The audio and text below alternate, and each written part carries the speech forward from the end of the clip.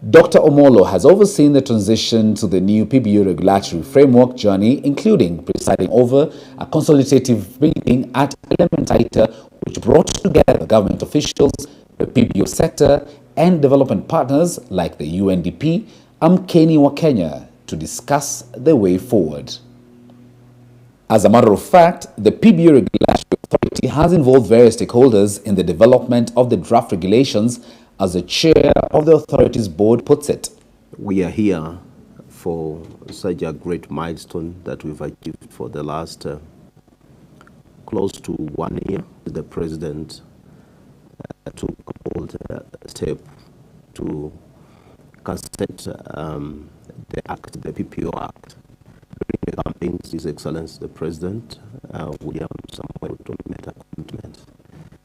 And being a man of his word, he went ahead to cassette the act. Sometimes last year, we realized that we had two drafts.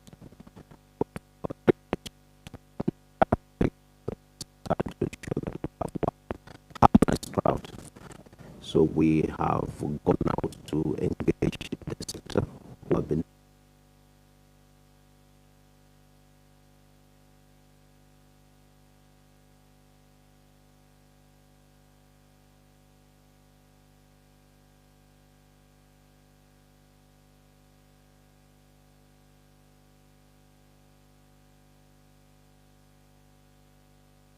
very supportive.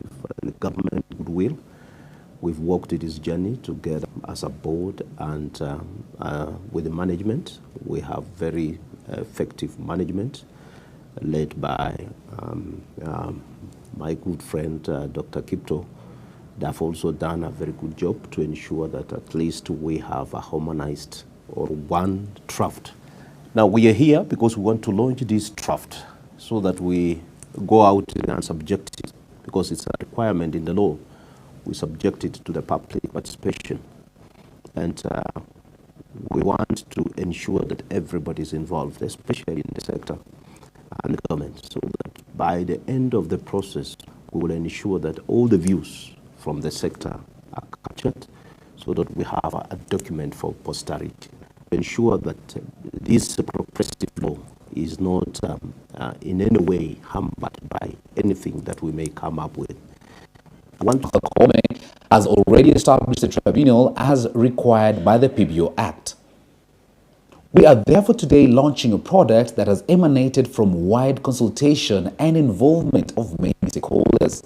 Here is the authority's Director General. Take a look. Today we gather to reflect on the journey we are working towards a more accountable, impactful, and inclusive PBO sector in Kenya. At the heart of our work and authority is a simple but powerful belief that the strength of the sector lies not in the uniformity, but in the unity of purpose. It lies in the collaboration, in shared responsibility, and in the deliberate inclusion of every voice from international, national BBOs to the community-based organizations in the grassroots. The role of the authority is to enable the sector. We have a responsibility of facilitating a fair, transparent, and conducive environment within which organizations can operate, grow, thrive, and deliver on their missions. Through the support of our various stakeholders, the PBO regulation will be subjected to public participation countrywide to ensure meaningful input. The public participation process isn't just about ticking boxes. It's about staying true to our constitutional values and participation, transparency, inclusivity, and ensuring the final regulations truly reflect the voices of all our stakeholders. We stand ready to support, guide,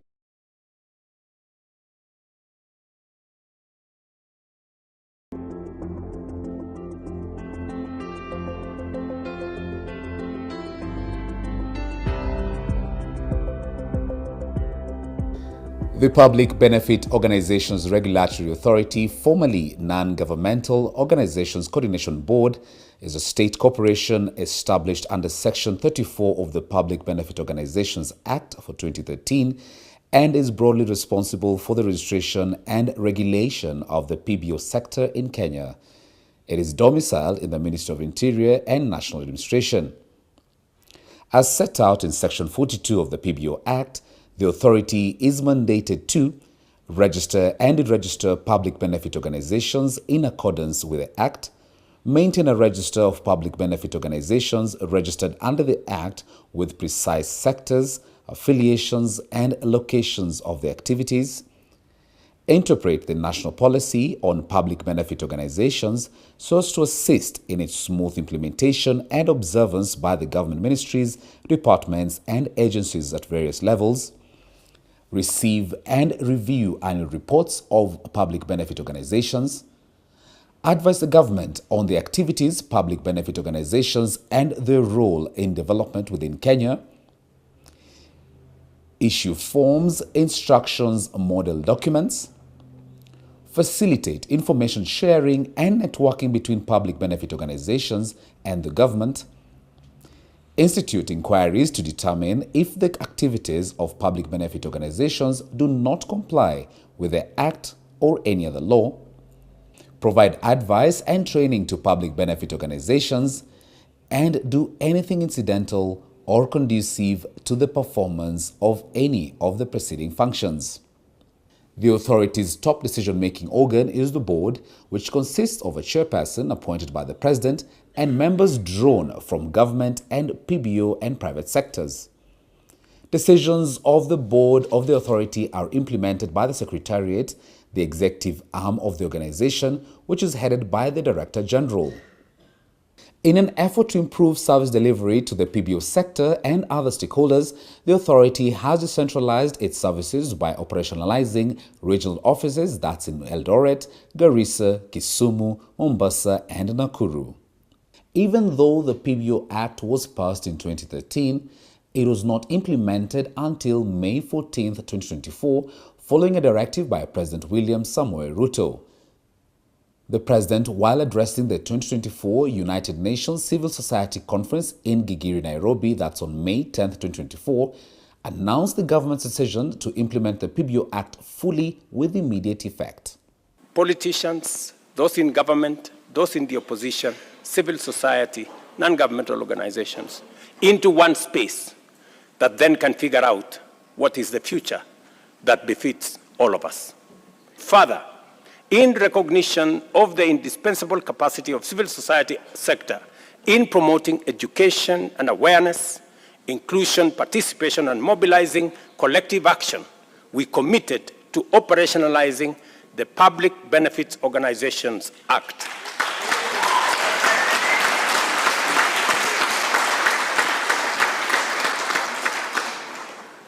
I made that commitment, and maybe civil society have been wondering what's happening.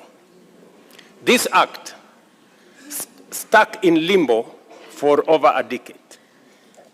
Yet it aims to expand the space for government and non-governmental organization partnership and collaboration. I am proud to announce to you that we have every intention of living up to our commitment.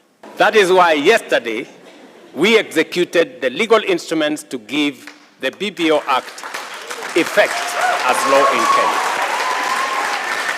News immediately started sieving in that the Deputy President, Professor Kithure Kindiki, who was the then Cabinet Secretary for Interior and National Administration, had announced the commencement date of May 14, 2024 through legal notice number 78 in the Kenya Gazette Supplement number 100 dated May 9, 2024.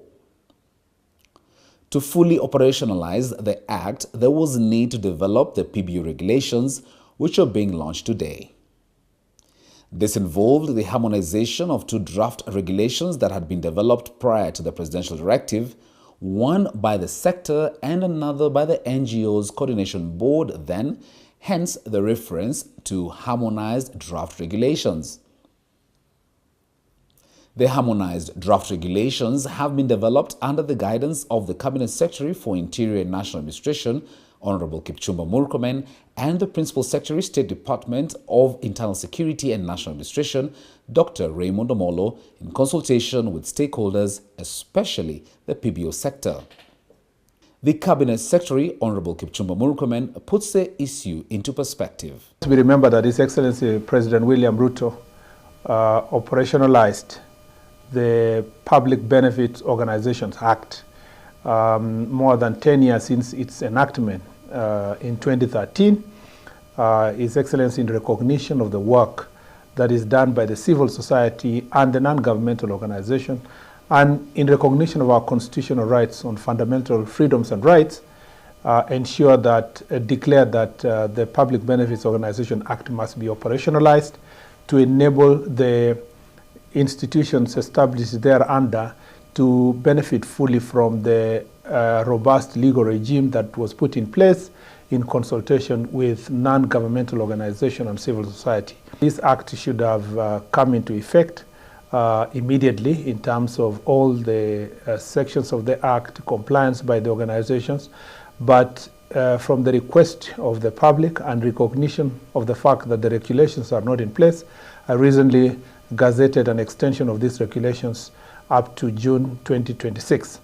This will allow us to have a robust engagement to make sure that the regulations that are put in place are responsive to the needs of the stakeholders and benefits the people of Kenya. This launch of the regulations is a very important step which enables us to have final engagement before the wider stakeholder engagement with the public, and thereafter the processes that involve Parliament will ensue. And as soon as these regulations come in place, I am confident that we will beat the deadline and that those regulations, when they come in place, will enable us to now fully require every public benefit organization to be compliant. And as a ministry, we are very, very cautious and careful to ensure that we are abiding by our constitution and we are protecting non-governmental institutions, civil society, and all public benefit organizations that are undertaking various responsibilities together with government and others also independently checking what the government is doing. The President's statement in Gigiri and in subsequent forums, including the United States, it has been clear that the government of Kenya appreciates the role the civil society plays in national development. Here is Dr. Raymond Omolo. Today we realize a kept promise in Kenya's governance journey through the operationalization of the PBO Act and the introduction of critical regulations that will shape the future of this sector. For years, the public benefit organizations have played a vital role in driving social development, fostering economic empowerment, and addressing humanitarian needs across the country. Their work, often in collaboration with the government, has strengthened communities and uplifted countless lives. It is in recognition of this impact that the government has prioritized the full implementation of the PBO Act. The operationalization of this act provides clarity, structure, and predictability in the sector, ensuring that organizations operate within a transparent, accountable, and well-governed framework. This marks an essential shift from fragmented policies towards a unified, streamlined regulatory environment that upholds good governance and integrity. The harmonization of the draft PBO regulations we are launching today are designed to facilitate organizations in line with the PBO Act, which focused on transparency, sustainability, and the greater impact on the communities that we serve. We welcome the beginning of a new chapter in the regulation of the PBO Act within the sector in the country.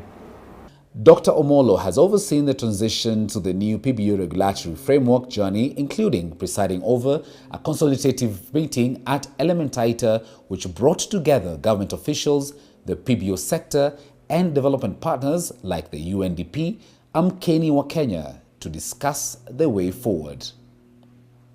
As a matter of fact, the PBO Regulatory Authority has involved various stakeholders in the development of the draft regulations, as the chair of the authority's board puts it.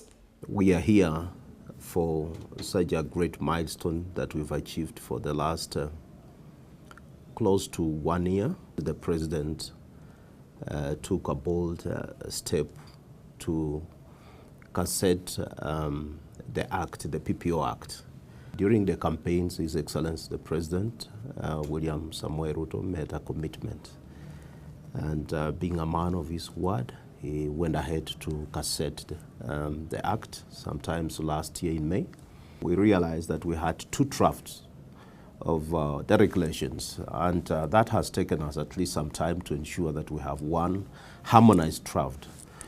So we have gone out to engage the sector, who have been very supportive, and the government goodwill. We've walked this journey together as a board, and with the management. We have very effective management led by my good friend Dr. Kipto. They've also done a very good job to ensure that at least we have a harmonized or one draft. Now we are here because we want to launch this draft so that we go out there and subject it, because it's a requirement in the law.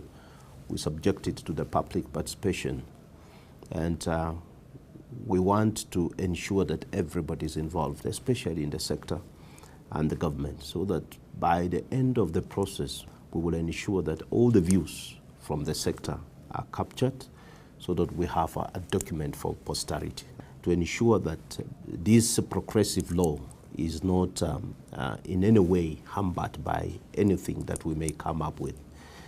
I want to give assurance to Kenyans, and especially the people in the sector, that is one of the most progressive laws. And we want to ensure, actually, when you look at this law, it's going to strike beyond our boundaries. It's one of the laws, when you look around what is happening in most leading nations in Africa, talk of South Africa and other countries, you will realize that Kenya is now taking a step and a lead in this sector. We want to invite all of you. We will be coming out there to interact with the public. We want your views so that when we bring out the document, it's a document that is accepted across the board. I wish also to point out that in the wisdom of authority and the government, we requested the minister to give us an extension. I want to appeal to the sector, to the players, to ensure that they maximize the time we've been given for the extension, so that at the end of the extension, we have operationalized the entire law as required. I will appreciate that if all of you will be willing and ready, so that nobody feels has been left out. The development of the harmonized draft regulations started in April this year, when a consultant was hired to harmonize the two drafts. The authority's staff have also participated in this process. For instance, they recently had an opportunity at a workshop in Nakuru County to give their input, particularly on the harmonized draft regulations. The judiciary, through the Honorable Chief Justice Martha Koome, has already established a tribunal as required by the PBO Act. We are therefore today launching a product that has emanated from wide consultation and involvement of many stakeholders. Here is the authority's Director General. Take a look. Today we gather to reflect on the journey we have worked towards a more accountable, impactful, and inclusive PBO sector in Kenya. At the heart of our work at the authority is a simple but powerful belief that the strength of the sector lies not in the uniformity, but in the unity of purpose. It lies in the collaboration, in shared responsibility, and in the deliberate inclusion of every voice, from international, national BBOs to the community-based organizations in the grassroots. The role of the authority is to enable the sector. We have a responsibility of facilitating a fair, transparent, and conducive environment within which organizations can operate, grow, thrive, and deliver on their missions. Through the support of our various stakeholders, the PBO regulations will be subjected to public participation countrywide to ensure meaningful input. The public participation process isn't just about ticking boxes. It's about staying true to our constitutional values and participation, transparency, inclusivity, and ensuring the final regulations truly reflect the voices of all our stakeholders. We stand ready to support, guide, and partner with all BBOs to ensure a seamless transition and a stronger future for the PBO sector. I urge all stakeholders within the sector to take full advantage of this time to align their operations, enhance coordination, improve compliance, and build sustainable partnerships. Collaboration and inclusivity are not just principles. They are the foundations upon which lasting change is built. Thank you, and let's embrace this new chapter with dedication and optimism. God bless you. From here, the harmonized draft regulations will be subjected to public participation in line with the Constitution of Kenya, and then a validation process before being taken to Parliament for processing and consideration. All stakeholders are urged to actively participate in the public participation exercise starting later this month. We shall be announcing shortly the dates and venues for this exercise. My name is Dr. Margaret Lubale, the Executive Director, and I'm so glad that we are now at the point where the PBO regulations are about to be launched. We have been following closely. On behalf of the HENET board, staff and membership, we wish to congratulate the PBO Regulatory Authority for the strides they have made this far, and we know that our partnership with them will help us to achieve a healthier Kenyan society. The journey for commencement of the PBO Act has been a very long one that took almost a decade and a few more months. And the civil society sector has been at the heart of it. There has been a lot of efforts by the civil society organizations, specifically members of CFF, together with others that have been a part of the process to push for commencement. This is the third regime since the commencement of this law. And we are very happy that last year we got the commencement date. We know that the transition at PBO's regulatory authority slowed the process, but we are very happy now that we have fully constituted a secretariat to oversee the process of implementation. We, as the civil society organizations, will continue working together with the PBO's regulatory authority, together with other sector brothers and sisters, to ensure that we have a very smooth process of transition. We are very happy that the two sets of regulations have now been harmonized and that we have a draft that we can look at together and subject to a robust public participation exercise. Going into that process, we hope to continue working with the relevant stakeholders to support the civil society organizations in different areas and corners of the country. Number one, to be aware of the Act and the draft regulations. Number two, to help them identify any gaps that may be there in the draft regulation so that they can engage in meaningful public participation processes when the regional forums will be held in their counties. We will also work with the regulatory authority to ensure that the feedback from those corners of this country are considered in the final document so that we have a document that speaks the mind of the civil society organizations. See you at the public participation forums. Thank you and God bless you.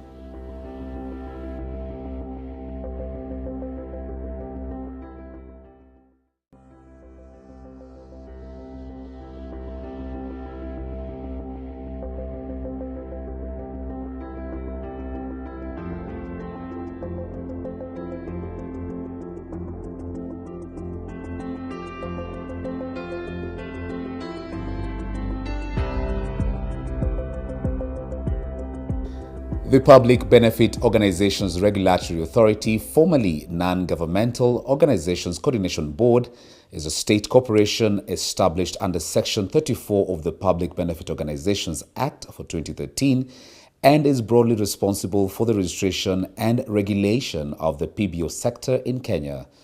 It is domiciled in the Ministry of Interior and National Administration. As set out in Section 42 of the PBO Act, the authority is mandated to register and deregister public benefit organizations in accordance with the Act, maintain a register of public benefit organizations registered under the Act with precise sectors, affiliations, and locations of the activities, interpret the national policy on public benefit organizations so as to assist in its smooth implementation and observance by the government ministries, departments, and agencies.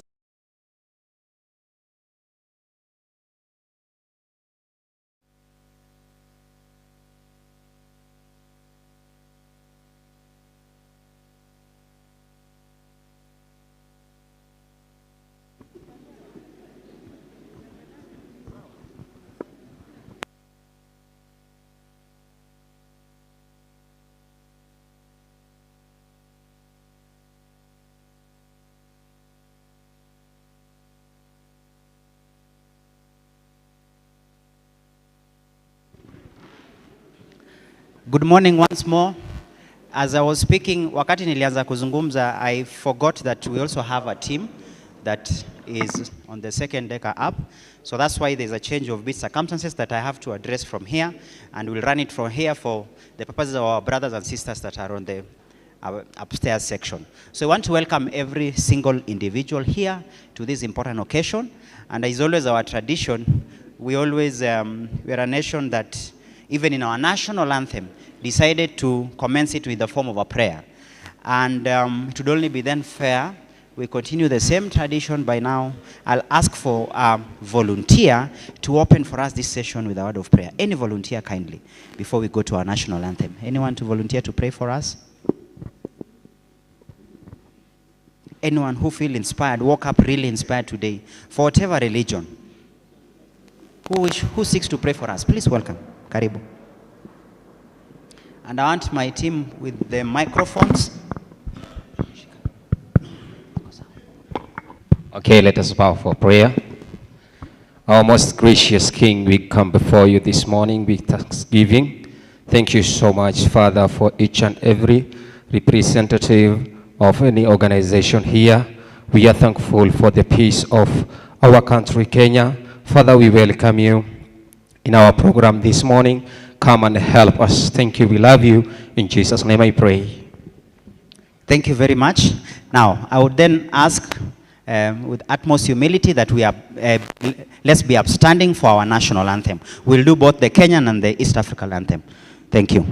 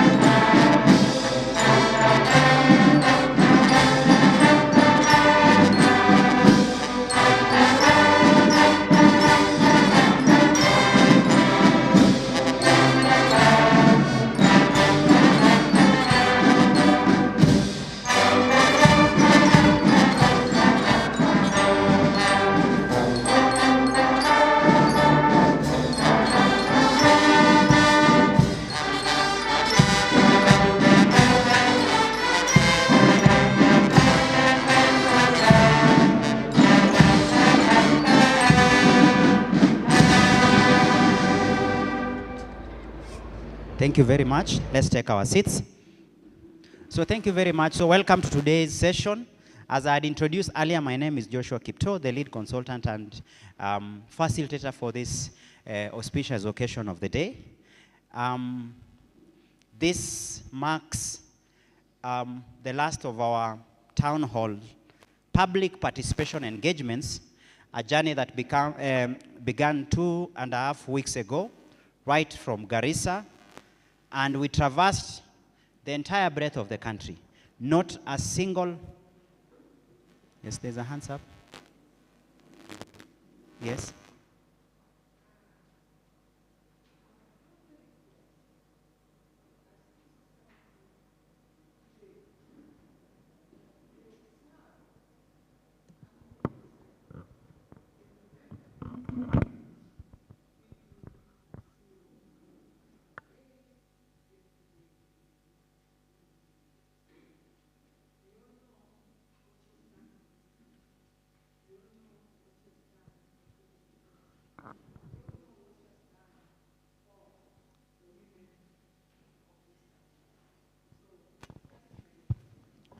And without wasting a minute, such a humble request, very important, and I'll just give a backdrop about the venue where we are in today. And in agreement with such a good gesture and request, in remembrance of Phoebe Asio, don't know if we remember our history books, being among the first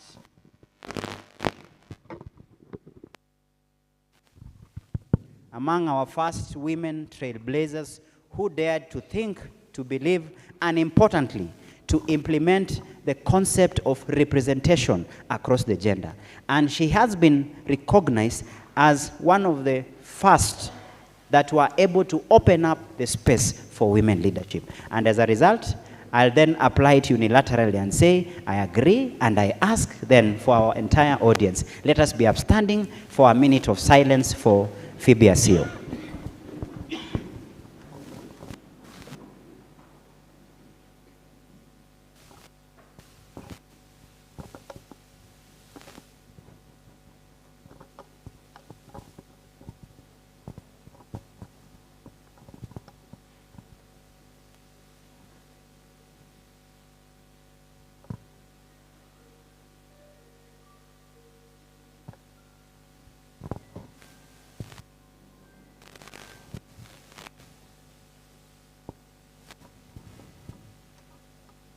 We can take our seats. A round of applause, at least for that request.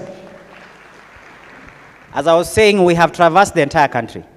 But what is the most important bit is that finally we've landed in Nairobi, but not just in Nairobi. We've landed at Ufungamano Hall. And anyone with a bit of history about these hallowed grounds that we are in here today would know where, as a country, this particular hall holds a very special place. The civil society, the public benefit organization, the entire non-governmental space know very well how this important space here can be accredited to be among, if we were to place areas that can be our local or national scenes of heritage, Ufungamano would be one of them. Because it is on this hall that we were able to achieve all the constitutional reforms that we see today started from such important halls like ours. So as we are coming here today, the history, the symbolism, and the importance of this place could not be lost upon us. As we went around trying to engage and get the views of the people, to try get it right and ensure at the end of the day, whatever legislation, whatever policy that we adopt, it be people-led, citizen-led, but importantly, with a buy-in of the people. So I want to sincerely appreciate the organizers for even choosing to have this last session of the town hall meetings for public participation, to have it here.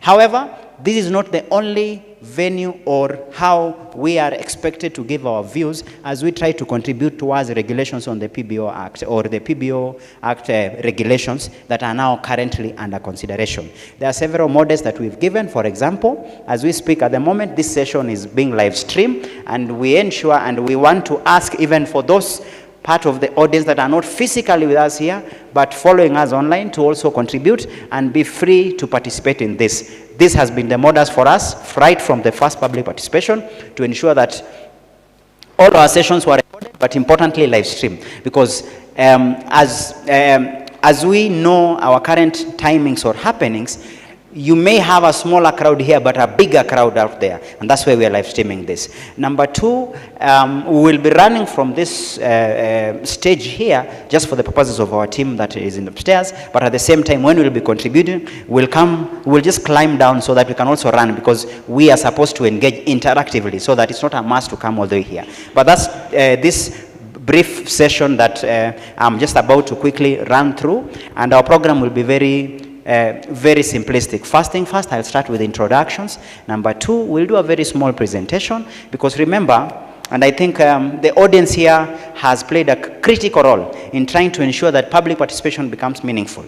If you look at court pronouncements on matters public participation, there's two aspects of public participation. There is a sensitization bit, but importantly, there's also now the views and hearing the feedback of the people. So we always start with a small presentation about what regulations we are referring to, what are the bit of our content, just to bring up to speed, ensure that every member of the audience has been furnished with the documents. If you could see, as you are coming in, we ensure that there are a few pieces of documents you could have, so that as we engage, we wish to have it meaningful. Importantly, we will also be taking petitions, memorandums, and not forgetting the fact that 25th, being our deadline, there is still a period of which we can still take in comments. So without wasting time, I'll just have 2 rounds of introduction. There are 2 teams that have collaborated to be able to bring together this process and to get it here.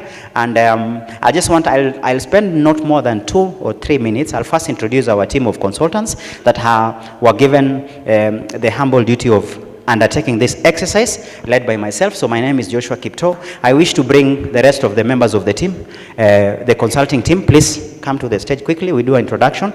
Then Lyndon, I don't know where you are. You'll be the one to introduce the team from Pibora.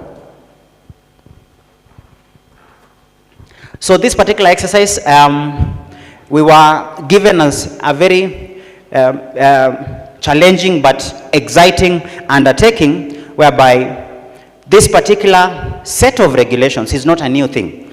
It has been a long journey for more than 10, 12, 13 years. You are part and parcel of this journey. If not for the civil society, if not for the public benefit organizations, in the first instance, we wouldn't have had the act in place. But the act was adopted in 2013. It has been more than 12 years before the same could be operationalized. There has been so much litigation in this space. There has been so much agitation. There has been back and forth. So when the new team came in under the Public Benefit Regulatory Authority, under the leadership of Dr. Laxmana Kipto, the assignment was clear. How do we bring this matter to a successful conclusion that can open up paths for us to even engage further? Because adoption of the regulation is not the closed chapter. It's just a beginning to others.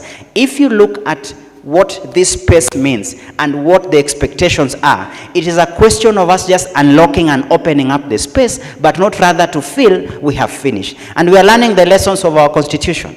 Remember when we adopted our constitution in 2010, the feeling was that we've got it, we are there.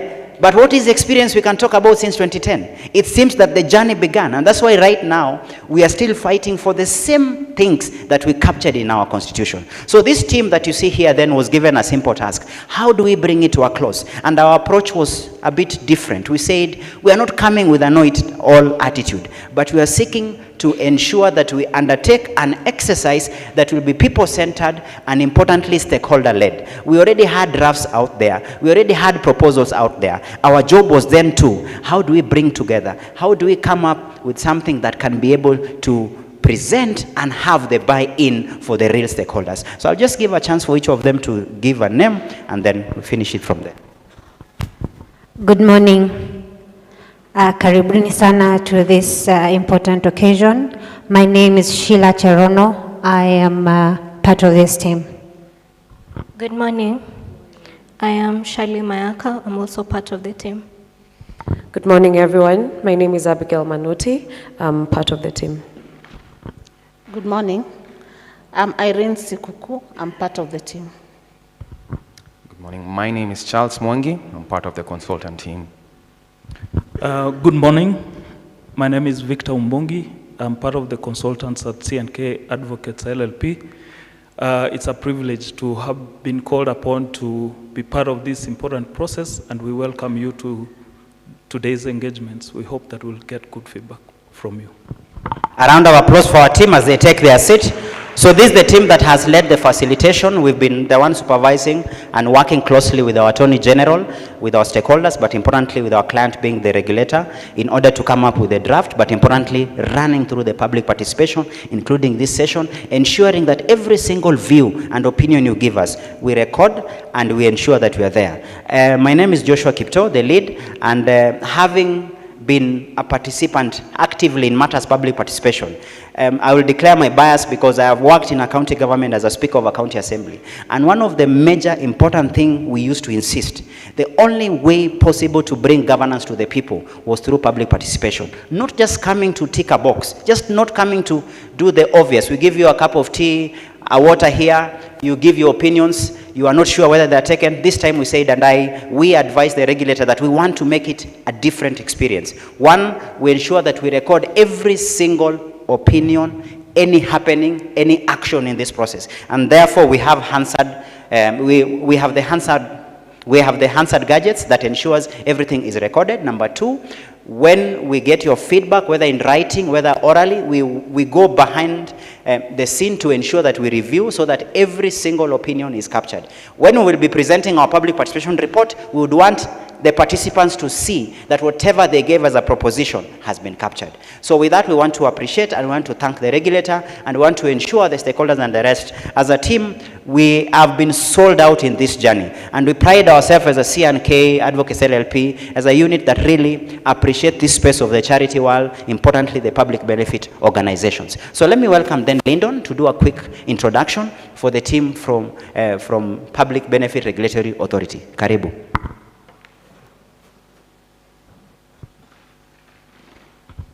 Good morning. Good morning once more.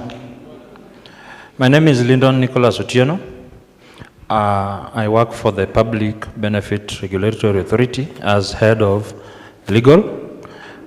I've been the team leader for this public participation forum. I would wish to request my colleagues to please stand up. Wherever you are seated, please stand up.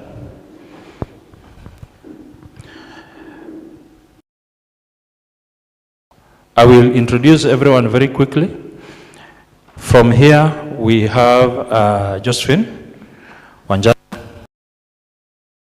Teodoro, followed by Amina, followed by Rukia, followed by Zilpa. You could face the audience so that I see you. That is Vitalis, Juliet, Mercy Soy. Then on this side we have Arab Sang, we have Boma. Right in the middle we have Eric Somi, that is Scholastica, Caroline, Jesus, Richard, and standing by the door is Rebecca. The rest of us are doing certain things outside, so when they come in, we'll be able to introduce them when they come in, whenever we see them. So it has been a roller coaster of a ride for us. We've covered the entire country, and wherever we were live streaming. I'm sure some of you are following. So this is the grand finale, and we hope to have a very structured and very fruitful engagement. Thank you.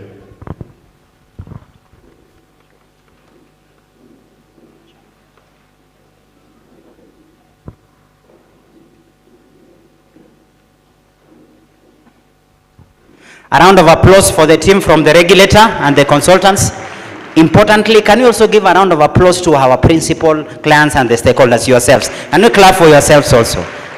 Without your input, without your participation, the PBO Act itself is a product of the civil society, so we want to appreciate that. So without wasting time, allow me then to welcome the Director General to be able to open the session for us and also introduce the directors, and then we go straight to our presentation and we start our session. Karibu.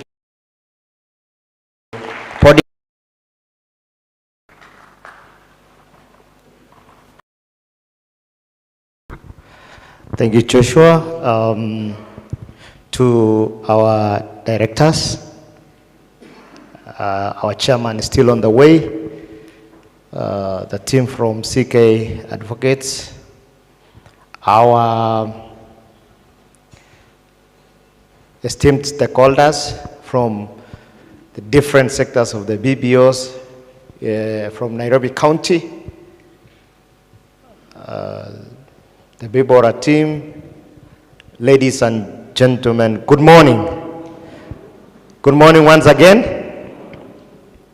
I'm excited to be here this morning for this important forum for us. And before I make my very few remarks, together with me today are members of our board.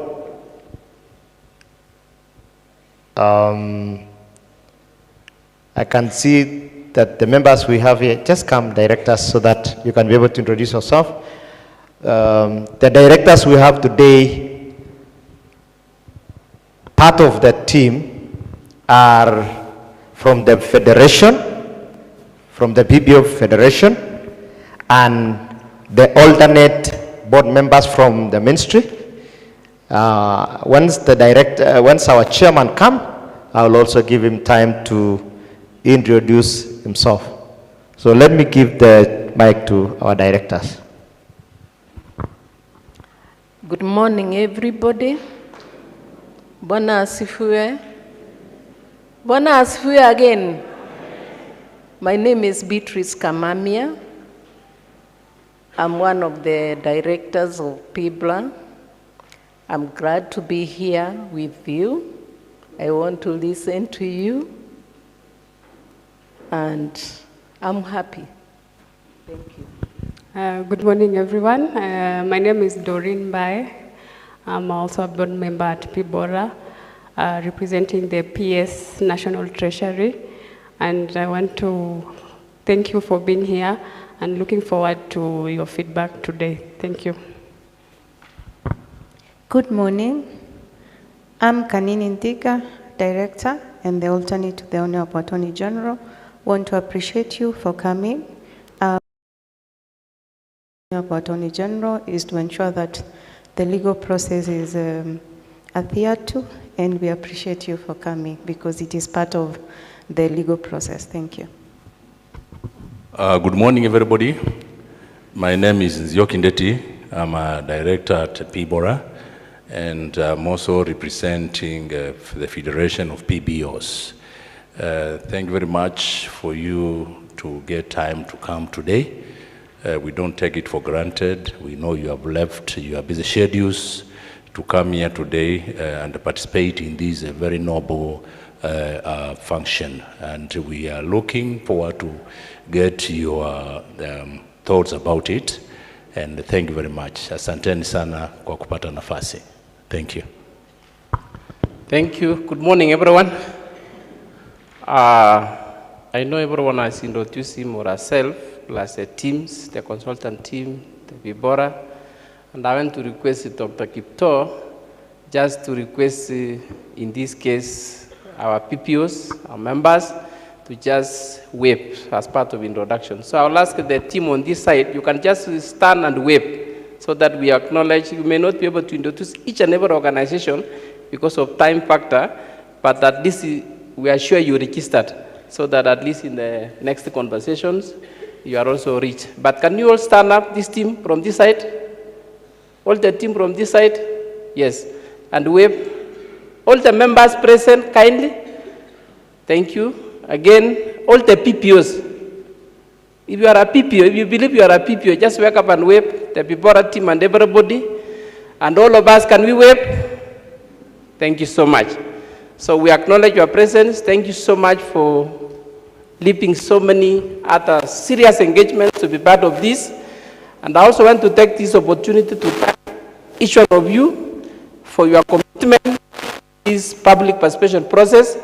We were just having a light talk with Dr. Kipto and consultants and say, if there is a public participation in this country that we need to learn from, is this public participation on the PPO regulations 2015.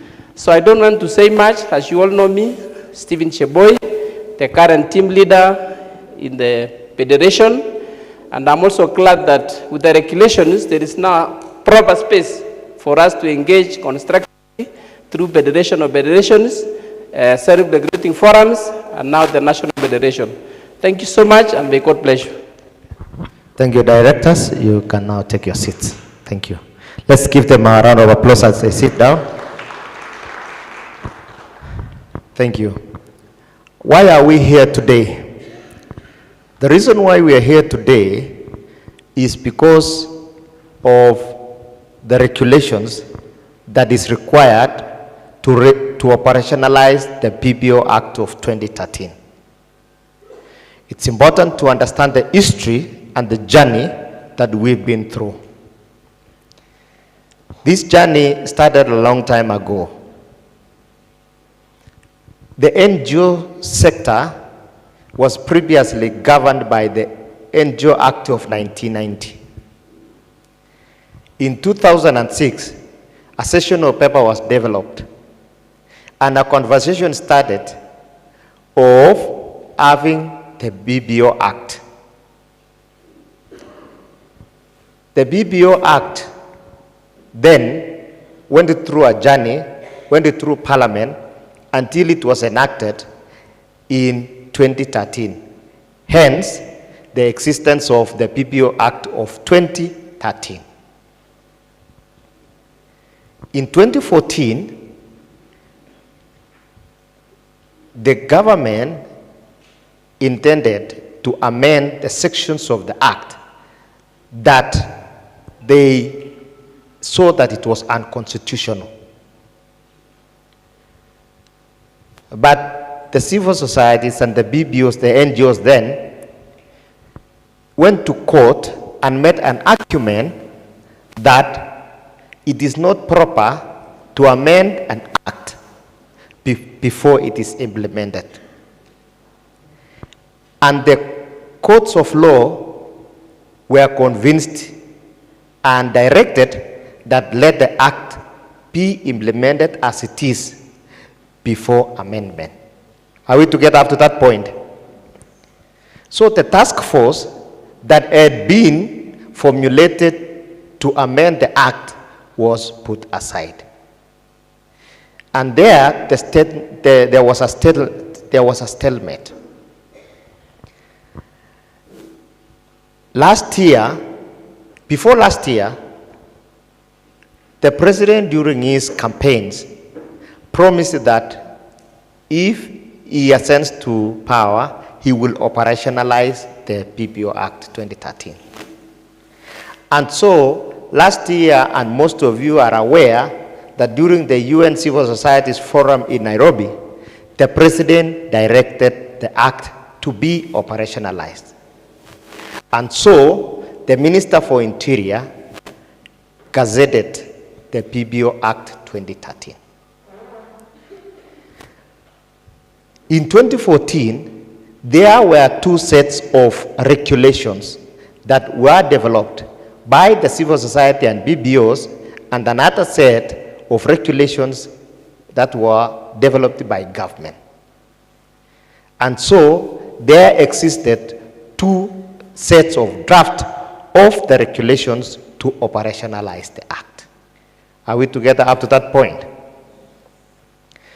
So last year when the act was gazetted, we needed to harmonize the two draft regulations for us to be able to operationalize it.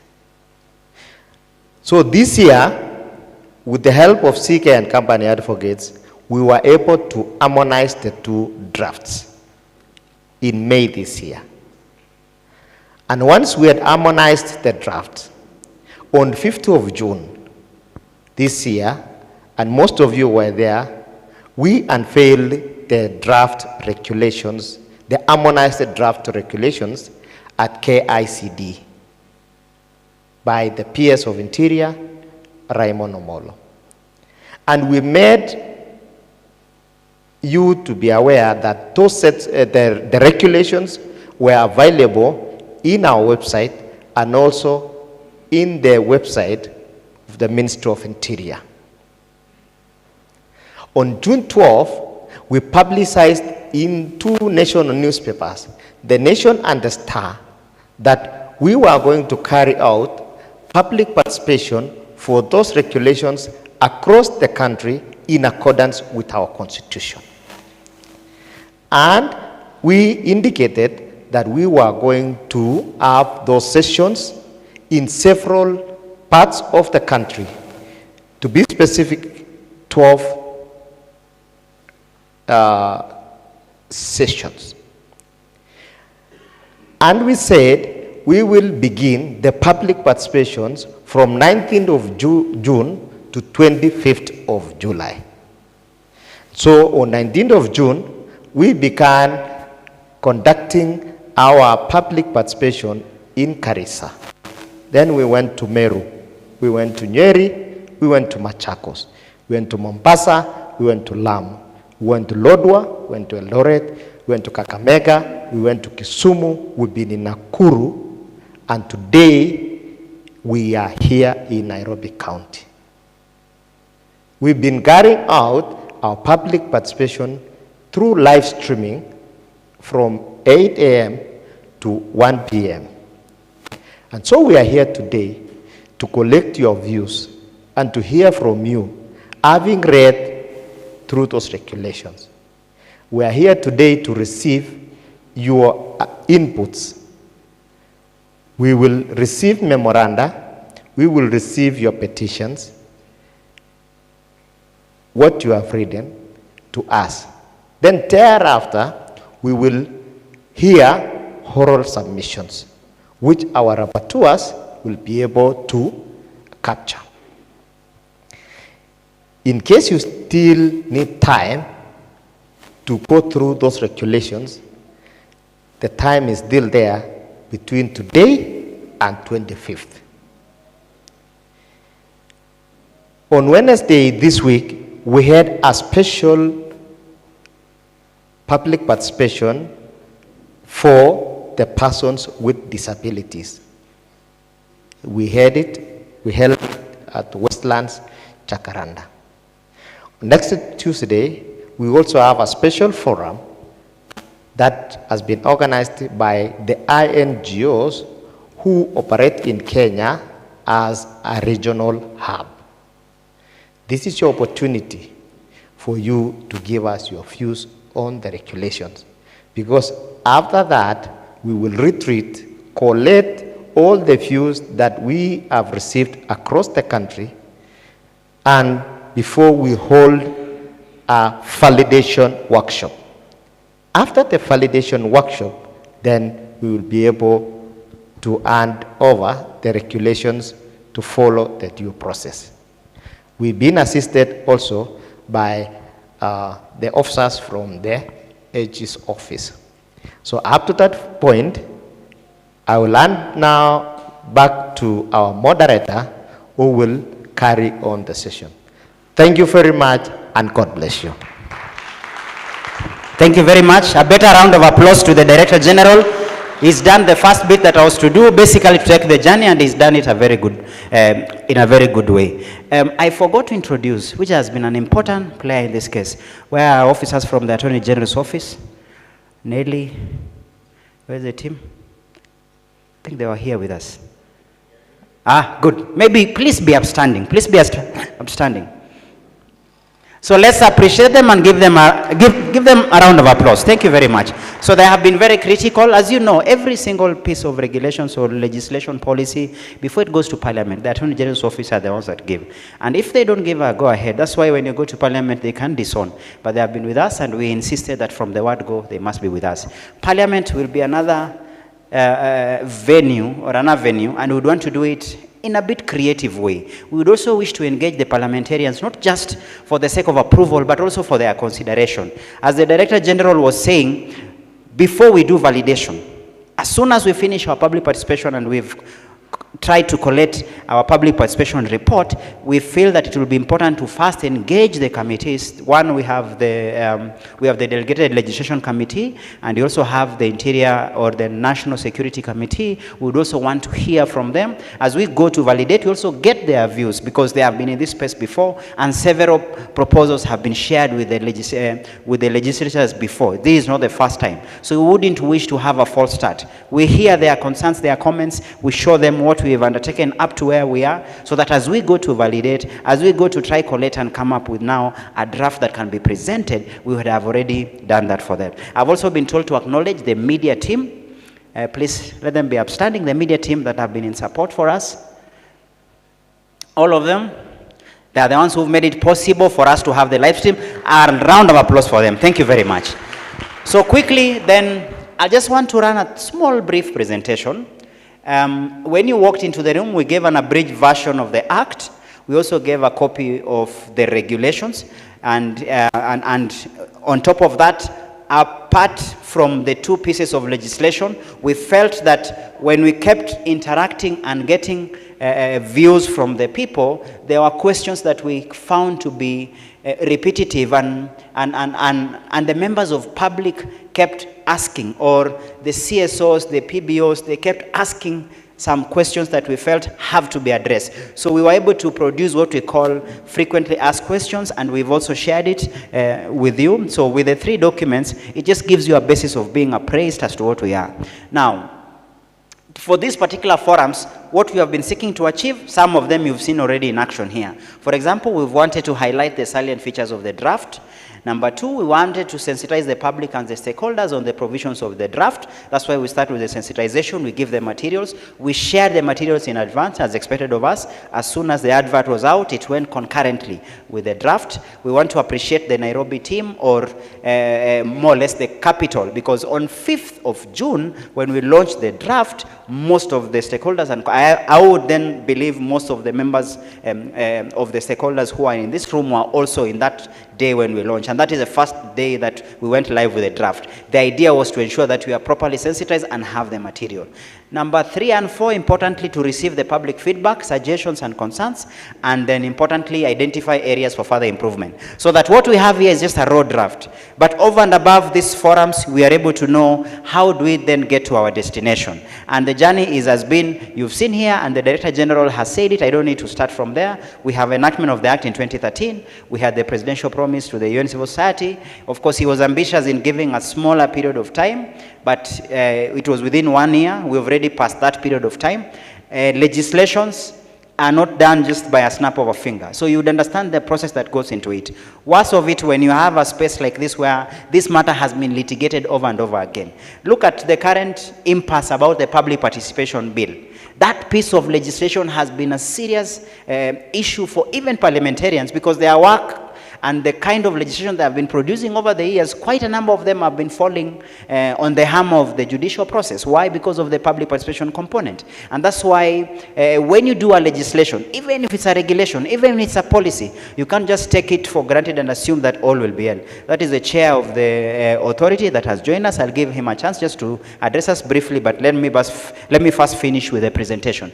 So subsequently, just go back a bit, I finish on the last bit. So now the commencement of the Act was expected to be in May 2024, but it is what we are currently undertaking, hoping to conclude within reasonable time. Next. So the need for the reforms for the charity sector, then this one again is a bit historical, but we just wanted to give a perspective so that there's clear understanding between the regulator, between the government, between the sector, and above all the members of the public. What are the specifics that has led to this? One, we've said we need to give effect to the freedom of association and conscience. When you say freedom of association, you will find the concept of self-regulation coming in very strongly. This is a sector that is not funded by government. So there's always that argument. What then is the role of the government? Can government dictate how this sector runs if it does not provide the funding? That's why you now see when you're doing regulations, there's a fine thin line you're walking. Yes, you can be regulated, but it does not come with an expectation of absolute control. Rather, you find the regulations being clear and creative in its proposition for what we call self-regulation, and we look at propositions or provisions that try to entrench this particular right as envisioned in our constitution. Number 2, to better facilitate the activities of the charity sector in Kenya, facilitative. So these regulations primarily have to be facilitative. How do we make it easy? How do we make it easy for the organizations to be able to get funding? How do we make it easy for registration processes? How do we make it easy for members of public if they have complaints? How do we make it easy for the PBOs themselves if they seek to access government services? For example, tax exemption, because it is a right that accrues to them upon registration. How do we get all that together? That's why we are doing the regulations, basically to play a primary role of facilitative. Number 3, we have streamlined the registration and reporting, which is just a carry forward of number 2. Entrenched self-regulation in administration, that speaks to the first objective. Self-regulation means this is a sector that has been in existence for more than 50, 60 years. Even if you look back at the pre-colonial, idea of being pro-people has always been, it's more or less like a human quality. So in this case, you find that self-regulation or an aspect of the sector running by its own, by itself, by virtue that they're the one who fundraise, they're the ones who carry out the activities. So these regulations has to speak to that particular philosophy. Lastly, to enhance accountability and transparency in the sector, we want to avoid a case whereby there's always this blanket condemnation and accusation. Every time there's something about civil society, there's always a blanket condemnation. How do we then get it clear?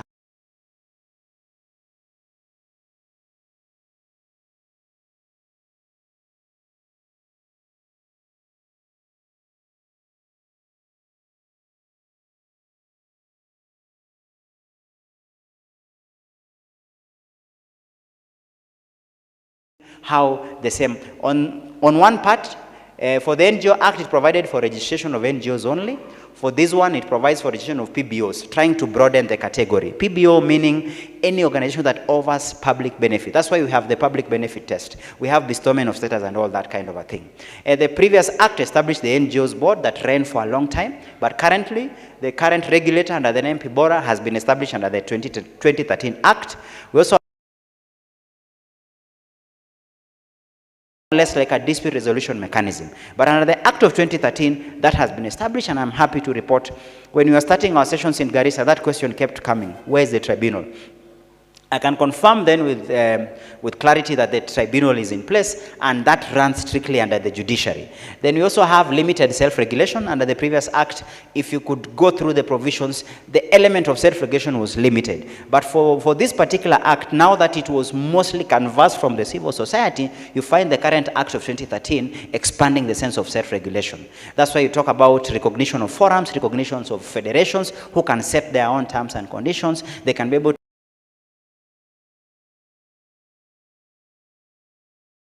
administration among themselves. Then the previous one, you had a long registration procedures which were a bit tedious. Under the current act, we find that the registration procedure are a bit shortened, and with the regulations, we want even to make it better.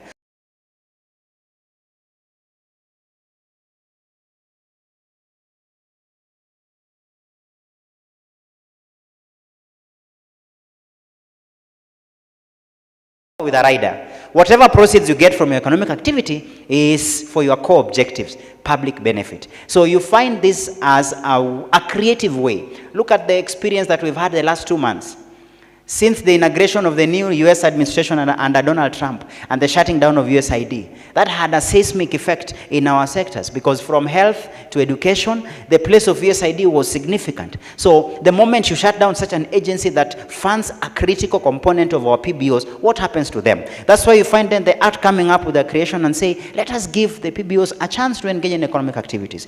If they can be able to raise their own, then we may then even reduce dependency on other donors, so that policies elsewhere, a shift in policy elsewhere does not affect activities of the organizations here with us. Then quickly, summary, we've just categorized them into sections.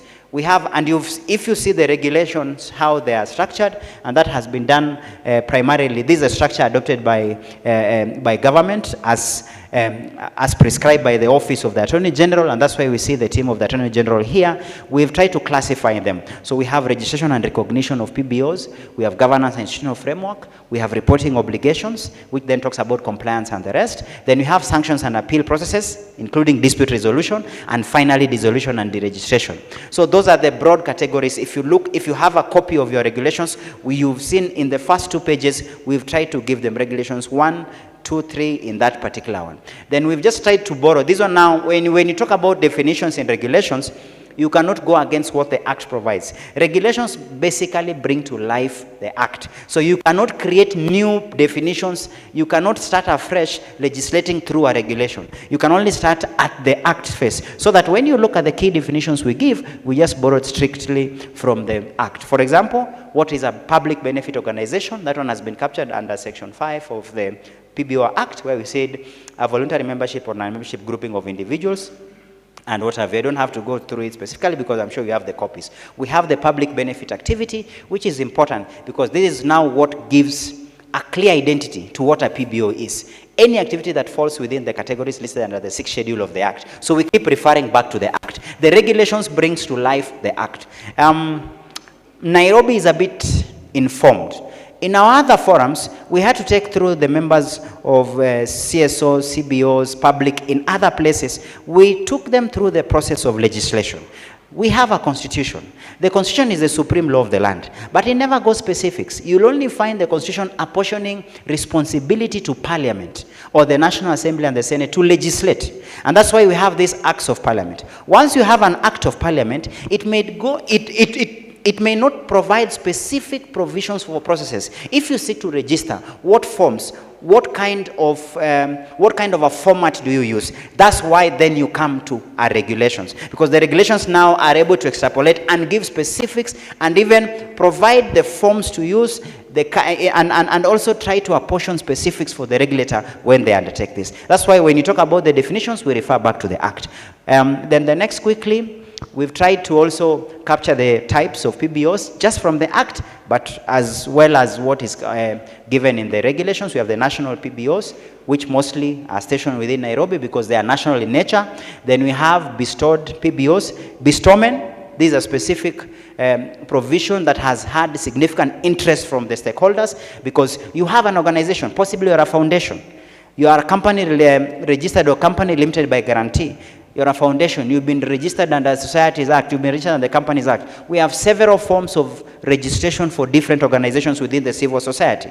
Does it mean then they have to start afresh and be registered? No. We bring that concept of bestowment, where there's a process given for what can make your organization to be bestowed a PBO status. Then you qualify to be under these regulations and you can enjoy the benefits of being under these regulations. Then we have international PBOs, what we call INGOs, and then exempt international. Exempt meaning possibly you do not undertake activities physically and you've not set structures to undertake them here, because if you show up as an international NGO to execute and carry out your objectives at the national level, at the regional level, within the republic, then you fall back under the international PBOs. How about if you just come as a funder? If you just seek to come support other existing PBOs, then you may qualify to what we call exempt international. So those are the 4 types.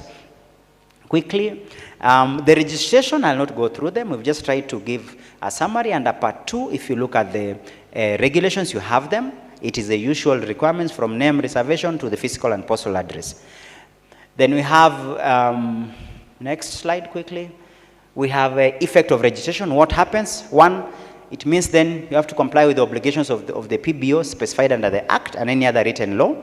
And secondly, eligibility to assess any rights or benefits. Once you've been registered, then you have identity. Then you enjoy both rights, but it also comes with the responsibilities. You have to adhere to the expectation. First thing first, you are allegiant to your own set of constitution. Because as you register as an organization, you have your constitution that gives specifics or gives the manner of administration of your own organization. That's why we say one of the effects is that then you will be abiding by your own constitution, but importantly, the provisions of the Act, which is the PBO Act, and the regulations that then we are seeking to have adopted. But on top of that, of course, you have now benefits, things like tax exemptions and the rest comes to play.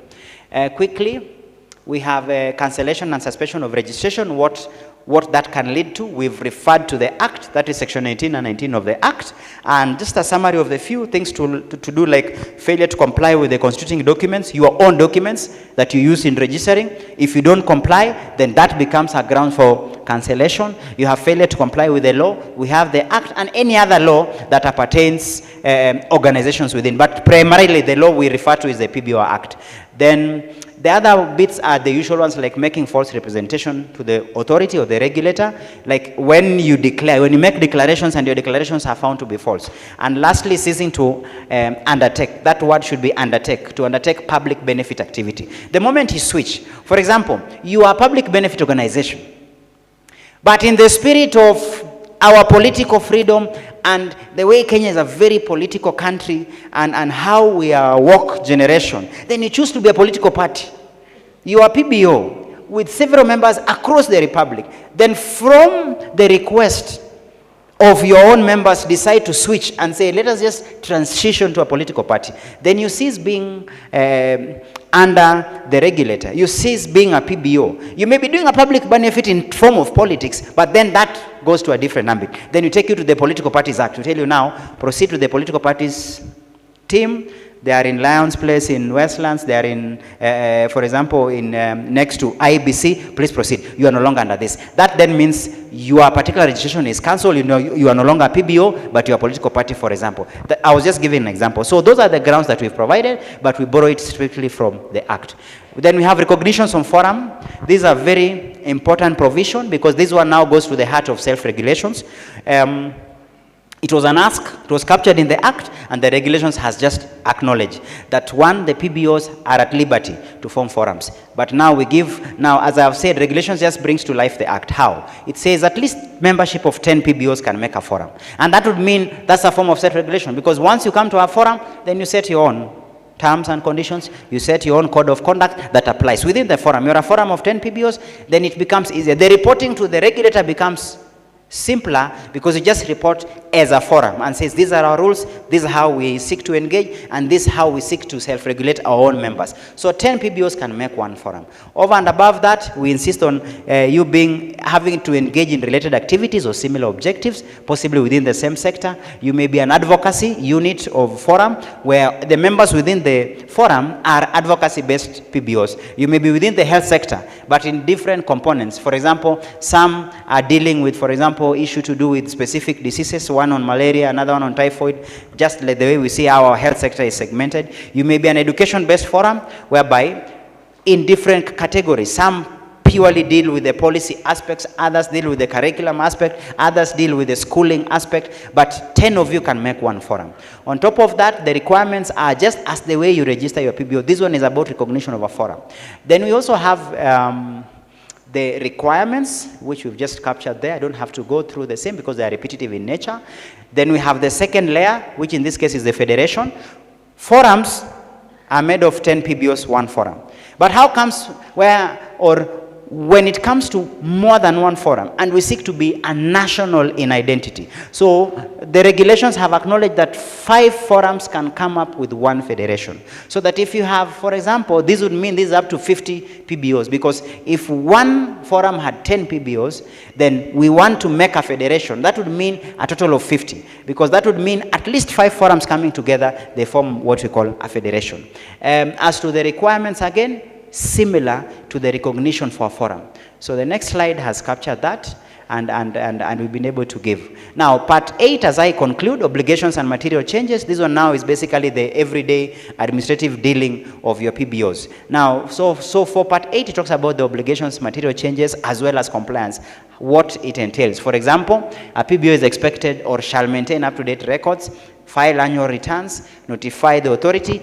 This segment, we got a lot of comments from the different CSOs, PBOs. Some were asking for the timeline. Some were saying the timeline is too short, the expectation of the reporting and all that. But we'll be willing to, or we'll be happy to hear your point of view. We got several propositions along this. On top of that, notify the authority of any material changes. And that, again, we also got several feedback on it. Lastly, we have dissolution and deregistration. This is also another important component that we got a lot of comments and questions. When you talk about voluntary dissolution, this one is a bit easier because that comes from the PBO itself, or a forum or a federation. You can unilaterally or through a vote by the members decide to dissolve, and if you do, then it is in form of a resolution, and we've given what is required. Maybe the next slide can give us what then becomes an expectation of the authority. It comes in form of when it comes to their role of deregistration, because deregistration can occur either by the authority or through a court undertaking, where the court then asks for your deregistration for whatever reason. But in this case, If the authority, for example, chooses to, what would be the grounds? Because it is not just carte blanche that they can decide to just deregister. And this was one area we also got quite a bit of concerns and comments from the members of the different stakeholders we were able to engage. So we just gave a bit of a summary grounds that the regulations consider: failure to comply, involvement in illegal activities, contravening any other law in Kenya, failure to undertake public benefit purpose within 1 year. That was one of the area we got quite a significant number of comments around. Is that time period too long? Is it too short? Is it reasonable? We'll hear from you. Then we also have safeguarding of assets. This one applies where there's a dissolution or deregistration. It is always expected that the authority has a responsibility under the law to ensure that nothing is lost and there's securing of assets of any PBO upon dissolution or deregistration. And the regulation has been able to provide what it entails. So this one was important to bring to your attention so that as you give us your comments, you should also consider this. What are the expectations? Notify the authority, identify the PBO to which assets should be transferred to, because that has to come to the PBO. If you're dissolving this, if we seek to open another one, if we seek to join another bigger PBO, then the regulations has been able to capture that, as long as we are able to show a trail of where the assets, because this one now avoids a case whereby your primary reason and objective was to undertake public benefit. We don't want to lose that. That's why there's that trail of saying your assets cannot be lost and you're at liberty. The other bit, provide the authority with a list of all assets and liabilities just for the sake of accountability. This one applies mostly when it comes to dissolution or deregistration. Now, engaging in economic activities, as we say, these are new creation compared to the defunct Act of the 90s and the current Act of 2013. The regulations then brings to life this particular provision that PBO can engage in economic activities. Just a few riders. One, you have to be licensed or authorized by the relevant regulatory authority, depending on your area of economic activity. Let me give an example. I was giving simple examples. If you are seeking to engage in an economic activity within the pharmaceutical industry, then you have the Pharmaceutical and Poisons Board. They are the ones who give licenses. If you want to open a pharmacy, they are the ones to give a pharmacy. So the regulator here as PBORA cannot dictate what and when, cannot go into the detail and say, oh, okay, you want to do a pharmacy, okay, these are, no. It's up to you then to comply with the different regulators. If you seek to open a business in Nairobi here, you know the requirement. You have to get license from the county government. Then it is up to you to comply with them. That's why we say, as long as you are licensed or authorized by the relevant regulatory authority, depending on the economic activity that you are engaging in. If you seek, for example, to engage in economic activity that are financial in nature, then you have the CBK as a regulator. So this one is always directed to the particular regulator that applies to your economic activity that you seek to undertake. On top of that, it must be in the best interest of the organization.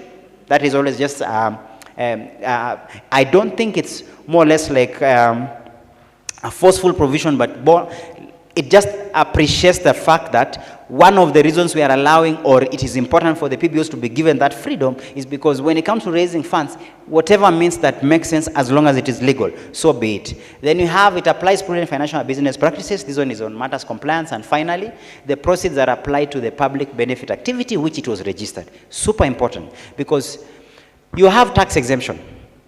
You are engaging in an economic activity. KRA is always waiting on the wings. If you can prove that whatever economic activity we are doing as a PBO is to fund our activities for the benefit of public as per our registration, KRA has no business taxing you. But if we draw a nexus whereby, yes, you are engaging in an economic activity, a thriving one for that matter, then the proceeds, you choose, for example, to apply 20% to your activity, 80% for your sole benefit, whether as a member, whether as a director, or quietly as an organization, then the regulator cannot protect you. And when KRA shows up, they'll say you are engaging in a legitimate business for profit.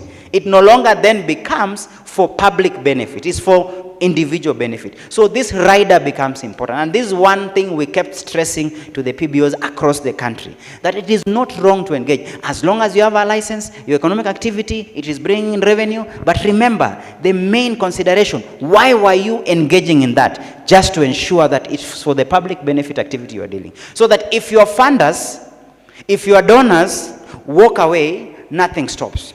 The bit continues. So these are just a bit of few. It was a very common question we kept getting, and we felt it is important we bring it here. Finally, key benefits. And that's the buy-in we seek to bring, so that as we engage you, we try convince you and say, these regulations mean well, have a probative value of offering benefits more than any concern. Why? One, simplified registration processes. For example, I remember when we were in, I don't know if it was Meru or Nyeri, they kept telling us, how do you intend to make it easy? And we told them, with the regulations in place and the forms in place, and importantly, the regulator himself, with the DG here and in those forums we were together, he gave the undertaking that everything will be automated as per the regulations, so that by a click of your laptop or a phone, you are able to do it. So these regulations want to make it as simplified as possible. If the same has happened, and this is not a new experience, look at the government services across the spectrum. 10, 20, 15 years ago, getting a passport and the rest was such a hectic thing. But with the advent of Huduma Center, eCitizen and the rest, automation becomes easy. Now, the moment you have a regulator or regulations in place, then the regulator is empowered to ensure this ask of simplified registration becomes a reality. So that's one of the key benefits. Number two, internal and external review of authority decisions, very important. It doesn't mean the authority is final. If you disagree with their finding, for example, you've tried to comply on matters returns, then there are internal review mechanisms. You can challenge the regulator internally, but at the same time, presence of a tribunal that is outside the regulator under the judiciary gives another avenue. Don't forget, the tribunal is not also the last call, because once you are aggrieved with the tribunal's finding, you can proceed to the High Court, and the whole channel goes all the way to the Supreme Court, depending on the nature of your complaint or your concern. So the internal and external review of authority decisions has been provided and catered for by the regulations. Importantly, better charity sector industry standards, which then brings the concept of self-regulations, compliance, reporting, material changes, all those things come together. Then finally, we have more sustainability through economic activities. I think I used the example of once the USAID shut down, you saw the impact it had in this particular space. One of the most disheartening news that came filtering through, that you see the impact. Announcement is done in Washington, 2 weeks down the line in Nairobi and other places, you see laying off. Organization that had 50 members of staff, they give notices, and it doesn't give you timeline. Leave alone our Labor Act that says 1 month notice. This one has no notice period. It's like, look, we've been shut. So our 75% of our funding came from USAID. Game over. What do? You have to go home. You downsize from a number of 40 to 5. Economic activity creates sustainability. If you can be creative enough as a PBO, so be it. So that going forward, we don't have to have these kind of shocks. Finally, greater transparency and accountability, which in this case, once it is provided, how we report, how we have audited accounts and the rest, as well as dispute resolution, we are good to go. So with that, this then we consider to be what we have for you today. I was running through that intentionally so that we just bring you up to speed. As you give us your comments, as you give us your views, as you give us memorandum, it will be in place. So without further ado, the next session, I'll use let's say 5 minutes. The first group we normally consider those with written petitions and memorandums. Each of the groups will come, you identify your organization. Now, if you are from a county outside Nairobi, you state, but it is important.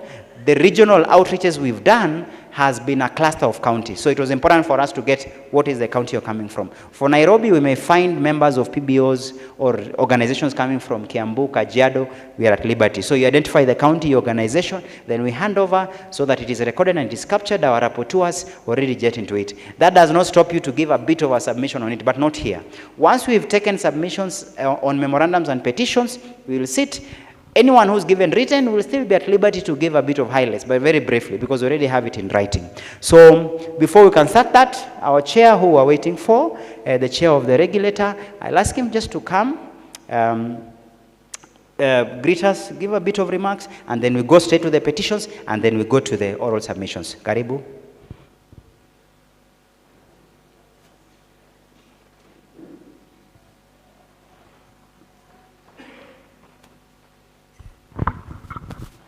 Asante sana Bwana Wakili, our CEO, directors, the participants in the house today. Good morning. Good morning. I don't have much to say because I've listened to my friend here, and every time he takes us through this document, he makes it very simpler to even those lawyers.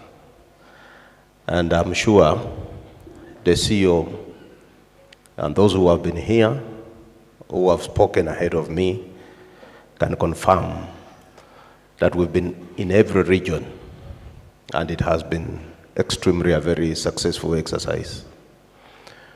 What I just want to say is that this is your voice. This is your voice. And I keep on reminding the stakeholders that this is your baby. They say people who do not understand the seasons are likely to miss opportunity. They are likely to misuse their moments and hours, and they miss the target.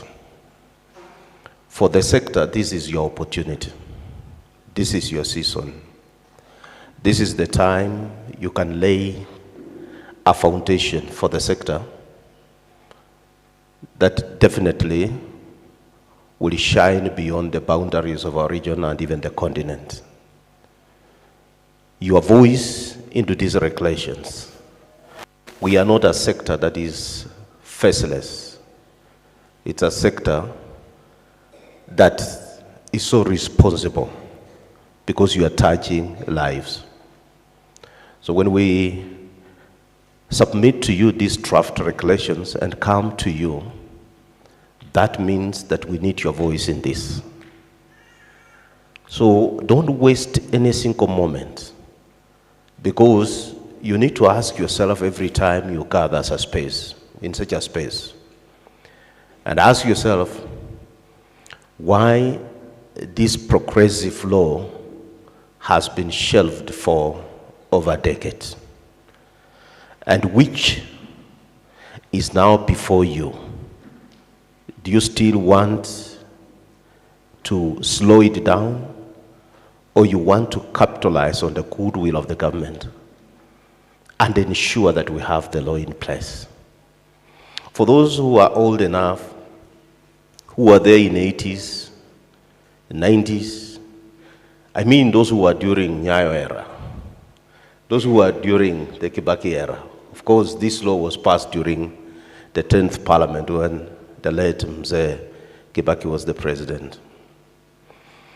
His Excellency the President made a commitment during the campaigns that if he's elected as the president of this country, he will operationalize this act. And true to that, last year, he fulfilled the promise that he gave to the sector. I repeat again, this is your baby. This is your voice. Don't lose it. We are here to capture your views. You've been told the good that it has. You've been given the comparison of the old law and the current one. The benefits you are going to have.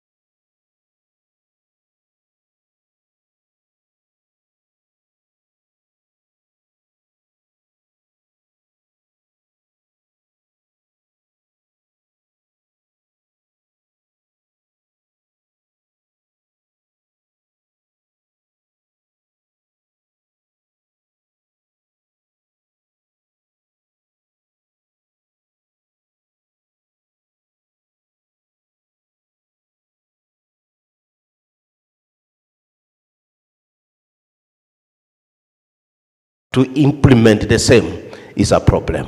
Can you take the lead? We humbly submit to you. We are here with a lot of humility to receive your views, and we'll bring them back to you. You have a look at it, and then we roll out so that we move forward the sector. Let me not take much more time because today is your day. My name is Mwambu Mabonga. I'm the chair of the board. God bless you. Thank you very much, Chair. Now, so for that, then I want to welcome the organizations and the institutions that are seeking to present memorandums and petitions. Any that we have here, written submissions, please, let's just line up there so that one at a time. The Director General, please welcome, and the Chair so that you can receive. Director General, please come.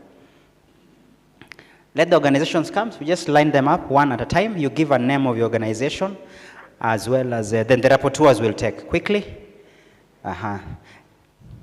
For the camera, is it okay or they can come? Please come up here, Director General. Just becomes a bit tidy and easier here.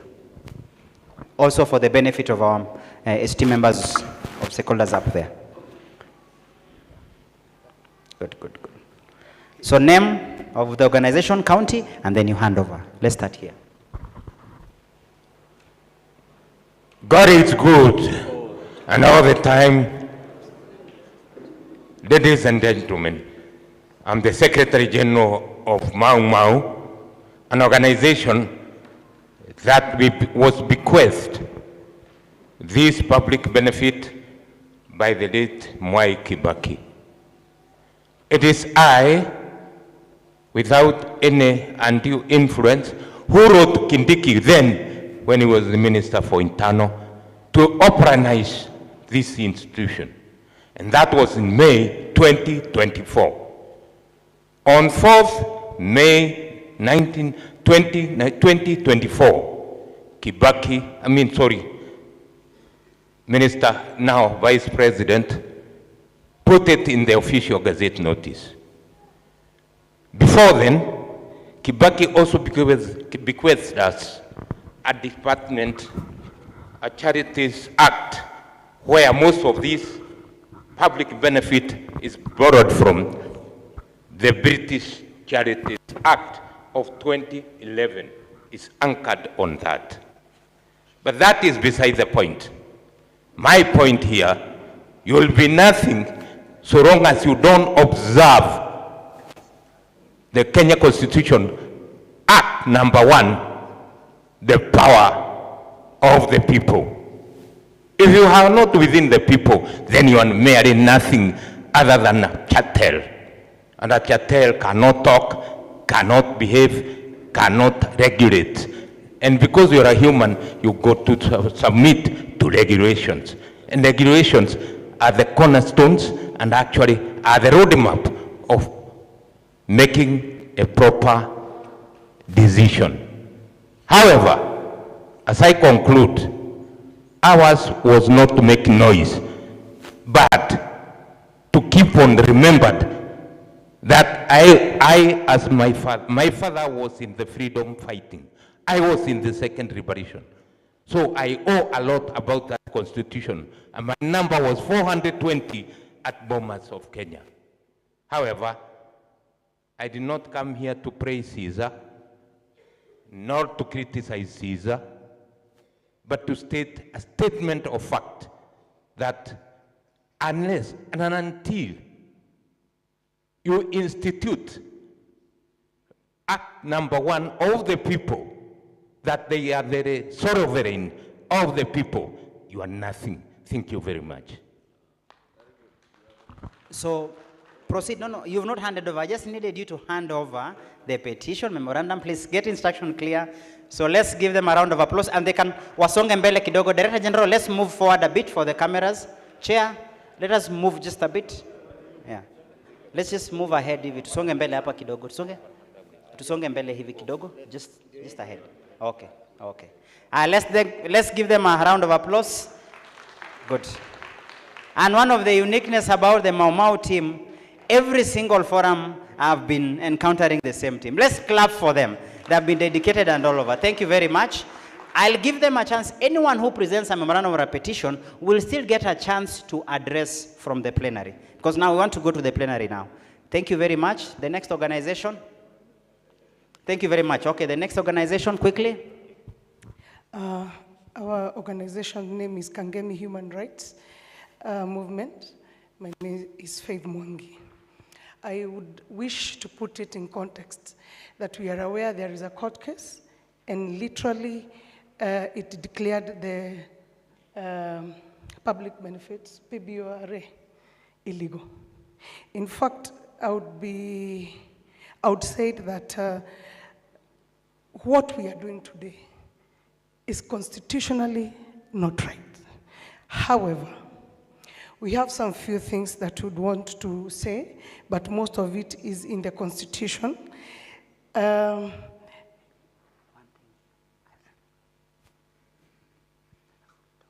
problem. Maybe one, because the rest is on the document. And because in the presentation, I had him mention it.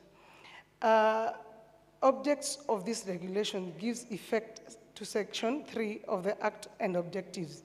The objective of this regulation shall be to provide, 1, a framework of the management and oversight of public benefits organization, the criteria for the registration suspension. However, the High Court ruled and said the federation should be an optional umbrella that PBOs may choose to join, that preserves both the benefits of the collective presentation and the constitutional right to opt out. The rest we shall discuss when I'm in the plenary. Thank you very much.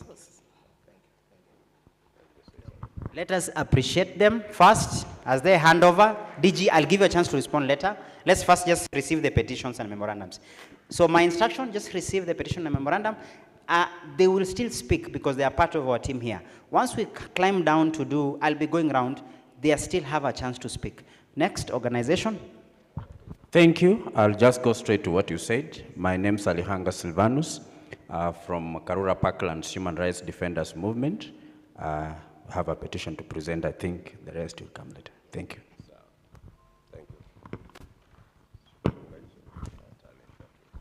Thank you very much. Let's appreciate them. Next, organization. Good morning, everyone. My name is Lisa Mushaga from HENET, Health NGOs Network, and we would really love to take this opportunity to appreciate PBORA. We've been working hand in hand with them since started, and since the new regulatory authority took over with the guidance of Dr. Laxman Kipto. And I know you've been hearing about HENET even in the regional public participation, those who are through our members. And the memo that we're submitting today is a conclusive, consultative memo that was done by the members of HENET. Thank you. Thank you very much. Let's appreciate them as they give their petition. Next organization. Thank you. My name is Kimari. I'm from the Kenya Nonprofit Organizations Working Group on the Financial Action Task Force. We work to promote a risk-based approach to monitoring and oversight of anti-money laundering obligations for the NPO sector. Our petition will speak to that much. I also opted for a more digital format, so you won't be receiving it physically today. But the main thing I want to insist on is that the objectives of the PBO Act were really to promote the growth of the civil society sector. The regulations that we have in place need to be in line with that object and purpose of the Act. So there are several provisions that we are challenging and that we hope will be amended, particularly on the issues of suspension, cancellation, and deregistration. Thank you very much. Yes, just greet them because they are now handing over through a soft copy, through the online methodology. A round of applause for them. So he's just a representation of presenting the petition. Thank you. Good morning.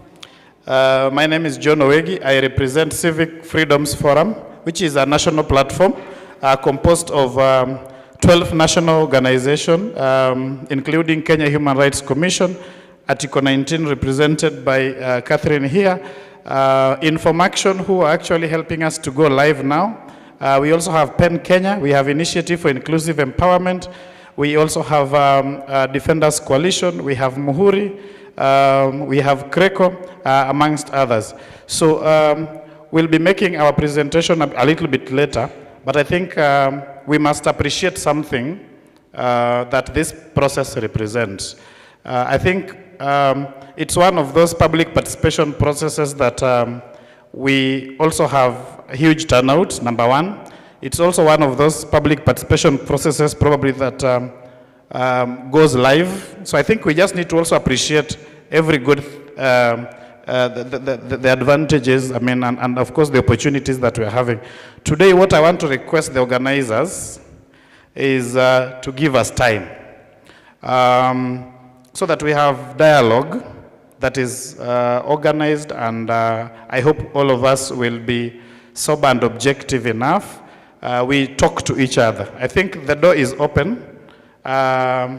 Initially when we were, when we were having this conversation before the launch of the regulations, we had agreed that Nairobi was going to have a 3-day feedback session because of the obvious reason is the capital city. It has so many organizations. So we are going to probably have so many people that would want to make presentations orally. So I'm not sure how we, Joshua, we manage that so that people don't feel left out, but also so that we, even as we are having the hard copies and the soft copies coming in later, we probably can also just have a conversation about some of the areas that need to be relooked at, so that you don't give someone 2 minutes to summarize their probably 20 pages. I think it won't be practical. So thank you so much. I will be doing a double, it's one, but we'll have a double handshake so that I have my friend here. But then before that, just she can also say her name so that then we have 2 handshakes for CFF. Thank you. Good morning. As mentioned, my name is Catherine Bui from Article 19. We are partners with the National Working Group and also with CFF. I think also as a legal officer in the law profession, we really want the team to address the issue of the law court and the court orders that was given and what would be the directions moving forward so that we know as a team what comes next. Thank you. Thank you very much. A round of applause as they hand over. So we'll do the double handshake now. Good. Thank you very much. Now, let me just say something. I know my DG, Dr. Kipto, may say something, and next to us is our legal manager. One thing I've always been warned, Wakili Joshua, my Wakili here is also director on the board, and she's actually the representative of the AG, so that is the government. My lawyer always warns me never to disobey a court order. Never. Because if I do that, he will not even represent me in court, and that is Elisha Ngoya. That's my lawyer.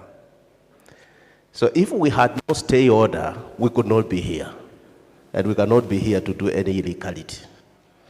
So until the stay order has been vacated, we will be here to receive your views until the court says otherwise. Kindly.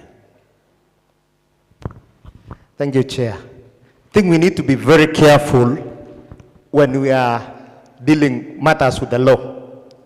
And I want to be very clear. No any court of law in the Republic of Kenya has declared public participation of the regulations illegal. Even when we were when that case was in the court of law, we were ongoing. So you've got to be very careful when you are making declarations of illegality and yet you do not have that authority. The case that is in the court is on 4 things that our colleagues know and we know. Which if the court gave a stay, and it has given another stay until August, and the judge was gracious enough to give all of us, them and us, opportunity to say, if you have any issue, come to the court of law. And our friends have not gone. Instead, what they are doing around is declaring illegalities where there are no illegalities. We've got to be very careful. Because I know they sent someone in Kisumu to go and declare our public participation illegal. And there is someone here also declaring the same. This forum, and I said when I was opening, is legally constituted under the law of Kenya, which serves everyone. The stay orders are from the court. And the court said, continue. And for the information and for clarity, the government of Kenya is actually implementing what Justice Onguto said, that implement this law without any amendments. Are we together? And what we are doing are regulations to operationalize the act as it is. When it shall come for the time for the amendments, we will consult widely enough. So we should be careful not to be displaying our ignorance about the law as it is. So we are very well constituted, and let us continue with the work. We are here as the authority. And I want to repeat what my chairman said. This act was not government sponsored. It was by the NGOs, isn't it? Yes. And it is the NGOs that said we want this act to be operationalized. And the President of the Republic of Kenya gave a directive, and we are here implementing that directive. As a matter of fact, Kangemi Human Rights Group and the rest would want us to amend before. In fact, they are the ones who are contravening the law. So we got to be very careful. Let us receive all what you have. And we even continue to say all PBOs in the country have enough time until 25th to give us your views on these regulations. And the regulations are, and our consultant said, the regulations we are dealing are supposed to be in line with the act as it is without amendment. Are we together? Whether it is constitutional or unconstitutional, we have not touched that act. So I want to end there to say, ours today is to receive your participation, your inputs on the regulations to the act as it is, as it was, the court said implement this act as it is. Are we together? Yes, any other person, if you have your issues of declaring this meeting illegal, you could have gone to court and brought us a court order to declare it. But this pedestrian standing and declaring my meeting illegal, I cannot accept it. Thank you very much. Now I seek to just. You know, it's good to, having served in Parliament, I just want to make it very clear, and that is why we are operationalizing the law. You can't amend the law that has not been operationalized. Even the government had issues in this act, but they could not do anything. So even if you have issues to be amended, even from the government side, until the law has been fully operationalized, no amendments are going to be done. So let's move with speed, operationalize the law, deal with the amendments when they come. And they will be subjected still back to you. Thank you. God bless. Thank you very much.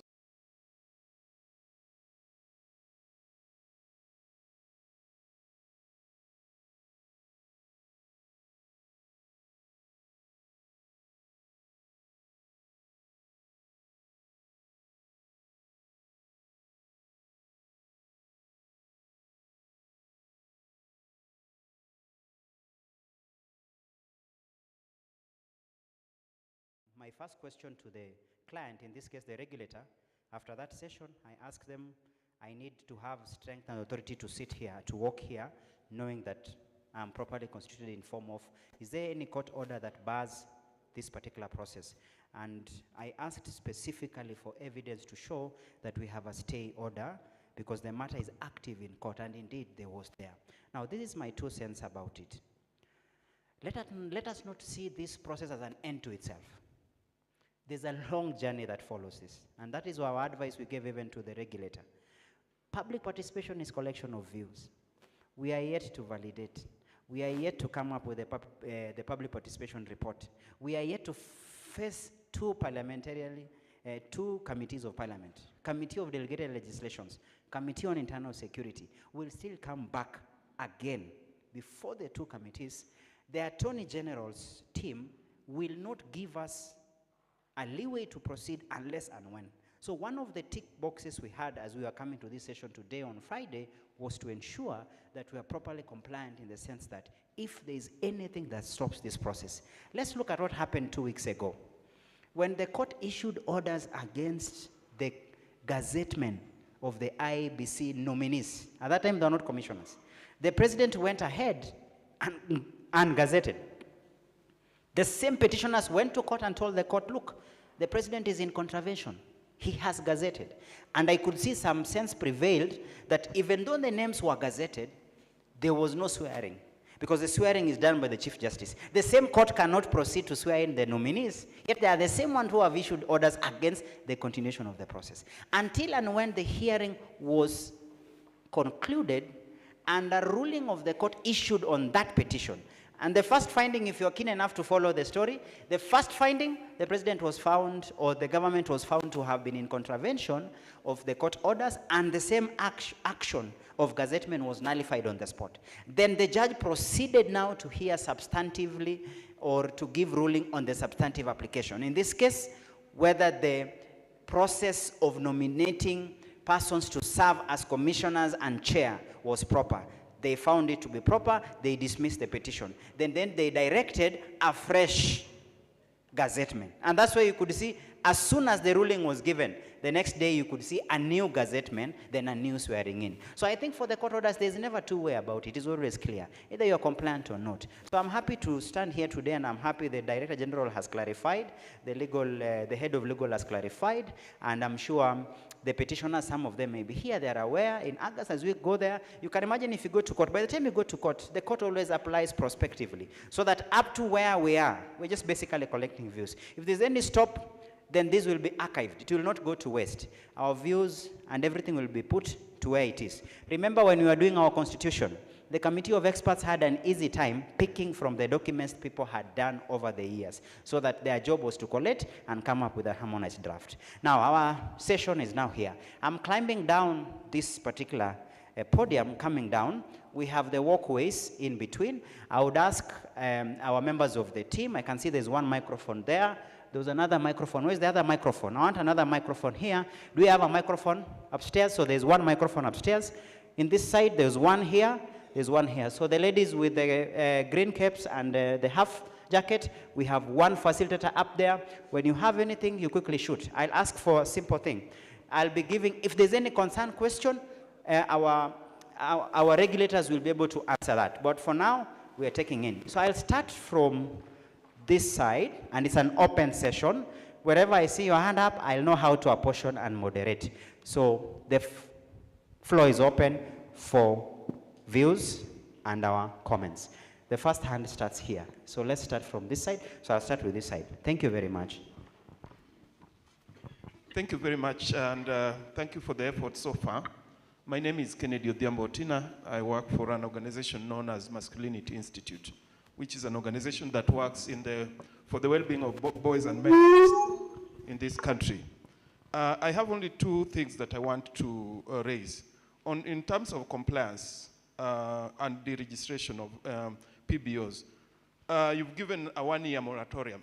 That is, if there's no action, and if you look at the real life of an organization, 1 year is such a short time. If you are just registered, before you get into a scenario where you can get funding or money, you may take 2 to 3 years. Don't you think that this is already a problem? Because definitely it means that you register this year, next year you are deregistered, because probably you are setting up systems here and there.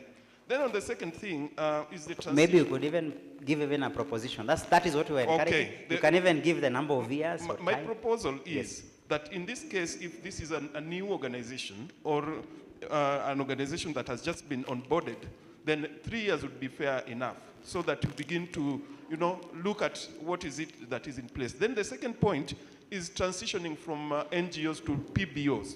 I know this is a very emotive matter, and some NGOs are not started because of just anything. Some of them are started because of, conviction, and the vision bearer has a lot of interest in the organization. So recently, you published a big list of organizations that were deregistered. And this list is worrying, because I know there are quite a number of organizations that were affected. For me, what I believe in is that organizations that are bound to die a natural death. And so for me, I propose that you get a new mechanism of looking at organizations that are still in existence. Okay, the team here, kindly let us not disrupt. Kindly let us be calm. There's someone on the floor. To look at the organizations, the NGOs that are still in existence, and look for a process of onboarding them into PBO. Some of the challenges that they've been facing probably are issues to do with funding, and it's the vision bearer who is still pushing the agenda. So those were my two concerns. Thank you, and thank you for the opportunity. Thank you very much. And some of the concerns, I think I will give a chance at some point. Lyndon, the team lead, is there. He'll be able to address. Lyndon, you've picked that, for example. He's even given a proposal in terms of registration and deregistration. Now that you have it in writing, I will take it also, share with our rapporteurs. Good, we are here. So I'll take first comments from this side, then we proceed. So let us proceed. So those are 4 hands there. You don't forget to give your name, organization. Proceed. Okay, Just a minute. I'm still having an issue with the team here. We are really disruptive for our presenters. Let us just settle down. You are straining. So are we settled? Are we now settled? Good. Now let us proceed. Okay. Proceed. Okay.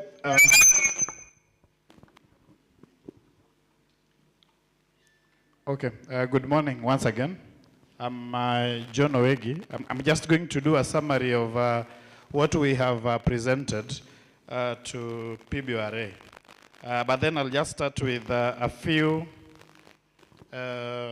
laundry or just areas probably that will need cleaning up. I know there was not so much time during the harmonization, but there are just some quick tidying or laundry that needs to be done. Number one,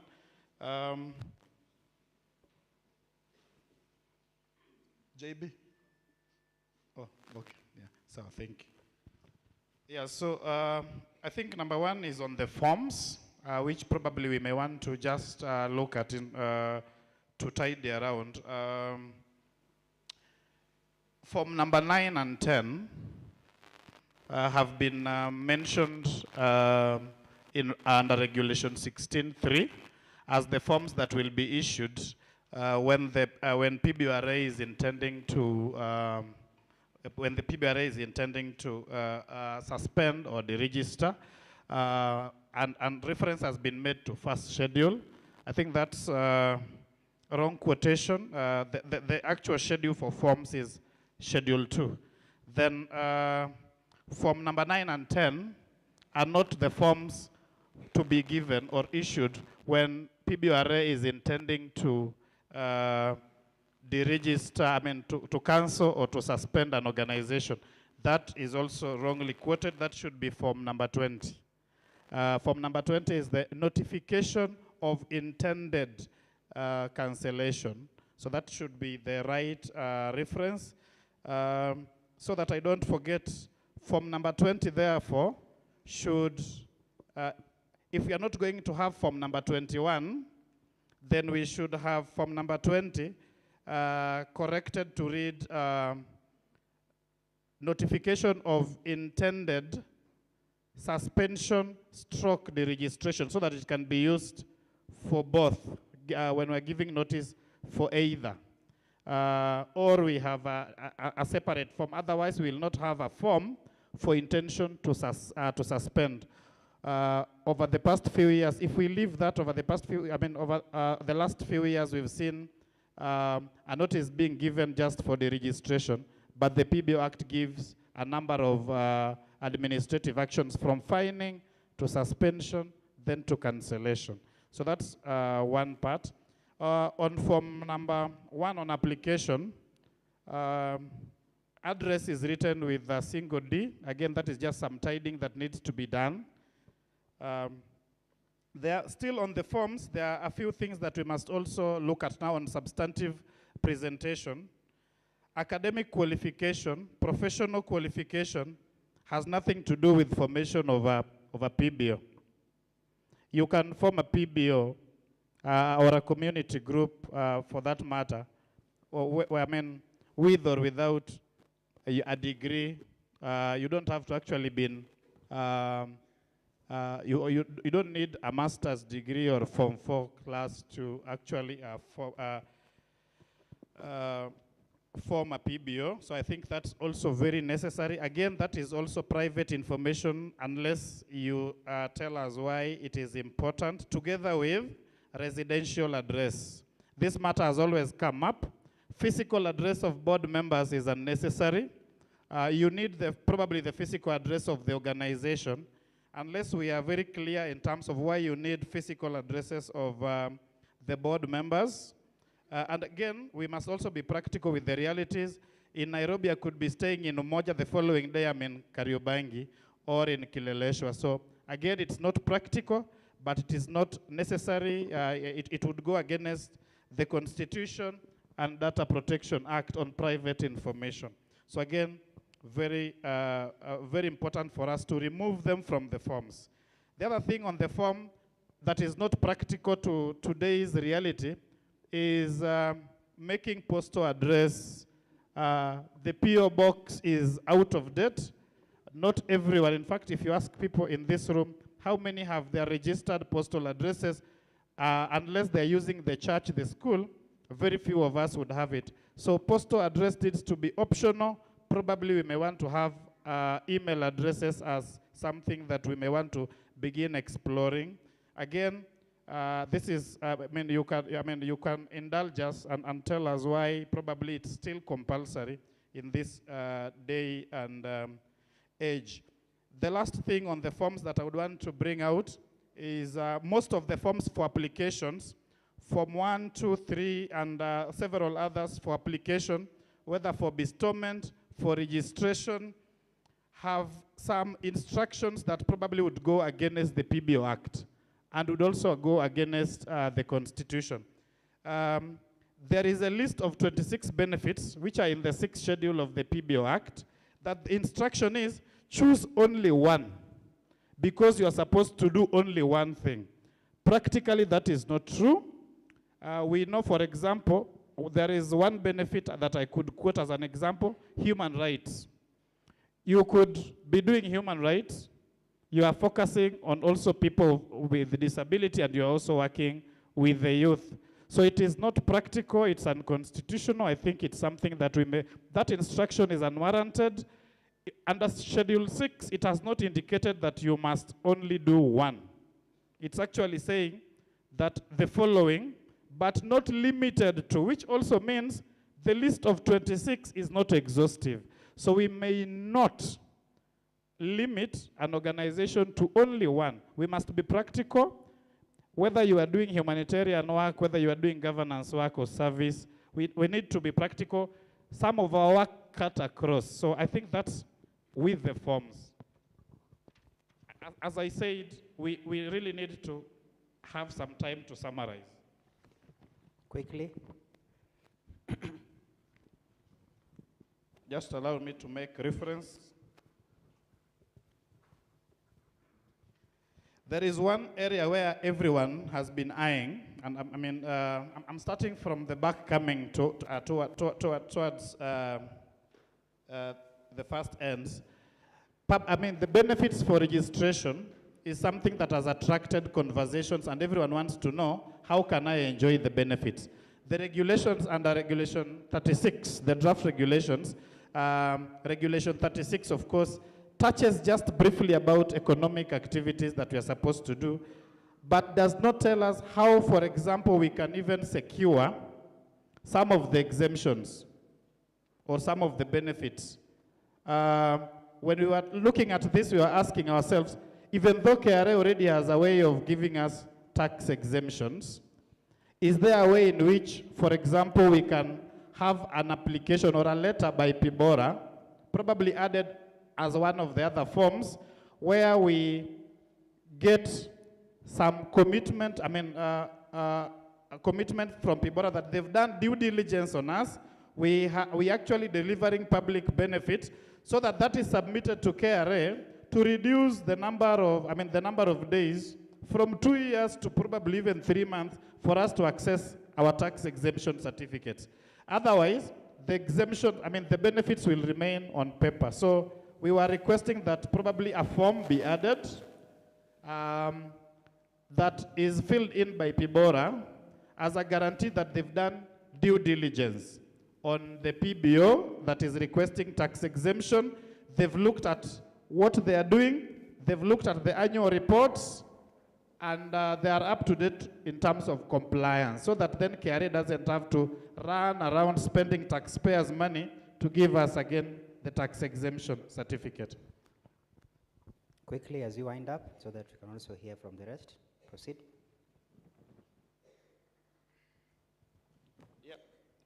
So again, on dissolution and the registration, I think there has been a mix-up, probably some confusion from the board. Regulation 32 and 33.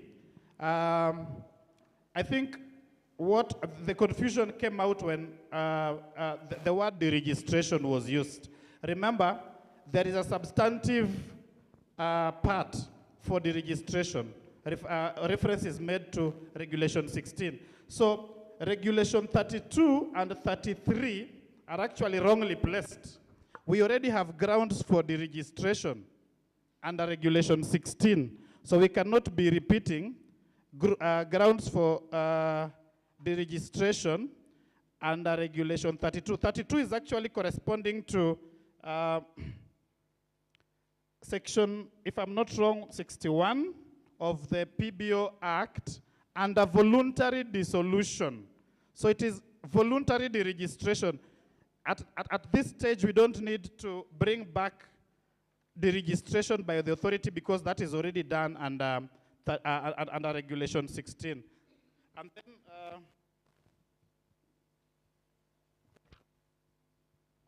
I know you want me to wind up. Yes, at least now that we have it in writing, just a bit of highlights would be enough, so that, because we really need to hear as many as possible. The rest you can just make reference to the writing we have. We will still appreciate. Thank you. There are no, for bestowment, we don't have guidelines in terms of time, in terms of what obligation. So we are proposing that for bestowment, upon receiving the certificate for bestowment, that then one of the, the obligations of the bestowed organization then include being in compliance with the PBO Act, including enjoying all the benefits in the PBO Act that are in the second schedule, uphold the ethical principles, and also we are saying that bestowment can go on so long as you are in compliance with the PBO Act and your regime. So we don't have to limit it to any to 1 year or 2 years or 3 years or 5 years. Thank you. I have just summarized half, but it's okay. Thank you very much, but we are very happy you gave us in writing. So I would want to have our wonderful ladies, there are 2 of them that had raised our hands, number 1, 2. So the 2 of you kindly proceed and try to be brief as possible so that we give as many as possible. Thank you. Your name and the organization, if any. Thank you. Bwana Yesu asifiwe. Amen. Naitwa Pastor Teresia, nimeokoka na mpenda Yesu ni Bwana. Niko na organization ya Maumau veteran, na nilikuwa tu naomba, ni kama ombi kwa viongozi. Wakati mnapanga mkutano, mnapanga na mtu wa kutafsiri Kisungu kwa Kiswahili, kwa sababu tuko na watu wengi hawaelewi hii lugha ya Kiingereza, na nyinyi mmetoka shule juzi, mnaielewa vizuri. Sasa sisi maneno ingine inapita, na inaweza kuwa ni ngumu. Umetoka mbali, umekuja mkutano, na ukienda kuulizwa ilienda namna gani, huwezi kusema kwa sababu hukuelewa. Kwa hivyo mtusaidia na sisi, na nyinyi tuliwasaidia kusoma. Mbarikiwe sana. Tupigie makofi Pastor Teresia. Ameongea kama mama na nitamsikiza. Ningependa kuomba msamaha. Wakati tulikuwa tunazunguka tukifanya kikao kama hizi, wakati tulikuwa tunaenda mashinani, tulikuwa tunazungumza kwa Kiswahili vile nazungumza hivi sasa. Ni ile tu kukuwa na mazoea kwamba wakati tulikuja hapa tukaassume kila mtu hapa ni msomi, lakini asante sana kwa kutujulisha si hivyo. Pahali tofauti tu tulipata experience tofauti, ilikuwa ni Kisumu. Wakati tulienda Kisumu niliingia na nikaanza kuongea kwa Kiswahili kwa haraka sana, lakini nikagundua kuna tofauti kidogo. Mzee akakuja mkongwe, nikamwambia sasa tuombe, na nimeongea Kiswahili. Wakati alishika microphone kuomba, akaanza na neno moja kwa Kiswahili, tuombe, na akaswitch kwa Kiingereza, akaomba kwa Kiingereza yote. Sasa kutoka Kisumu nikasema kumbe tukifika Kisumu Kiswahili haishiki. Kila mtu huko anakuambia can you say it in English so that we can hear you well. Sasa hapa tutarudi kwa Kiswahili, tutazungumza kwa Kiswahili na utaweza kupata kila jambo ambalo tunasema. Hasa ningependa kuomba wenzetu, nadhani kila mmoja hapa anasikia Kiswahili. Ni hivyo ama si hivyo? Sasa mimi nimeswitch, wacha niongee lugha ya taifa Kiswahili. Haya, kuna mwenzetu pale ambaye alikuwa anafaa kutupatia maoni. Ili ukimaliza kuna I think there's a lady here. There was a gentleman and a lady there. So two of them quickly, then I shift. Watu wa upper deck tutafika in a few. Once I take, I think a round of 10 here, I'll show up there. Sawa sawa? Haya, shukran. Asanteni. Basi nitajaribu nichanganye, lakini hapo umenipiga kidogo 10-0, lakini nitajaribu zaidi. Kwanza, I want to insist on two main points, just for the sake of time. Kwanza, hiyo mambo ya suspension, cancellation, and deregistration. I'll support the points raised by my brother Owegi on the issue of deregistration. I think that Regulation 32 should be removed in its entirety. I saidi palipopote kwa sababu those provisions iko tayari kwa Regulation 16 and 17 of the Act. Now, Regulation 16 of the regulation. Regulation 16 and 17 zenyewe ziko na shida kwa sababu ni kama wanachanganya neno suspension na cancellation. Na ni neno ambazo zina maana tofauti. Ni maneno ambayo yana maana tofauti yani. They need to be distinguished kabisa. They need to be separated, and the provisions need to be in accordance with due process procedures. Kitu ambayo ni muhimu hapo ni kufuata the judgment of the court in the petition E519 of 2024, which already has claimed some sections of section 18 and 19, or section 18(1) to 3 and section 19(1)(b) of the Act to be unconstitutional for failing to adhere to due process requirements. Yani aiweki requirements za fair hearing process by making the PIBORA also basically a judicial authority, which it does not have that authority. Hiyo ni authority ambayo should be to a tribunal to make determinations on whether, for instance, an organization has failed to comply with the Act. Secondly, hiyo issue ya refusing to register an organization or cancelling the registration because of that issue of prohibited names, that should be looked at and removed. That Regulation 5 should be completely struck out, and those are important for us to consider. Secondly, on the issue of the fees that are provided, there's a deep need to reduce the fees that we have in place. As you've said during this meeting, one of the main objectives that you have is to promote buy-in for what you're doing. You have CBOs, community-based organizations that you want to be registered as under the PBO regime, but it's impossible due to the high cost that the regulations are proposing to add. In comparison to the fees ambazo ziko provided under the Companies Act, these are already manifestly much higher than that, and they need to be considerably reduced. Zinafaa zipunguzwe zaidi, ili NGOs azilipi as much as companies are paying for simple issues like registration and such as. I'll note that some of those costs have been doubled, which is again not a fair measure by yourselves, and this is very important for you to note that those measures should not be doubling by doubling entirely or increasing even by 200%. we need to have very small increments considering the situation of public benefits organization. And as Joshua himself noted, we are facing a drawdown in funding. Development assistance has been reducing across the globe, and this is severely affecting civil society organizations and should be something that's a major consideration as you revise the fees placed. Thank you. Before you sit, you didn't give us your name and organization for purposes of our rapporteurs. Good. My name is Kimari. I'm from the Kenya Non-Profit Organizations Working Group on the FATF. Thank you very much. Finish up on that section. There were, so that, and then the last one, and then I proceed this way. Quickly, your name, organization? Thank you. Catherine from Article 19. I'll mention the fees. Okay, my colleague has mentioned the suspension and cancellation, so that need to be aligned to the Act, but also by the due process. On the fees issue, there's the aspect of we are paying more than profit making or businesses, but there's also rates that are not beneficial in the sense of we are not getting a service from the regulator. So if we are just paying for a process that should be internal, why are we being charged? I had 3 examples in our form. The one that comes to mind right now is on the filing of tax returns, and that has been doubled from 2,000 to 4,000. So look at what exactly you're charging that gives us value as institutions, as NPOs. The last one is also on the dates of filing returns. There's the discussion that came from the previous session, previous regime of 31st of March. That has been proposed to change to the 30th of June. But when you look at Form 16 of the regulations, in the preamble version of it, it mentions on the dates of the filing financial years of the institution. So we're not basing it on the government financial year or the calendar year. Meaning if my financial year starts katikati ya mwaka, I will count 12 months and then count 6 months for filing of those returns. So please align those across. Asante sana kwa kuwa brief. Lastly, from that section. Good morning, everyone. Oh, good afternoon. My name is Hassan Abdullah. I work for an organization called Islamic Relief. Islamic Relief is an organization that operates in 40 countries, an international organization. I know we have an international NGOs meeting on Tuesday, but basically I came here just to give a few of the views. Mine is really concerned with the registration, particularly. Under Section 7A, the PBO Act does not permit an organization that's not registered under the PBO Act to claim it is a PBO. So I think there is need for maybe more clarification on this. What we really want is organizations that are already registered as NGOs in the previous act, of 1990.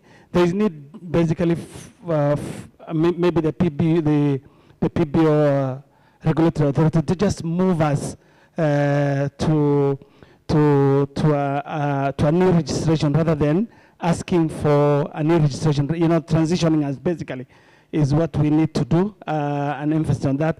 And I know the government is very keen on revenue collection. I think it's important that you just transition us and maybe ask for the fee rather than asking us to fill in more forms and other things. It will be a bit inconveniencing for all the organizations. I think there's need for you to do that. I think there's also a lot of ambiguity around the registration. Is there a way, we can clarify some of these registration issues in terms of how regional offices register within the country, if they are not implementing in the country? I think those are some of the things maybe will be clarified on Tuesday, but basically our emphasis is basically please transition us to the PBO rather than make us register a new registration. Thank you. Asante sana, na ningependa kukujulisha kwamba hilo jambo, can you just take a seat? Hilo jambo, the thing you've raised kuhusu kujiandikisha, bestowment of status, it has been a question we have grappled with. You are not among the first, and I'm happy when you'll have your session as NGOs. One of the concerns has been, how do you distinguish between exempt international and international NGOs? At the same time, umeuliza vizuri ukasema, kwa wale ambao tayari wamejiandikisha vikundi, au wale tayari tunawajua kama ni foundation, kama ni registered society, kwa mfano makanisa, kuna mosques, and all the rest, where do they fall in? So shukran sana for that comment, and I think it's one of the areas. I think we've had, even as we were coming up with harmonization, that was one of the critical areas that we had a lot of back and forth and concerns. Ningetaka kabla nije hapa Kuna wale katika upstairs ambao walikuwa they had burning, their hands kept going up. Na nikijaribu kulinganisha na hapa chini, I think we've done enough here. Ningetaka sasa tuanzie wenzetu pale juu. We'll take at least 5 comments or 3 to 5 comments from up there. Aya, mwenzetu ambaye yuko na microphone tafadhali, and then kwa wenzetu ambao tuko katika ukumbi hapa chini tuwaweza kufuatilia kwa tovuti yaweza kuonekana. So anyone speaking above there, just be aware that we are watching also you from here. So be comfortable, proceed. Lazima utuelezee jina lako, kikundi au organization ambao unawakilisha, na kwa zaidi hata ukisema county kama si Nairobi County, kwa sababu tusiassume kwamba kila mtu hapa wote ni kutoka Nairobi County. Karibu. Thank you very much. My name is Malim Sud Ahmed Mohamed. I have an organization known as CK Society of Kenya, based in Nairobi County, Kamkunji sub-county. My concern is on the groups which was started by the government. Mine originated from the government policy during the 2004, known as community policing. Then we had a plan of being registered within the government. But as time went by, the government shifted, left the community policing on its own.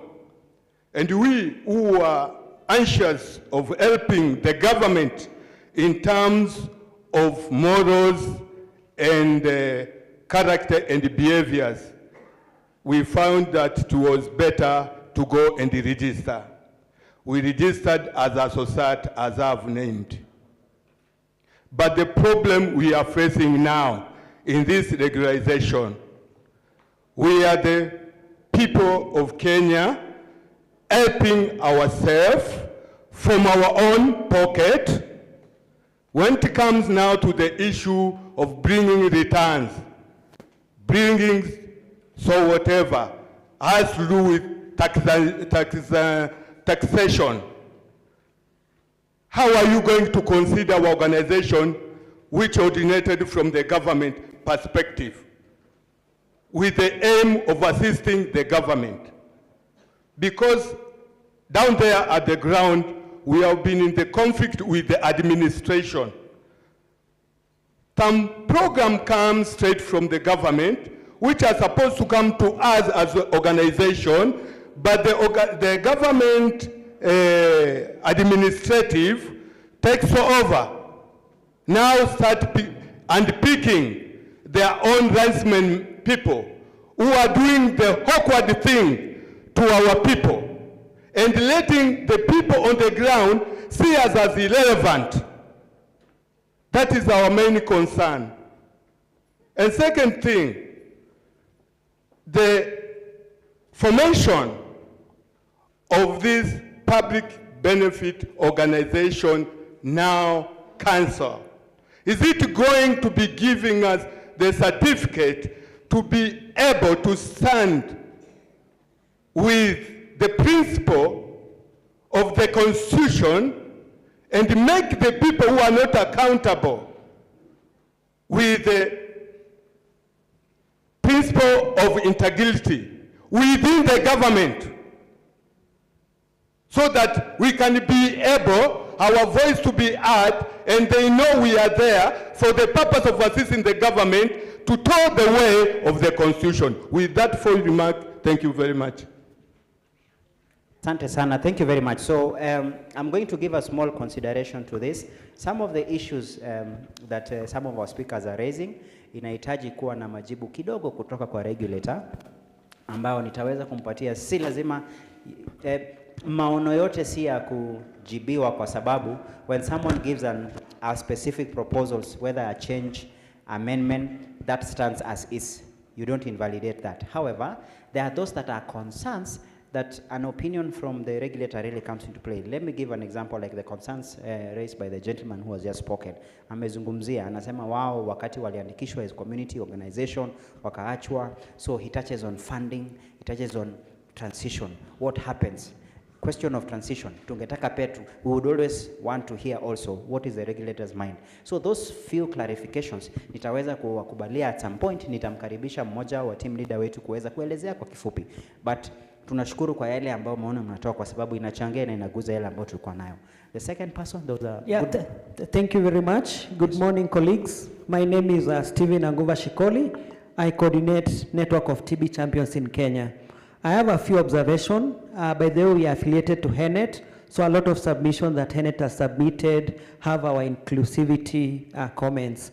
So my few comments in terms of the new changes and the things that we need to adjust. When it comes to section that talks about objective that we want to achieve as an organization, when people are registering, we would recommend let health be just health, then people can select or can list down what they are doing in health. Same to legal, education as others, because when you are limiting it to health right, then there are other aspects of health that people are implementing that are not listed. When it comes to constitution, we had challenges when we were registering as NGO some years back because we were recommended to use the prototype constitution. So what is going to change in this new act? I think organizations should be given leeway to come up with their own constitution without being mandated to follow the constitution that is being given by the regulator. Number 3 is about fees. I think my other colleagues have spoken more about these fees. Keeping in mind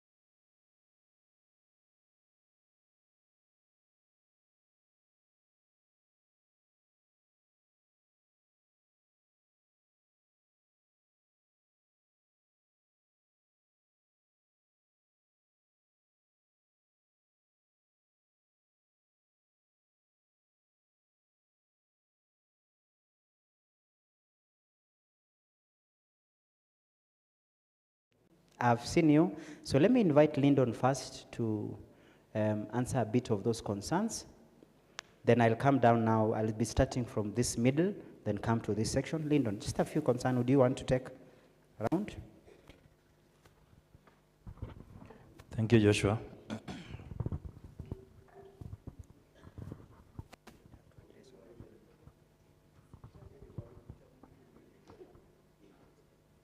Wasemaje? Kiswahili si mdomo changu lakini nitajaribu. Nitajaribu, si mdomo changu lakini nitajaribu.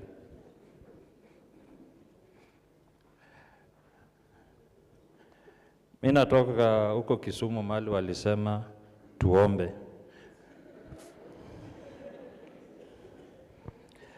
Maswali yameandikwa na lugha ya Kizungu. So nitasoma then nitajaribu kujibu na Kiswahili. Nikimix them, gather them, tutaelewana. Compliance, Kennedy Odhiambo, you wanted to know about compliance, deregistration, and the period of 1 operation. Kwetu, ili ni pendekezo lenye tumeweka. Kama kuna pendekezo ingine yenye mnahitaji, mnaona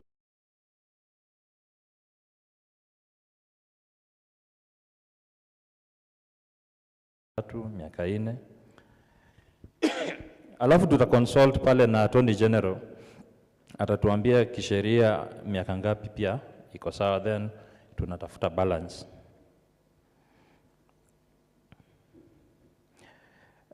Swali lingine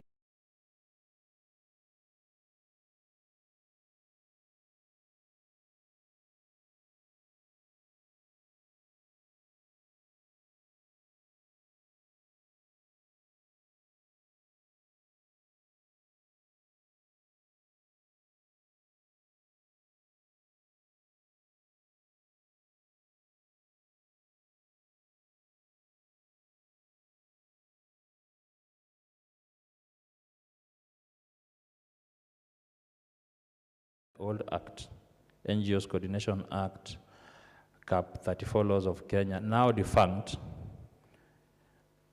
have all transitioned into the new PBO Act, as long as they were registered. Now, for those that are not registered under the PBOs Act, Section 7 on public benefit status will apply. Where Section 7 does not apply, then Section 8, as read together with Section 9 and 10, applies for those who want to dissolve whatever entities they have under other regimes and get incorporated under the PBOs Act. Of course, Section 11 on exempt registration also applies. For whoever chooses not to associate under the PBOs Act, there is nothing wrong. You can do that. Freedom of association allows you to associate with whoever or whatsoever you want. And if you wish to remain as a CBO, that is entirely your prerogative. If you wish to remain as a company limited by guarantee, it's up to you. However, for the benefits that are enumerated within the PBOs Act, if you wish to access that, then you have to engage with the Act either through Section 7, 8, 9, 10, or 11. Joel Owegi, Forms 9 and 10, I think this was just housekeeping clarification, which can be quickly corrected. Suspension and cancellation, you noted, was wrongly quoted. You also noted that professional qualification has nothing to do with formation of a PBO. I don't know if that was a question, but to me, I think it's a general comment that will be considered. Residential and physical address of board members is unnecessary. I want this to be very clear. The addresses we want are those of PBOs. We would like to know the physical address of the PBO that we have registered. Because we are going to interact at one point or another, we will come for inspection. At one point or another, we will come for visitation. At one point or another, there will be a reason to come to the organization. So we want to know the physical address of the organization. When it comes to personal details, there is a valid, good reason why we would ask you for your personal details. For example, the details that are already in your identification card, your name and where you come from, Those are details that can be easily obtained from the Registrar of Persons. And there are details that you leave almost everywhere you go in this country today. You go to a hotel, they will ask you to register. In the hotels, they're even asking for your email address. You wonder whether they want to correspond. You go to a B&B, they will ask for your personal details. You go to a government office, they will ask for your personal details. You go to hospital to get treatment, they want your personal details. So our personal details are all over the place. Hence, the data protection law, so that the people that we entrust with our personal details have a responsibility to protect that personal detail. The law does not say you do not give your personal details. It says those personal details have to be protected by the persons entrusted or government agencies entrusted with those personal details.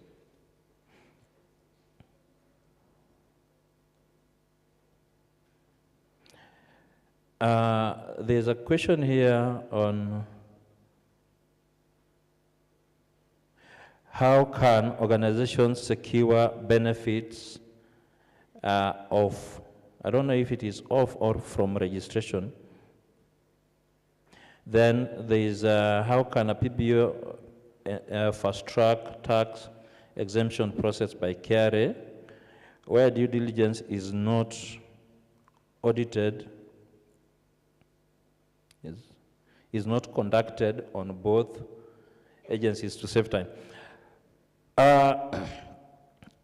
Any organization that wishes to benefit from whatever benefits that the PBO Act gives must interact with the PBO Act. There's no two ways about it, because you cannot want those benefits and you don't want to associate. You will have to associate in order to get those benefits. And remember, freedom of association is not absolute. It can be limited by a dint of law. So whoever wants to secure these benefits has to register. After registration, then, for those of you who follow information or news in this sector, you will notice that KRA has put in place income tax rules on charitable organizations. So as the authority, we are working very closely with KRA on formulating our own set of rules to be in congruence with that of KRA, so that when the time for accessing these benefits come, it becomes easier. And KRA have also worked on cutting down the time for accessing these benefits. The big thing is that the threshold that has been put in place has to be met, because back in the day, tax exemption for this sector was blanket. A lot of people back in the day misused that blanket tax exemption status, which led to the same now being regulated and is issued on application and upon meeting the thresholds that have been set. We have Kimani from NPO Working Group. I think he's recommending that Regulation 32 should be removed in its entirety. Now, on the mix-up, you will see there is a place of dissolution, voluntary deregistration, and winding up. There's a mix-up, definitely, on those. That mix-up is emanating from the Act itself. There's no way the regulation can attempt to correct that mix-up.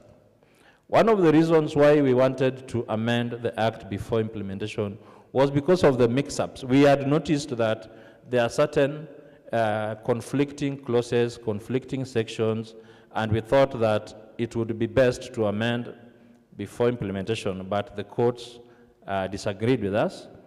You disagreed with us and say implement as is. So the mix-ups will be there until such time that the act will be amended, and this regulation does not do that job of amending or correcting the mix-ups within the act. It will also come with those mix-ups.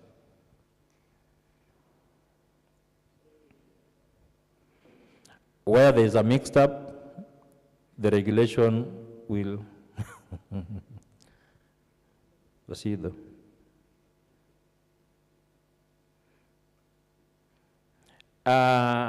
There's a request here to align timeline. Again, part of the mix-up. The Act says that within 3 months upon the expiry of your financial year. Then it goes on immediately to say within 6 months you should file. That's a mix-up within the Act itself. The regulation will not make that correction. The Act has to make that correction through amendments. And I want to clarify something that I heard someone say. The financial year may run from January to December. The end of your financial year is the last day of December. The 3-month period after, that is between January to March 31st, is a grace period that was extended to you in the old arrangement to enable you carry out the audits, compile, and submit. It is that 3-month grace period that this current act is seeking to extend to 6 months. So let us be clear. There is no confusion in the financial year. The financial year has to be 12 months.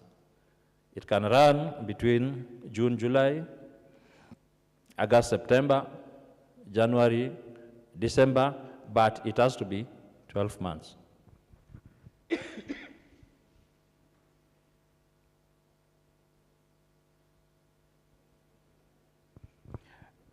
There's section 7 on definition and what qualifies to be a PBO.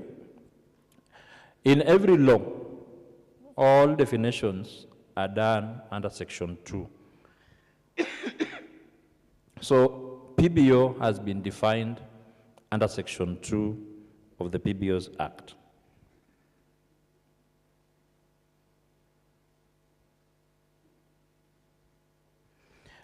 Clarify the different forms of registration and implication, which registration supersedes the other for already existing organizations. The registrations are not competing. The forms of registration are not competing. If you come in under section 7, you get public benefit status while you continue holding your previous registration. If you come in under 8, 9, 10, you get incorporated, you get your perpetual certificate, and you move on with your objectives. If you come in under section 11, the same applies. There is none which is superior to another. They are not competing, and they do not supersede each other. Mr. Mohammed, you wanted to know groups which were formed by the government, that is community policy groups in 204. How can these groups be considered by the PBO Act? This question is good, but it has nothing to do with the regulations that are before us that we are giving suggestions on. So I will leave it to Kipto. He is my senior. He will handle it.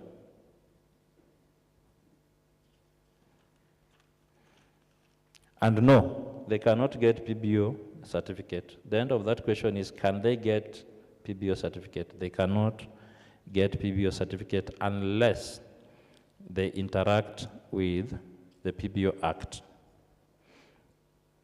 Expound on different health facets that PBOs can operate in the health sector. When you mention the word health, it connotes so many things that you cannot list all of them in the schedule of the Act. So when you deal in health, you have a free hand to deal in any section of that health, but you just have to define it clearly in the objective that you will be dealing with this facet of health. Or if you're dealing in health generally, then in your specific objectives, you will define what kind of health you're dealing in. Reduce the fees by 50%. That is a recommendation that will be considered. Clarify that filing of fees is not within 6 months. I believe I've just made that clarification. Yeah, those are the questions that have been asked so far for clarification. I think we can take the next round of questions. So, yale maswali ambao wanauliza ndio tutajibu, lakini maoni hayajibiwi. Maoni tu ni kuclarify kwa nini tunafanya hivyo, kwa sababu tungetaka kuwa na what we call interactive session so that you also have a bit, and wakati tutatoka hapa bado utakuwa na nafasi, kama lolote utataka utaweza kutupatia wazo zaidi ya yale ambao wamesema. Ningetaka kuja hapa kaswa kwa sababu kuna group kubwa ambao walikuja, na haswa wale ambao watazungumza kwa Kiswahili. Niliona mkono wako, alafu nitakuja kwako. Wacha nianze na hapa, nitakuja kwako mzee. So please, let's start from here, then I'll come at the center here. So tuanze, unasema jina na organization na yale ambao unasema, and then tuseme kwa kifupi. Asante, karibu. Thank you so much. I thank God for you, for the team, the Regulatory Authority Board, through the chairman and through the director. I am humbled before you and before the throne of grace of God. I'm Bishop Dr. Jane Mombinyede, Mau Mau War Veteran National Patron, and Mau Mau MMV Associate CLG Director. I'm here on behalf of both of them, and before I raise a question, I want to say sorry for any discrepancies. I want to say sorry for any discrepancies. My question, I think Mr. Kipto, our director, spoke well about it, because it was about whom do we exempt. It was about tax exemption. And because we deal with very vulnerable people, we deal with the very poor people, very sick people. We deal with the lame, even the blind. I've registered them in the Mau Mau War Veteran. We take care of them. They come registering, bride as they are. I've registered 2 bride men and I've been taking photos with them. And therefore, these people do not even know where the KRA is. But because they have heard about the Mau Mau office, they just come. The watchman brings them up to the office. I take the initiative to take them down the rift until to the gate. And therefore, it was a great concern for me, our director, Mr. Kipto, leading this team. And you have said it right that you have a date with the physically challenged in Jacaranda. That's very good. May God bless you. Number 2, I just want to give special credit to the President of the Republic of Kenya for taking the initiative now to actualize the public benefits organizations, which have taken those many years before actualization. But God has his times. God's time always is the best. And therefore, we give special credential to him, because this is a history in the making. This is a historic gesture, because once the PBOs will be realized, will be actionalized, and they are just about to be actionalized. they will touch many lives. The NGOs, the PBOs, now PBOs, you have dealing with people's lives. Some people have been very committed. They have been very credible. They have been working with integrity and transparency. But some have been seeking self. And that's why we are dealing with the public benefits. How do we benefit the public? How do we benefit the civil society? How do we benefit that secret, that poor man there, to uplift the standard of his living or her living? How do we help that child out there? It is a call to all of us as a servant of God to be credible, to work to the core, to work to your core values. Take an oath with God to be transparency, accountable, and all that. And therefore, to the Mau Mau fathers, kindly, I would ask you in a special way, this agenda would have long been fulfilled, but because of cross-purpose ego, because of conflict of interest, because of malice and prejudice, because of pointing fingers, it has not been realized by the leadership that have been there. But they have tried all through, because the motion that was tabled in Parliament, it was during the tenure of President Uhuru Kenyatta. And Wangamati tabled the motion on your behalf about compensation. And when the king came in this country last year, he said he encourages compensation talk from the British government and the Kenyan government. Who else could do the follow-up if not the president? And therefore, if you are going to get anything as Mau Mau fathers and their children, because we are here mixed with Mau Mau children post-colonial eras, we are here mixed with Mau Mau war veteran associate CLG, we are here our fathers who are veterans, some are very sick, and if they die, they may curse the land. Okay. And therefore, if it is not for the president, who else will help you? Okay. So you have a special prayer to do even for him. Thank you. You have a special prayer in your hearts to do for the president. Thank you. And I always say this as a spiritual authority who knows Romans 13:1, that everyone must submit to the governing authority. For there is no authority without what God has instituted. Thank you very much. Thank you very much, and may God bless you. Thank you. Let's give the person Paleju, and let us try to be within the topic, which is the context is the act. Sawa. You can give 1 or 2 remarks, but be very brief. Let's go straight. I'm coming there. Thank you. So quickly. Good afternoon, everybody. Na hata ukiweza kuzungumza kwa Kiswahili pia itakuwa vizuri, kuna wenzetu, but endelea. Good afternoon, everybody. Good afternoon. It is my fundamental right to use any language. Now, having read you, I am specifically having 2 concerns. Sorry, my name is Joshua Mutua Waema, a civil rights activist running a CBO called Social Conscious Initiative in Nairobi. Okay, slowly, what is the name of the CBO so that we don't lose it?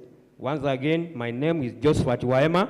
Thank you. A civil rights activist running a CBO called Social Conscious Initiative. Social Conscious Justice Initiative. Yeah, the CBO is very conscious of the human beings. Thank you. Now, I have 2 specific concerns. The 2 specific concerns, I'm very happy we have the CEO of the Regulatory Authority and his team here, which are going to answer those 2 concerns or to address. And the last one is a parting shot to everyone before I sit down. My first concern, because I've never heard it being addressed here, I'm being disturbed. Emma, proceed. Now, my first concern is about some of us are having CBOs, which are registered under ministries. I want to be given an affirmative explanation how we are going to transit to PBOs, because according to the law, CBOs, trusts, and the church organization will transit to PBOs under regulatory authority. That being the case, there has been a lot of ambiguity of how we can transit. Do we need to update our CBOs to be NGOs, or we need straight to come to your offices and then we transit from being CBOs to public benefits authorities? My second concern is about movements. You know, the regulator is like a politician. A politician has to embrace people of all walks. But the regulator is not specifically associated with the, addressing the issues of international NGOs, local NGOs, CBOs, or trusts. Everybody knows that we have movements. I'm addressing myself to a movement. How will the regulator address movements, especially one of the senior movements in Kenya called Mbunge la Mwananchi Social Movement? Where will it lie? When it, because it is also, it does civic activities. Then in my parting short, I'm very happy we have former member of parliament who has talked about any law. Now, the law is going to be passed the way it is without amendments according to the executive director. But I want to bring to the attention of every Kenyan here, any act of parliament which is unconstitutional can be challenged in a court of law. So after May next year, prepare to get people going to court to challenge some of the draconian acts, some of the one passed in the law, which is allowed. Thank you. Thank you very much. Just a small clarification. What we are doing here is on draft regulations. It will not pass without amendments. The main reason we are here is because we want to do the amendments. And that's why you've seen me asking a contributor, if, for example, you say the fees are high, I say, could you give a proposal? And I'll share with you. Every forum we've gone, we give, whatever, we get different figures. Some will say make it free, some will say 500, some will say 1,000. So the purpose of validation that I've referred to is how do we harmonize 7 proposals over the same fee? At least we agree on one. All of them ask for reduction. As to the amounts, we try fight. Someone mentioned 200 shillings, someone mentioned 2,000, someone mentioned 1,000. Tutafikiana aje kwa pamoja tuseme, kwa kauli moja, wote wamesisitiza kwamba kukuwe na kupunguza kwa fees ambayo tunalipa. Kwa mfano kama unajiandikisha. In fact, there was even a proposal I'll give. We were, I think, in Mombasa, and they raised, wakasema, kama mimi tayari nishajiandikisha, kama ni bestowment of status, si kama, yani, haiwezi semekana mimi naanza kujiandikisha kwa upya, where lazima nipeane every little detail KRP naanza. Hapana. Kwa sababu sianzi kujiandikisha, kwa nini niulipe same fees na yule ambaye anaanza kujiandikisha? That, for example, was a proposal. So I wanted to assure Mr. Waema, the draft regulations is as raw as it comes. It is not even a regulation. It is as draft. That's why we always imprint draft. When you go to parliament, you know, this is just one stage. When you go to the 2 committees, did you notice 3 months ago, there was a policy that was completely thrown out by the parliamentary committee?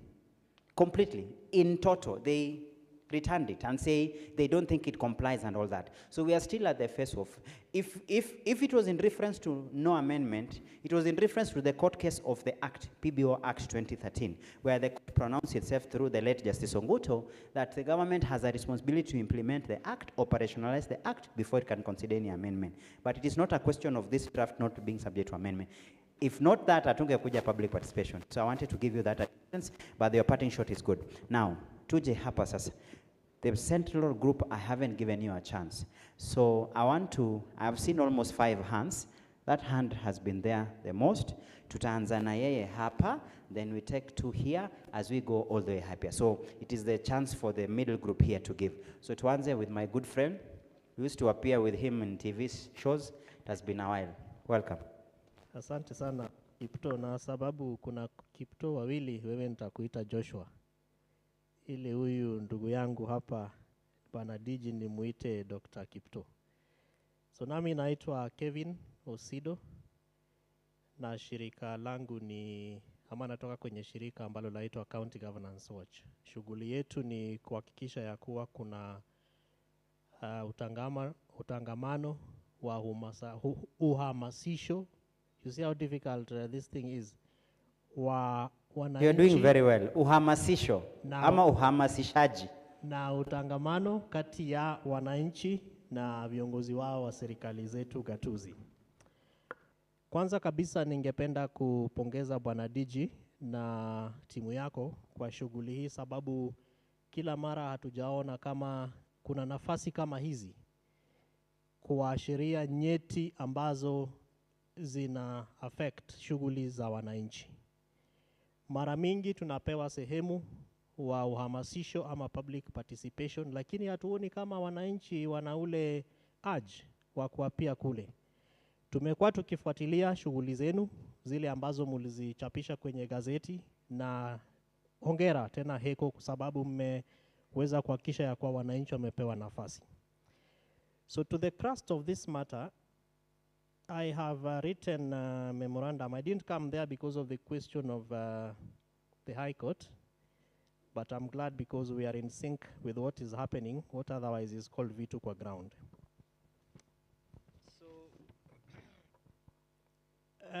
First and foremost, we wish to acknowledge the importance of this engagement and move first to look at some of the historical challenges that we have had as NGOs, now PBOs. So we are calling for very clear engagement mechanisms that in as much as they are covered in the Act, they may not be outlined in the regulations, because Bwana DG, the Act gives us 7 objectives of the PBO Act, but the regulations are presenting 3 objectives, for which therefore we are expected to engage. Now we therefore are asking for an inclusive, practical, and context-sensitive realities of the sector. Now these context-sensitive realities border on both the 48 governments of Kenya, the 1 national government, and the 47 county governments, and I will be sharing why that is important. Then number 2, we are also seeking for provisions that support rather than hinder the work of nascent organizations or CBOs. I think my friend there has talked about it briefly. And then the third thing is safeguards, that these regulations, and that's why I brought in the introductory phase of the objectives of both the Act and the regulations, that there are safeguards that will be inbuilt to therefore protect the freedom of association, civic space, and public interest. And so I ask myself, as a regulator who is regulating lots of organizations, I don't know how many we are in Kenya today, where is your voice when people who probably bring in revenue to the country are being abducted, or they are being shot, or we have organizations that stand for this kind of agencies being either mishandled or subjected to inhumane situations?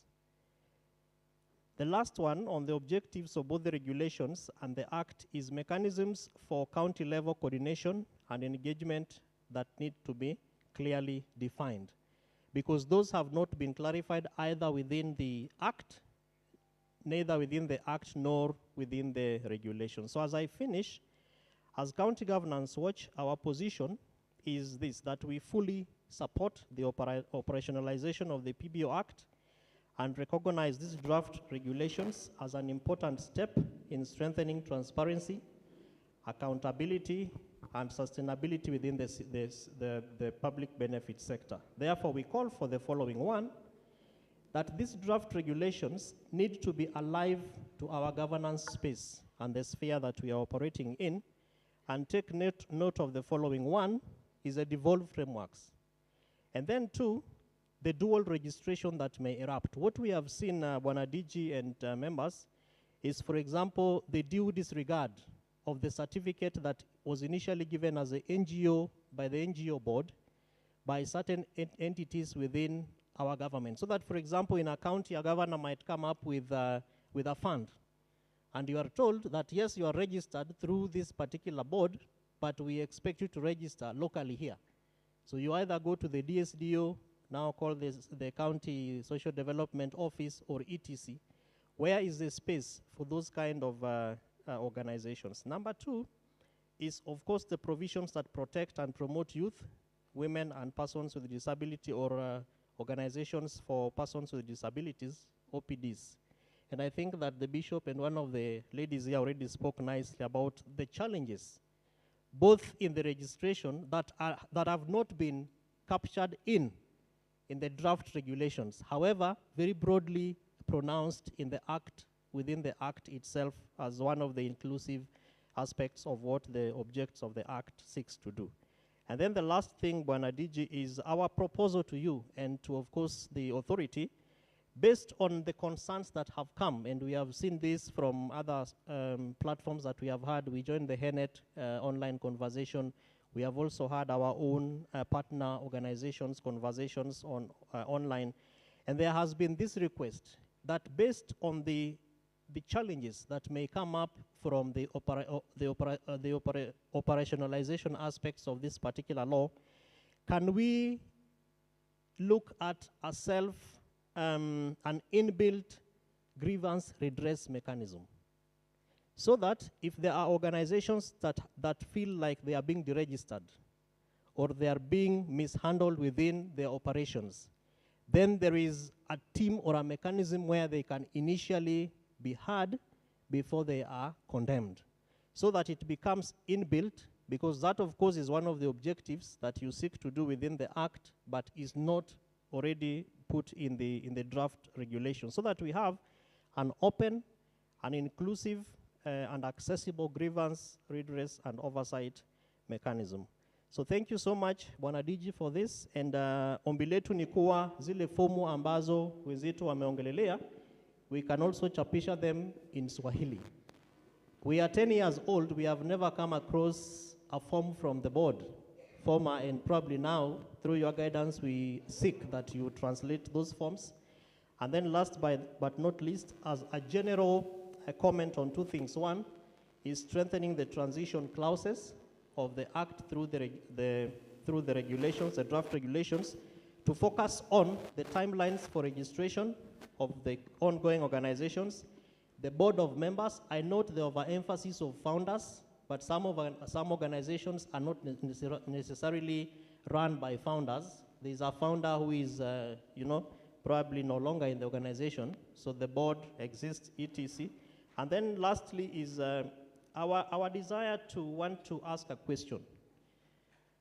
How do we enhance and strengthen Kenyan public benefit organizations to seek funding from government, so that, as it happens in other jurisdictions, there can be a budget where PBOs of Kenya can also apply for funding, whether it's through Youth Fund, whether it's through access to government procurement opportunities, or any fund that can be put by the authority, not necessarily for regulatory purposes, but as a mechanism to strengthen public benefit services that these organizations are running. I know that there are best practice organizations or this kind of practices in other jurisdictions, but how about Kenya, where PBOs are giving you a lot, particularly for revenue, as a source of revenue, but they're not getting anything? Is it possible that we can find a way to be able to strengthen that within this loophole that we have? Otherwise, thank you so much. Na Mungu awabariki. Shukran sana Ken Osido. I wanted to get now comments here. Maybe just one, maybe just an extension to that. Jambo ambalo umesema. Kwa sababu hilo wazo tumekuwa tukikumbana nayo katika, there's no single participation tumeenda na tujaulizwa kwamba serikali inasaidia nini, serikali haijasaidia. And I think there was one beautiful proposal. Maybe Ken Osido, I'll challenge you with your team to go think about. There was a proposal we encountered, I think, in Nyeri, where they mentioned that could it be considered within the auspices like the political funds, political parties. You see the way the political parties kwa muda mrefu hawakuwa wanapewa support lolote kutoka kwa serikali. But finally they came up with the legislation. Now they are funded as political parties. Maybe that can be a consideration, but that's a different route and a channel. So that proposal is there. But I think the regulator also can only channel the same to the right. But I think the Director General kwa wasia wake utaweza kulijibu. Tuendelee, jina Thank you. as well as organization. Asante. Thank you. My name's Lihanga Silvanus kutoka Karura Parklands Human Rights Defenders Movement. That's in Westland Sub-County. I want to appreciate the introduction which was put across. And I'm very great that want to congratulate the president, because from the introduction you were told the act was enacted in 2013, but it has taken almost 11 years to operationalize. So I think that was because there was no political goodwill. So I want to echo what the speaker said, that we need to congratulate the president, His Excellency William Ruto, for the political goodwill to implement the PBO Act, because it's a good step forward and we cannot take that lightly. It was a great decision from the head of state. The second point is to congratulate the PBO Regulatory Authority for the forum, for public participation, to engage so that we have a diverse opinions from different sectors. Then I also want to take note that I'm specifically addressing the PBO Regulatory Authority, echoing what my colleague said, that by default, the organizations that we are calling PBOs, by default, they are supposed to be partners with the government in implementing projects. So the PBO, my concern would be what mechanisms are they coming up with to ensure there is that coherent connection between the PBOs and all government departments at all levels, so that whatever aspect or item each PBO deals with gets access to government departments that can use it to make sure that the influence is felt. And then I also want to take note on what my last colleague has mentioned with regard to having PBOs recognized maybe by county government. And I think in the regulations there is something that appears to call or to separate organizations in terms of calling others national. So I think the word national should be removed because it gives the impression of fragmentation. By default, I think the PBO envisaged a situation whereby as long as you are serving the public and you are doing that for public interest, wherever that need is required, I think, and you have the capacity, you should be able to solve that problem as long as it's done in the Republic of Kenya and you are registered through the mechanisms that have been laid, without doing a fragmentation that now this is a national PBO, this may be a county PBO. As long as you have registered and you are recognized by the PBO Regulatory Authority, I think it should be possible for you to operate in any corner of the Republic where your services are needed without having to fragment them into national PBOs and all that, because then it will also be going against the spirit of self-regulation. I also want to highlight what the director said with regard to the stay order. He said if it had lapsed, then maybe we would not be here. So now that raises a concern that at the expiry of the stay, if there will be no any other action taken by maybe the regulatory authority. So what do we hope for? I mean, what do we expect to see? And maybe by extension, if let's say it proceeds, maybe the regulatory authority, after the decision has been made by the court, goes ahead maybe to appeal, and the higher court still uphold. What do we expect to see after that? Lastly, I think I need to highlight the issue of what my colleagues have just raised with respect to the fees.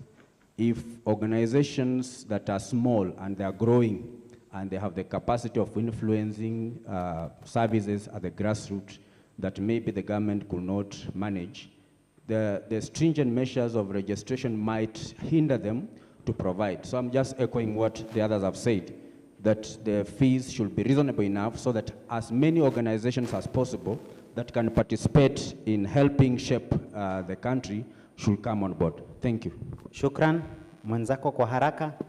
Then I was to come here and then finally, where's the lady? Nadhani ameondoka kwa kifupi. Oh, ameondoka kwenda? Oh, pole. Sawa, nitakuja hapo, sawa. Thank you. My name is Stephen Omondi Odhiambo from Karura Parklands Human Rights Defenders. And then don't be repetitive kwa sababu mwenzako amepresent on the same. Definitely. Yeah, just compliment. Thank you. So I only have a simple request to the PBORA, because as we speak, we are currently under the Ministry of Interior and Coordination. We urge you people, if you can allow us to go, and we are not criminals, you are aware.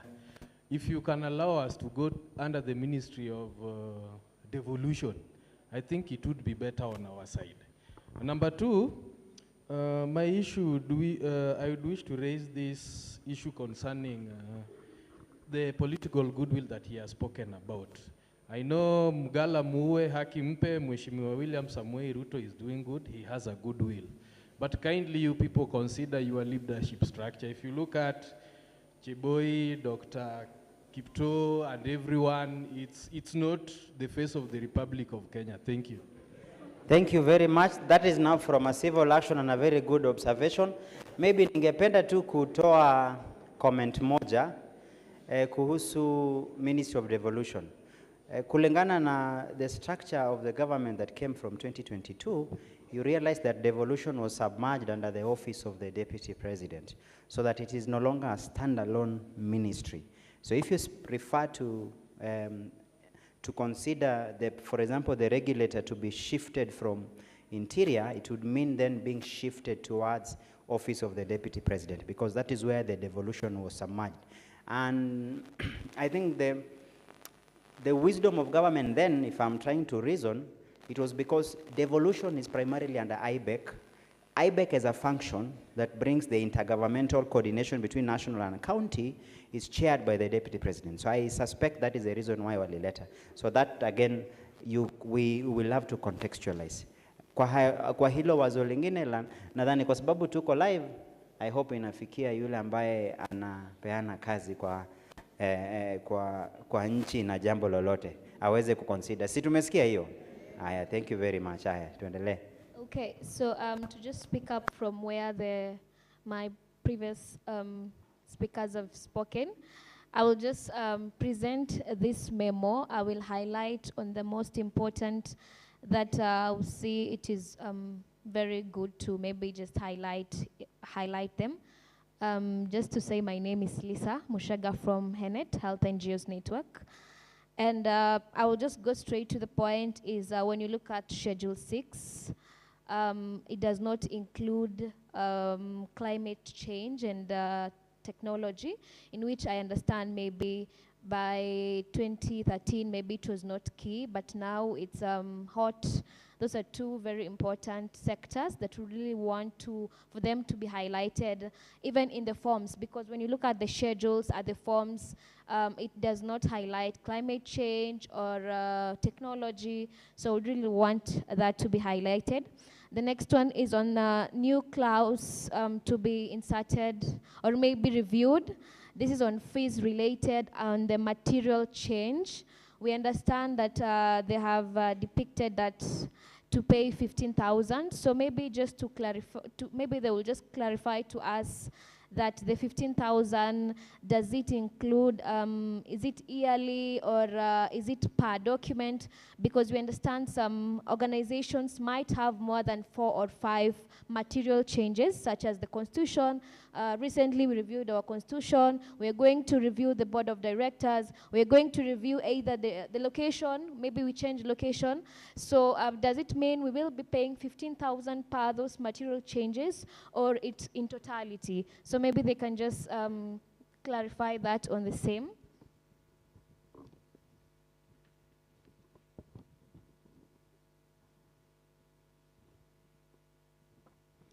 On the reporting and governance and obligation, that is on Regulation 25 on annual reporting, maybe to introduce a proportional reporting based on organizations' size and income, because now we are talking about all PBOs and IPBOs, but we understand different PBOs have different sizes and capabilities. So maybe you can exempt PBOs with annual income below 1 million from full audits, it or just see the way that it can work for full compliance, so that it does not make sense that the big NGO, the big PBOs are audited the same with the small PBOs. And also on maybe include a new clause on establish a framework that tailors governance requirements. I know it's there, such as the numbers of board members, quorum rules, frequency of meeting. This is also based on organizational sizes. On bestowment of PBO status, maybe just to bring in the clarity on the types of legal entities. I know it brings in the society, trust, companies require alignment, but just to clarify on which that maybe can highlight down there from the different regulatory frameworks that they can just bring in, to just bring in clarity on existing legal entities that are seeking recognition.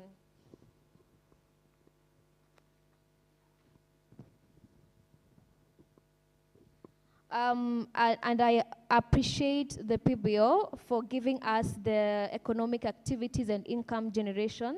This is a good thing because we know we are in rolling times where the donor funding is a little bit dwindling, so we really want to find a way of doing domestic resource mobilization, in which now the PBO has granted us that leeway.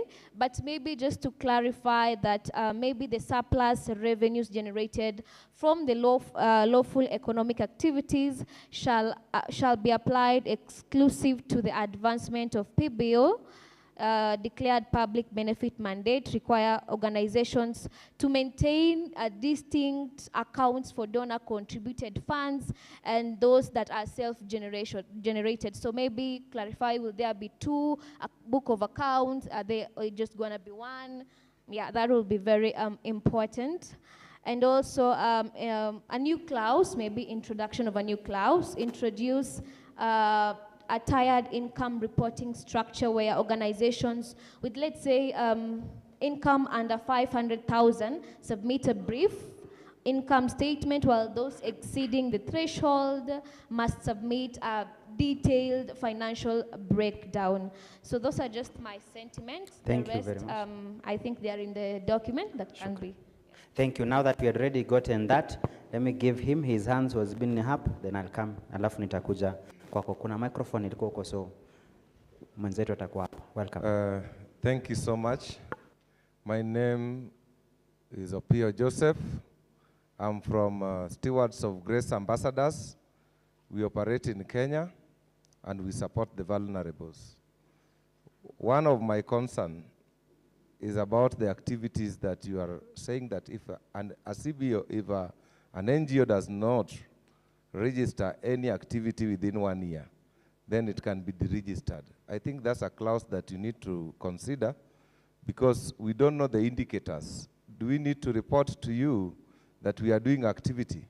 And how will you know that we are not engaged in any activity in the community?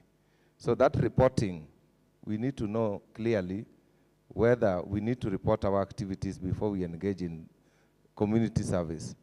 Number two, I want to support County Governance Watch Director for raising a concern in terms of funding of NGOs and other CBOs, because we are directors, some are working with the CBOs, and therefore we need to engage the government in terms of funding. We don't have to look for funding from outside while our CDF is being mismanaged.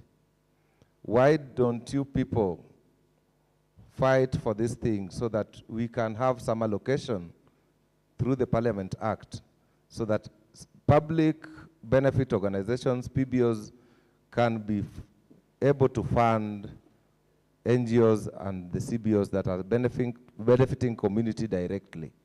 So those are my concerns.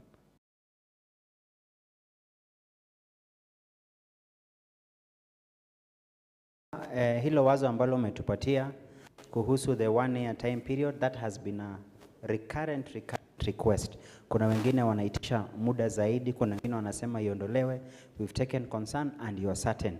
That is one provision that will get our attention, because every single forum, from Garissa to Lodwar, we've got that concern. Some were raising on the basis of funding, that I may register today, but I don't have guarantee.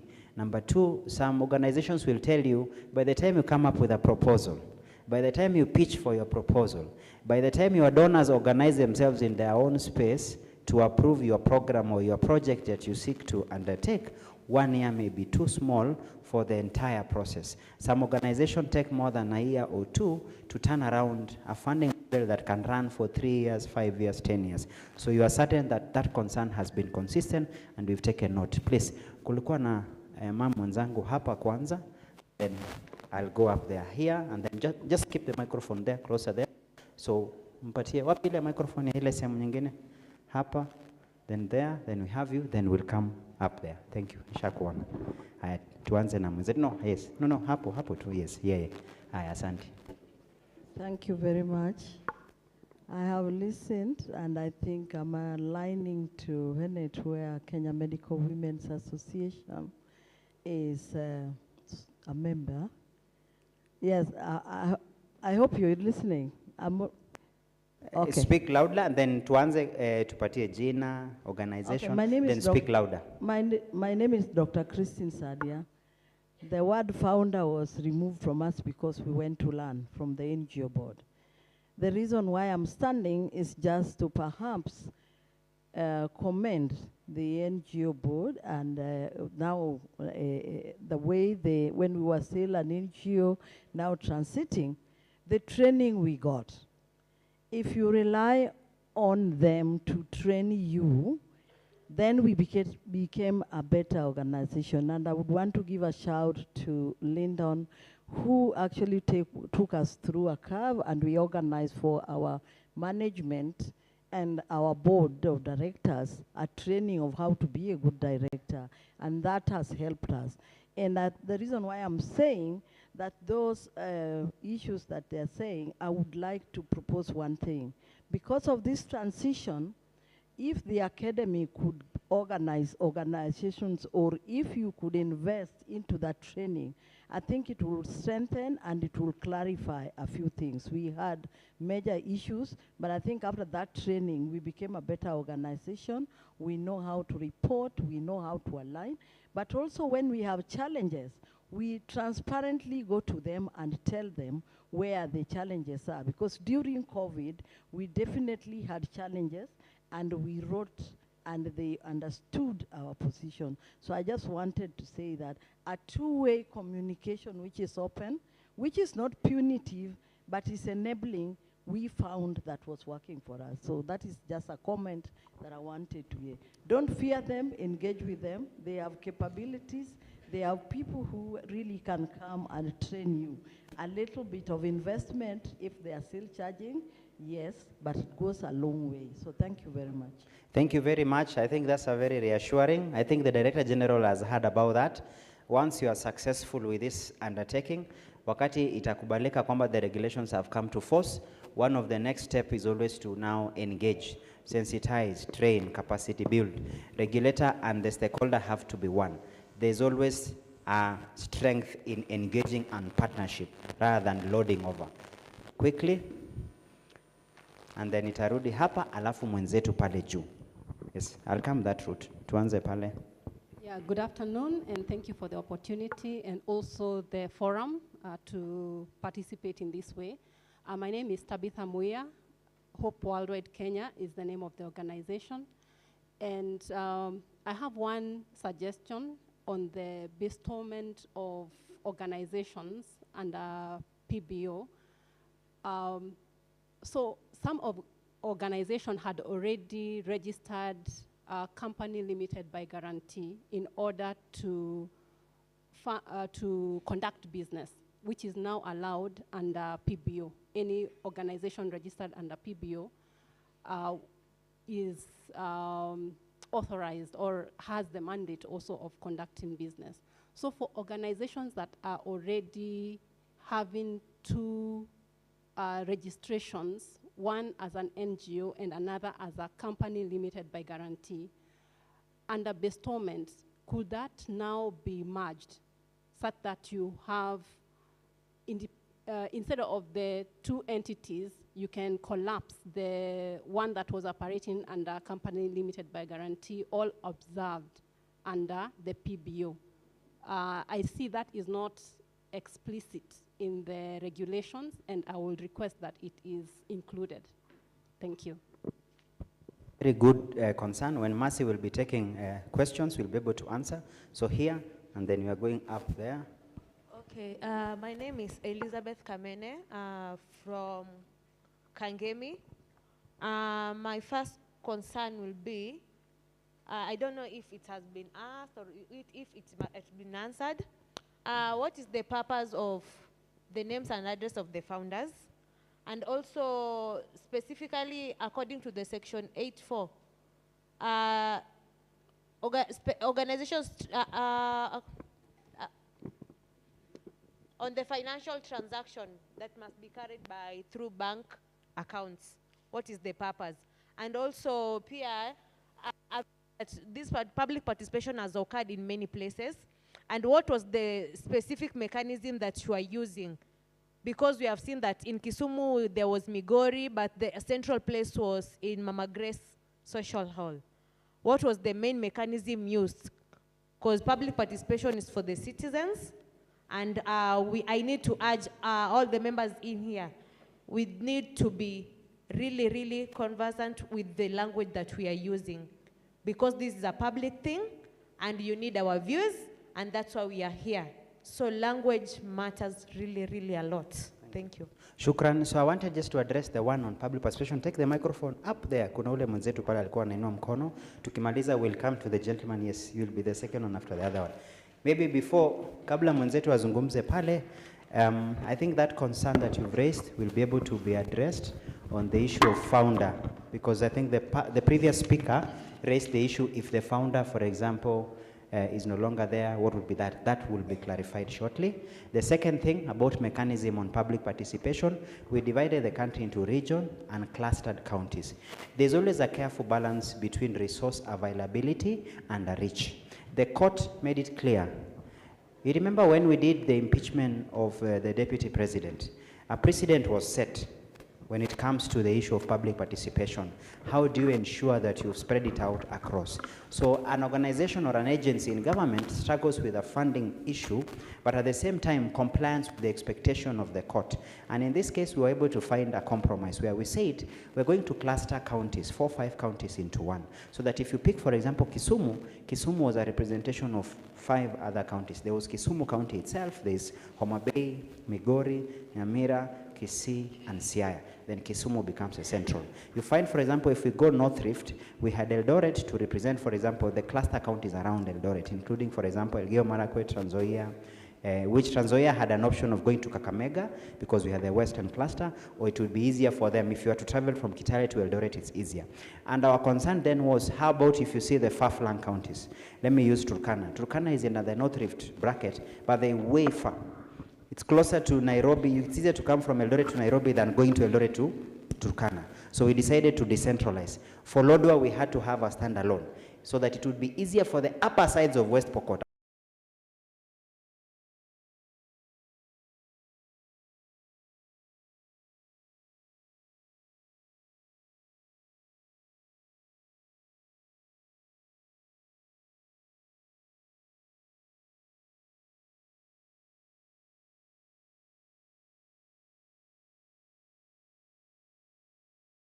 Become a member of Mau Mau.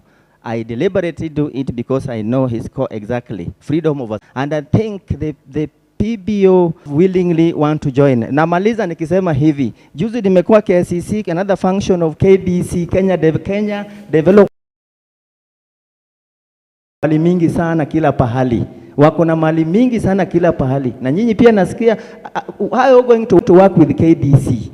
And this one here, how are we going to harmonize? Because hata how wako for your comments. Now bring it down here.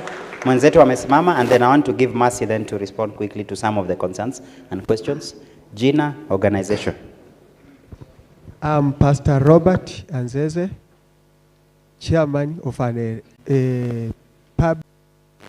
Our sound so well. Therefore, we can. I think there's a problem with it. Organizations. Let us be given slots in government of the government, especially when we have emergency. E.g., anything that was happening in the government, maybe they want to give people at the grassroots, see that anything that's happening at the grassroots level there, anything that's happening at the grassroots level there, so that at least we can also help things. And I build list, we can also help things. And I build a project, you will find that that organization is benefiting the youth. An environment to fundraise from the government. From the government, from the public also. Lastly, as I finish,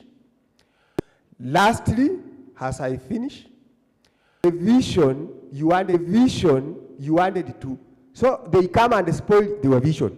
Like they have your vision, you have, and then someone comes from nowhere, he doesn't know. Thank you very much.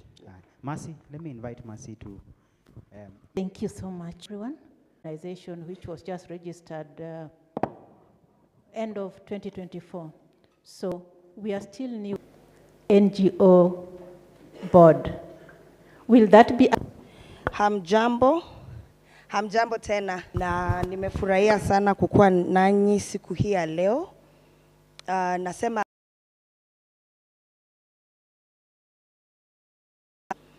na mumeweza kukaa na sisi hapa mpaka tuko pamoja. Sasa kwa sababu ya hiyo ninasema as that we provide and whether you will need to change your certificate. So the previous act did not really place a mandate on us to offer training and sensitization. This new act squarely under section 42 requires us to offer the trainings in line with the act, expounding it, establishing it, to offer these trainings that we need to do. And then on the second question, allow me to respond to that question in to other questions that had been asked. Kwa sababu kuna hii swali ambayo imeulizwa mara mengi kuhusu transitioning. Kama wewe ni NGO, how do you go into the PBO Act? So if you were registered in the previous NGO Act, upon commencement of the PBO Act, you are considered a PBO. We need to maintain a register of PBOs.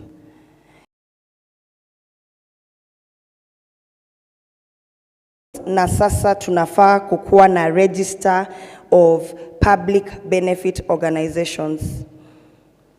Because of that, lazima tukue na all the documents ambazo ni updated and they show the current status of the organization.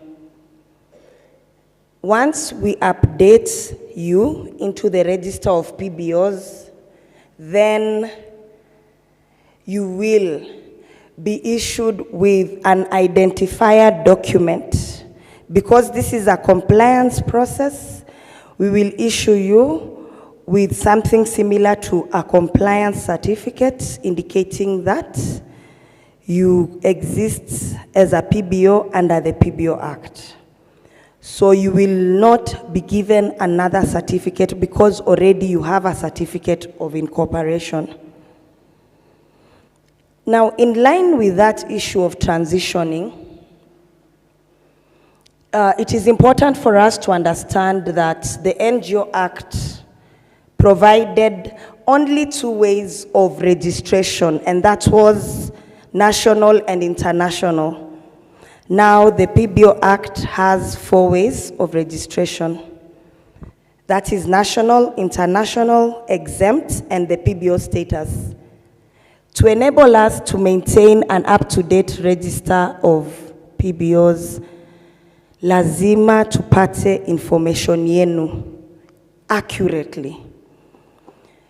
Mnaweza kuwa mnataka kufanya biashara hii ambayo inaitwa income generating activity or even a social economic activity.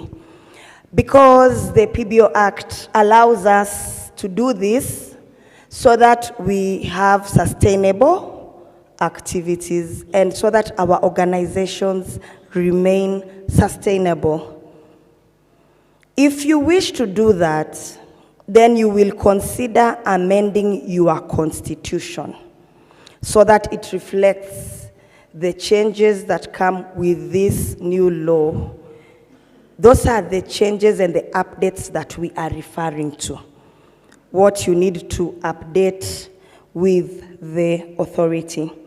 Clive Aruko, you asked about voluntary, and I think you are seated somewhere up there. So you asked about voluntary nature and whether indeed the directors of a PBO do not gain anything from a PBO. So kwa sababu ya hiyo swali ningependa kuwaelezea kwa ujumla. Ukisema wewe ni PBO inamaanisha nini haswa? What is a PBO? In real sense, let's ask ourselves, what is a PBO? 1, you must carry out public benefit activities. It has to benefit the public and not private. It does not exist for you or for your board members. It is for the public. And then number 2, the activity must be charitable. Lazima ikuwe ni ile jambo ambalo linanufaisha jamii. Number 3, you must have a target group. Lazima mkuwe na ile kikundi ambayo mnawasaidia. Kama ni watoto wa shule, kama ni madaktari kwenye eneo la Kibera, for example, kama ni walimu wa South Rift region, kama ni wamama wazee kwenye area ya Pwani, you must have a specific target group. Ili wakati tunakuja kuwatembelea, when we are doing monitoring and evaluation, basi tunaweza kujua ya kwamba kwa uhakika hawa ndio watu ambao munawasaidia na hawa ndio watu ambao wananufaika na hiyo kazi ambayo munafanya. So when you look at the act under section 5, there is a definition of what a PBO is. And it means that it is a voluntary membership or non-membership grouping of individuals or organizations. Kwa sababu ya hiyo explanation kwenye act, voluntary inamaanisha ya kwamba umejitolea kuketi kwenye board na kukuwa member wa PBO. Ni wewe mwenyewe umejitolea. Sasa ukiwa hapo, hakuna vile utasema unastahili kupata chochote. Ile ambayo mnaweka kwa meza, ile ambayo mnapata kutoka donors, ni ya kusaidia target group yenu. Hapo tuko sawa? Kwa ishara ya mkono, tuko pamoja tafadhali? Tuko pamoja? Sasa, tukiendelea, ikiwa mnafanya kazi ama activity ambayo members wenyewe wanasaidika, that one which you call private gain or self-help group, then you are not a public benefit organization. So it takes me to another question. What is a CBO, and where is the place of CBOs in the PBO Act? If you are a CBO, kama wewe ni CBO kwa sasa, na unafanya hayo maneno ambayo nimeeleza, nimewapa points karibu 4. Kama unafanya hayo maneno ambayo nimeeleza, then you qualify kukuwa registered katika PBO Act. Kama mnafanya activity ya kujisaidia, ile ya self-help group, then you do not qualify to be a PBO Act.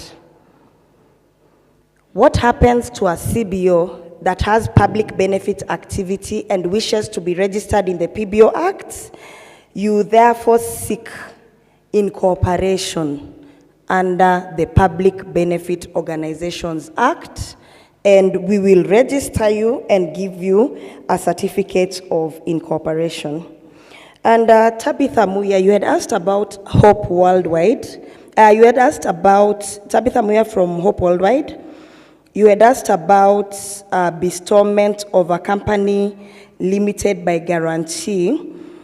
And yes, a company limited by guarantee by virtue of its incorporation under the Companies Act can then be bestowed with a PBO status under the PBO Act.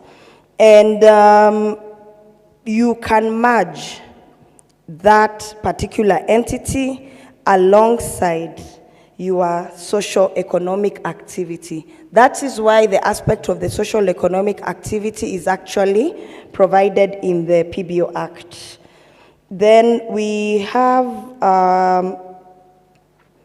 Elizabeth Kamere, but I see she has left, she has stepped out. Elizabeth had made an observation to say that we should be keen on the language that we use, and of course we are, as public servants and public officers, we are bound by the code of ethics, and therefore we are always steadfast in the kind of language we use. I wish she was here so that she can confirm that we have maintained good language during this process. And to respond to her question is why we request for the names of and addresses of founders and officials. That one is to enable us to regulate. Of course, we cannot register an entity without names. We need to get the names of the founders, of the officials, physical addresses of their operations, and even postal addresses, as had been explained. The issue of postal addresses, we know the challenge that there is. I acknowledge also, Owegi, you had raised that issue. Of course, it is the last point of communication that the authority would use when we eagerly want to reach an organization, but we cannot trace anyone. And then again, of course, it's a provision under Section 8(2)(b) of the Act, so we would not want to deviate from that particular provision. And then again, I would like to mention that the authority is a data processor. So we manage data that we receive from our respective clients. Your names, your details, everything that you provide to us that are actually personal, we manage this data. And because we are data processors, the law actually requires us to safeguard the data. So we work and discharge our mandate in line with the Data Protection Act, where the data has to be safeguarded. So we cannot say that we are not going to request for this information, because for us to carry out our mandate, we must have this information. One of our roles is to advise the national government on the impact of PBO, and without such information, we will not be able to carry out this particular mandate. And then Joseph, stewards of grace ambassadors, ulikuwa umeuliza swali kuhusu reporting of activities and the community engagement, and specifically how, as the authority, we would know whether an organization is actually carrying out an activity and doing what they say they are doing. So the idea is that CBOs who will transition to become PBOs, CLGs, that is companies limited by guarantee, trusts, NGOs, all the charitable entities are required to file annual reports. They are required to submit audited accounts 6 months after the close of the financial year. And this is a requirement in the law so that as the authority we are able to monitor and understand the activities that have been carried out, where they have been carried out, and whether the money and funding that has been received is actually utilized as has been stated in your documentation. Lisa of Henet, we want to thank you so much for your support and thank you for your memorandum, which we have well received, and we are going to look at it and make considerations. Also to Kevin Osido of County Governance Watch, we are grateful that you are supporting this process, and we also want to thank you for your comments, and specifically on the aspect of engagement mechanisms. Yes, the PBO Act provides for a vast array and very many options in terms of collaboration and partnership at various levels. So as the authority, we are keen, even on implementing Section 67, which talks about engagement at national levels, county levels, and local levels. So thank you very much. And I know very soon we will be establishing the Joint Committee on Implementation of the PBO Act once we are done with this process of regulations. And that is also one of the tools and elements that allow us to actually engage more, you know, with entities and PBOs at all levels. So then Sylvanus of Karura Parklands Human Rights Defenders, he has also stepped out, and he had a question regarding the court case, and this is about the stay order and when it lapses, what would happen. So currently, I think we have really expounded on this issue to say that we are presently in court and we have the stay order, which allows us to continue implementing the act and discharging our mandate. We are also at the Court of Appeal at the moment, and in light of that, we are at liberty, tuko na ile ruhusa na uhuru wa kurudi kotini wakati wowote kama kuna changamoto yeyote ambayo tunaona katika ile hali ya kufanya hii kazi na hii shughuli. And today morning I was having a conversation with some of us here about this whole issue of the court case. You know, at the Court of Appeal, the court will be at liberty to uphold the ruling of the High Court or to set it aside. That will be up to the courts. Imagine a scenario where the Court of Appeal actually sets aside the judgment and proceeds to allow the authority to implement the act in full as it is. And here we would be saying that we are not going to actually look at these regulations because there is a court case. You can imagine who will be disadvantaged should the court require us and allow us to continue implementing the act as is. Yet we have not interrogated the regulations, we have not looked at these provisions. It will be quite disadvantageous if we will not have carried out public participation on the regulations. So it is very necessary that we remain positive in terms of seeing this document as a document that is for us, and as a document that is actually progressive and out to enable the sector. Perhaps matters of court should be left to court, and when the time comes, we will be issuing communication as things arise. To finish, I want to say thank you to Bishop Dr. Jane of Mau Mau War Veterans for your good words, for your comments and your well wishes. And I believe up to that point, I have addressed the questions that had been raised and the issues that had been raised. And before Joshua takes up the microphone, Pastor Robert, you had spoken about board composition and the representation of public benefit organizations. I wish to confirm that Section 35 establishes the board of the authority, and the composition of the board has provision for representation from the PBO sector. You're also concerned about grassroots level engagements. And I have mentioned that we are keen on having this particular provision, which is widespread in the Act, come to light, and to enable us to continue engaging and, of course, reap the fruits of this Act. Up to that point, I want to say thank you so much. Asanteni sana kwa kunisikiza na Mungu awabariki. Asante.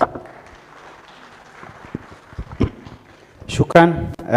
I think with that, I would assume then, I would gladly assume sidhani kuna mtu nimemfungia nje. Any other one or two burning concern? Because I want to invite the Director General. Okay, fine. There's one or two there. Because I want to invite the Director General to be able to give his comments also. Proceed. Okay, good afternoon. Okay. My name is Wesley P. I am from Crandall Africa International. My question is, while preparing this regulation, could it be possible that we encourage people dealing with different sectors like education to be grouped together, maybe dealing with food to be on their own, so that they even write proposal together, or look at that sector as a group? Thank you. Thank you very much. Next. There was a hand somewhere here. Okay, wawili tuwaletea, turudi kwa Mwema na mwenzako. Taanza na ule mzee then Mwema. Kuna mwingine alikuwa hapo, walikuwa wawili. Please zungumza kwanza. Good afternoon everyone. Okay, proceed. My name is Kamau from Studio Mary Foundation. I have a question on registration and recognition. How will the regulations ensure that arts, cultural, education and neurodiversive programming are officially recognized as valid forms of public benefit? Thank you. Come again with the question. How will the regulations ensure that arts, cultural, education and neurodiversive programming are officially recognized as valid forms of public benefit? Okay, so you've said arts, culture, biodiversity? Yes, neurodiversive programming are also officially recognized. Okay, so arts, culture and biodiversity programs, how can they be considered as part of what we can register as PBOs? Thank you. Tuanze na ule mzee. Asante sana. My name is Muredi.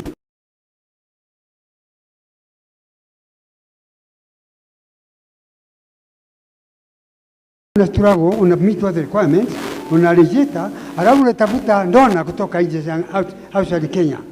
Ukianza kusaidia ile watoto maskini na watoto wa single parents and so on etc. Alafu somebody comes from the office anaja kukusisi out. Hiyo kitu ningeomba kwa serikali niangalie kupatia watu total protection, wasiingiliwe ni mtu yeyote ile from the big office. Manake they are doing work to help the people, children, over children, they have the schools, they are helping out kupatia watoto pesa ya kusomesha watoto, akina mama na wengine hawajane. Alafu tena somebody comes from the office anakuja kukuingilia kulete mambo mingi ati ya msonso. Really ningeomba serikali yapo sana. Hiyo kitu tumeona. I was working with the family planning education and I know that has been happening.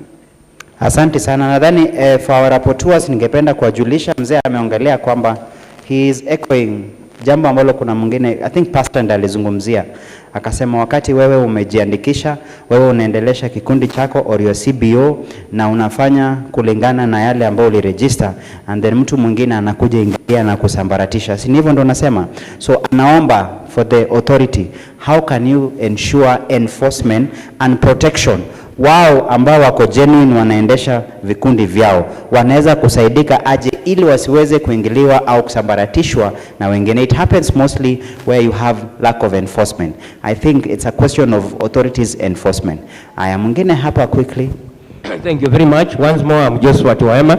I'm seeking proper clarification from Madam who was talking about transition of CBOs to PBO. She has said you have to write a letter of incorporation. Can she clearly state, for example, I have a CBO which does public benefits activities. Now, I want to know, because I want to be part and parcel of the regulatory authority, which documents, for example, I have a certificate, I have a constitution, then you have talked about a letter of incorporation. Are those the only three things I need to have to come to your office and then be put there? Two, how much shall I be paying as annual returns that I have been a CBO but not an NGO? The last one, concerning still letter of incorporation, where are few placed social movements? Because that one has never been addressed, and the social movements are organic and they do public benefit activities. Thank you. Social movements kama bunge la mwananchi. Like bunge la mwananchi, which is recognized in Kenya. Can you address that one? Okay, so the last two here. We have the old man amevaa kofia, alafu mwenzetu hapa, then we close it at that. We get the concerns here, the answers for that. Our team here, I hope you're listening. Proceed. Thank you, Chair. My name is Jesse Gishini from Kiambu. My organization, Kenya Climate Change Working Group, it was registered in 2004 and has been participating in issues of climate change nationally and implementing programs of climate change. I would like to say that issues of climate change have been in the sector of the Ministry of Environment for the last many years, but recently issues of climate change in the Ministry of Environment been hijacked by Treasury. So resources for climate change have been taken by Treasury implementing the resources within the different sectors. I would also like to say that UN and the major group of stakeholders has been supporting climate change through the CBOs, NGOs, and other self-help groups. Coming from the major group of one of the situations during the Africa Climate Summit. The resources provided by the NGOs or the UN was given through Treasury, but Treasury did not release to the civil society. I would like to request Treasury to stop interfering with the resources of the civil society organization and also the public organized sector. The other thing I would like to clarify, when it comes to issues of climate change and the carbon credit, when the UN releases funding for planting trees, it is the responsibility of the CSOs, self-help groups, NGOs, and the private sector to plant trees. It is not the government that plants trees. So the funding for planting trees should be given directly to CBOs, NGOs, private sector, not the government to plant trees. let us clarify on that. If the government is planting trees directly, they are violating the resources meant for the civil society. Thank you. Thank you very much. Maybe a quick answer to that would be two things. When it comes to funding, you don't dictate to the funder how they give their money. What I know for sure, government under treasury, once they receive money, then that becomes public money. It becomes super difficult for them to turn it around.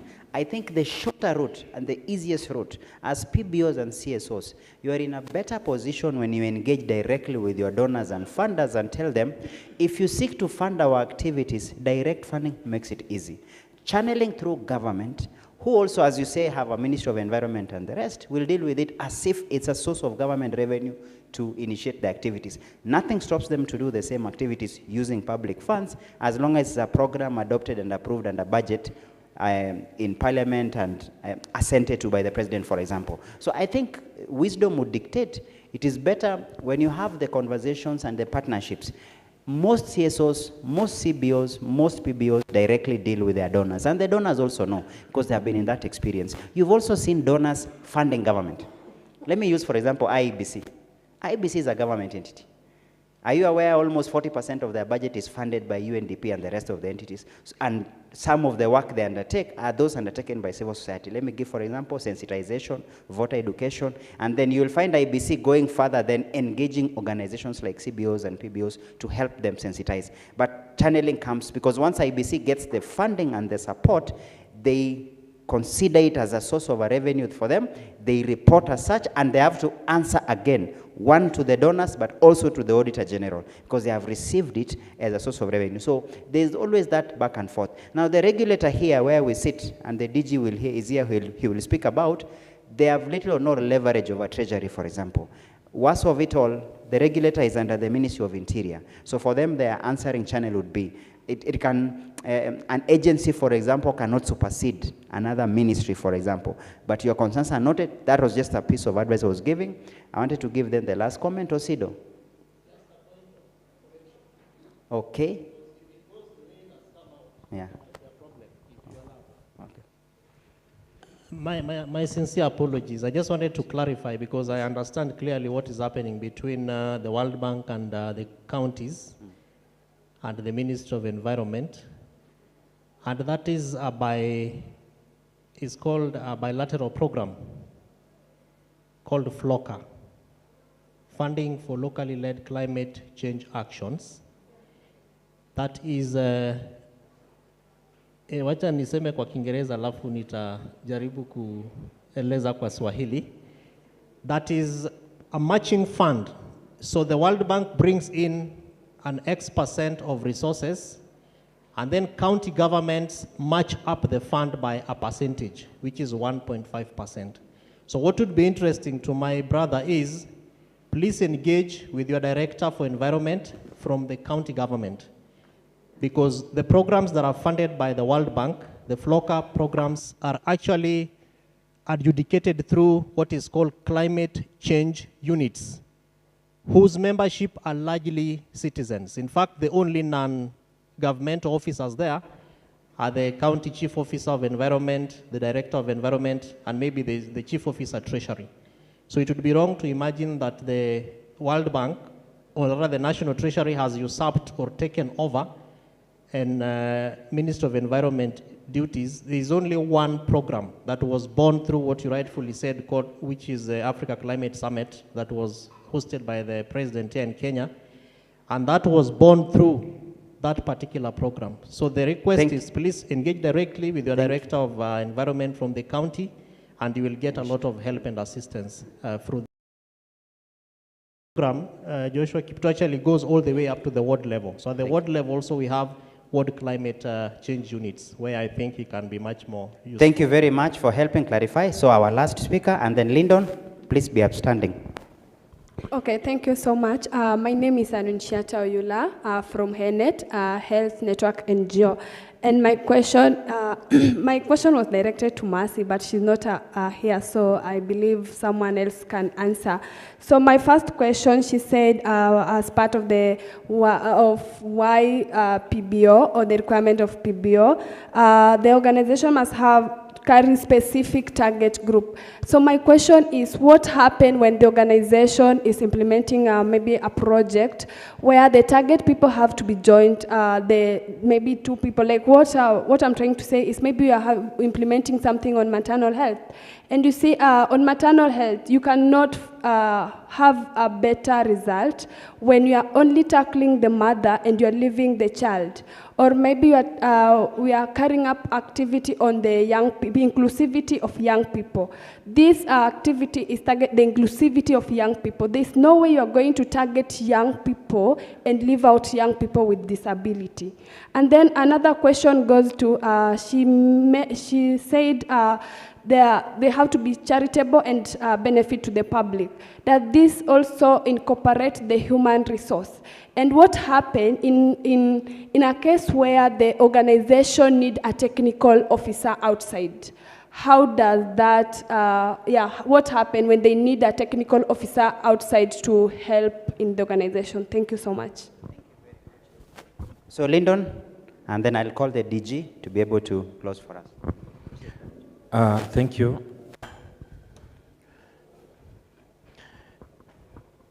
I think what Mercy gave was an example. Mercy was not talking about targeting the child and leaving the mother.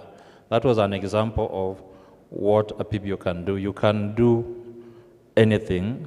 You can target a particular group or a group of several other groups. So it is not in any way meant to exclude anyone. On the issue of CBOs, the CBOs that want to benefit from the PBO Act, the first thing that we need to get clear is that CBOs are not legal persons. Strictly speaking, they are not legal entities because they operate through the registered officials. A CBO cannot own property. A CBO cannot run a bank account. A CBO cannot do several things unless it is done through the registered officials. So for a CBO to get on board, the CBO has to become a legal entity. Even conferring public benefit on an unlegal entity may be a bit difficult because it means, because it's operating through the officials, you confer the benefit on the officials and not the institution. But that is not what the Act has envisioned. So Section 8 of the PBO's Act has listed requirements for registration. You can consult with Section 8. You will see exactly what is required of you in order to get registered as a PBO. On arts, culture, education, diversity, the list that we've given under the 6th schedule is not exhaustive. We cannot list all charitable activities, and we've given the option of any other. So if yours is not falling within the list, then you can give it to us under any other charitable activity. And as long as you are not benefiting as an individual, you have a target, an identifiable target group within the public that benefit from you, then that qualifies to be a charitable activity. The list is endless. I believe there was a question on how to protect genuine NGOs from notorious briefcase organizations.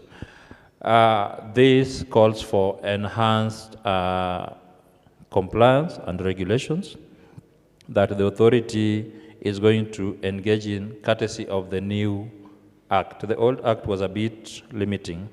The new Act, however, the scope is wide and we can effectively engage in compliance. I believe those were the questions that were asked. Joshua.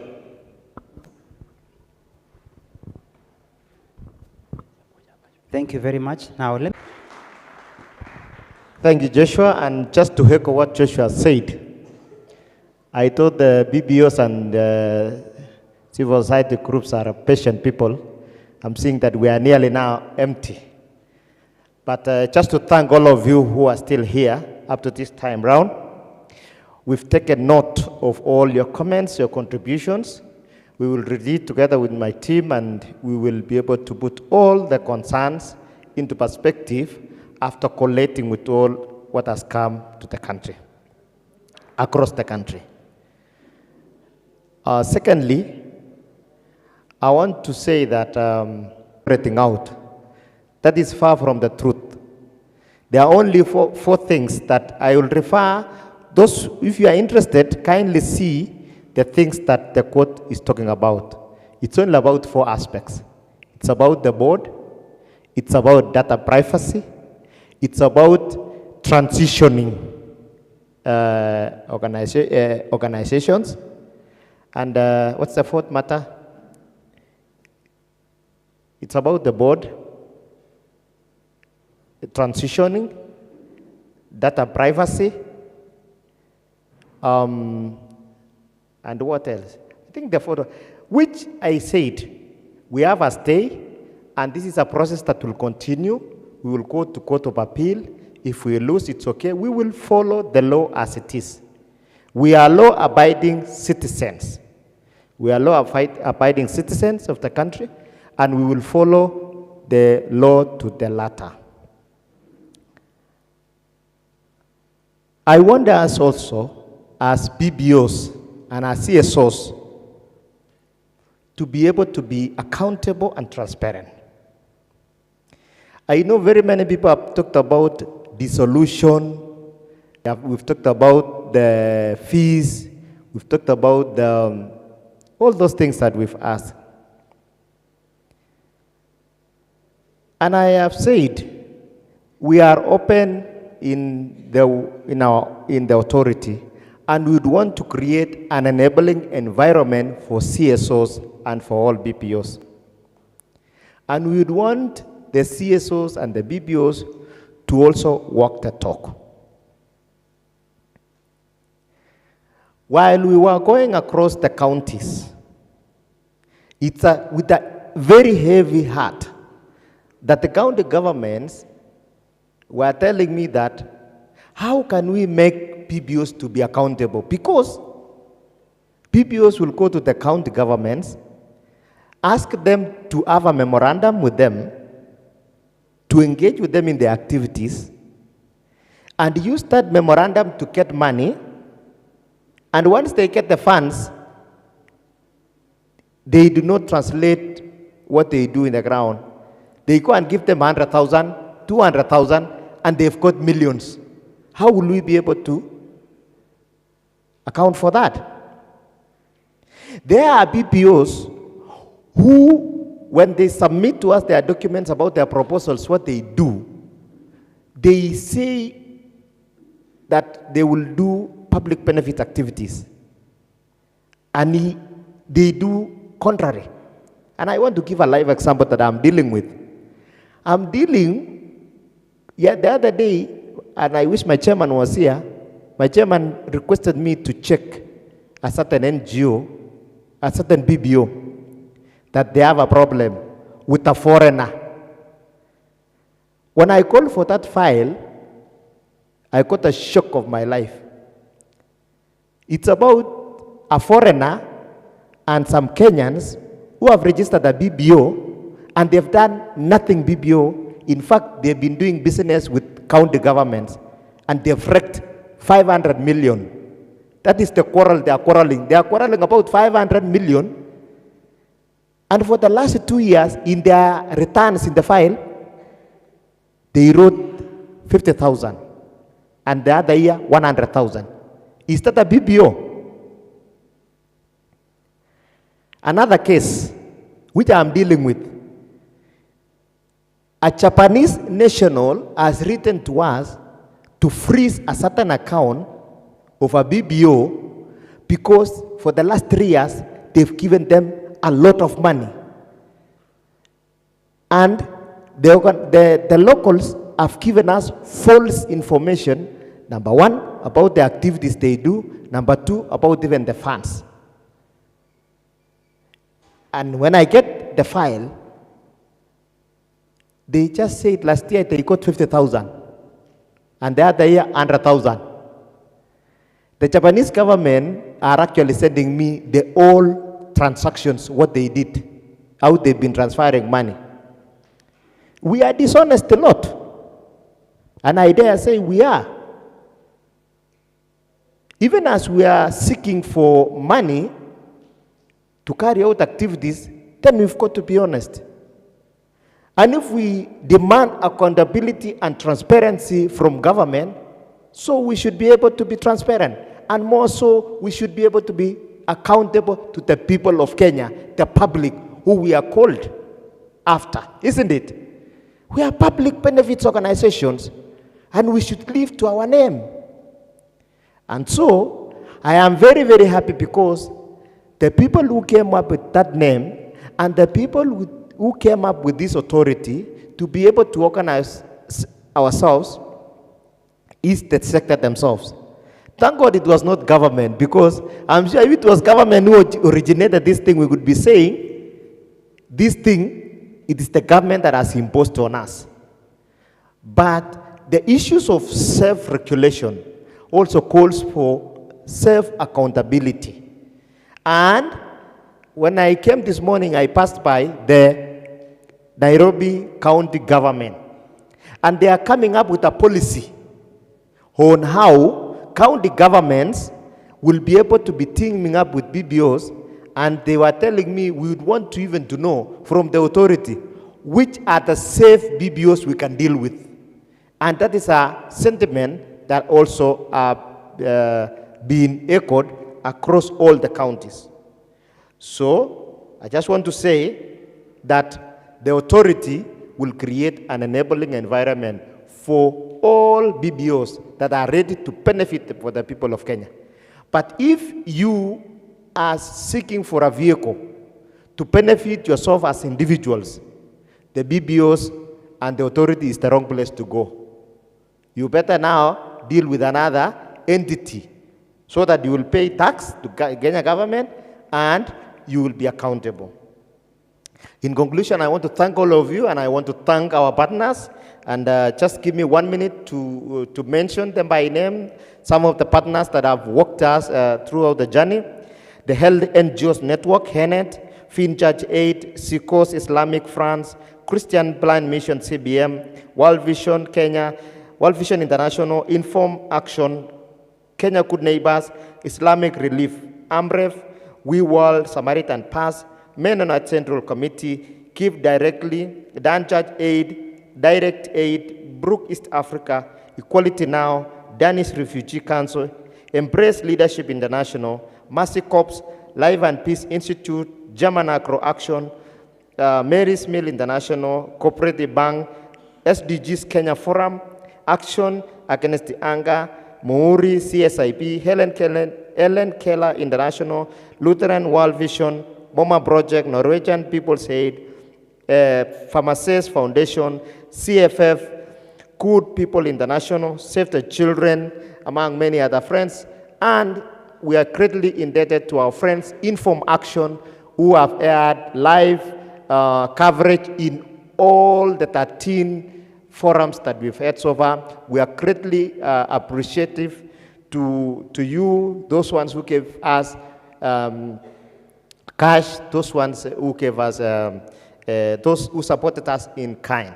Thank you so much, CK and Company Advocates, for working with us this journey, and we are going to work together with all of you. This is our country. The people we serve are our people. Let us give all our best in the betterment of the lives of our people. Thank you very much, and may God bless you all. Asanteni sana na mbarikiwe.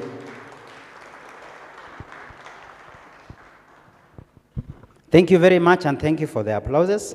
I wouldn't have much to add. Sitting here, walking through the journey with all the stakeholders, you are a representation of the rest of the CBOs, PBOs across the Republic.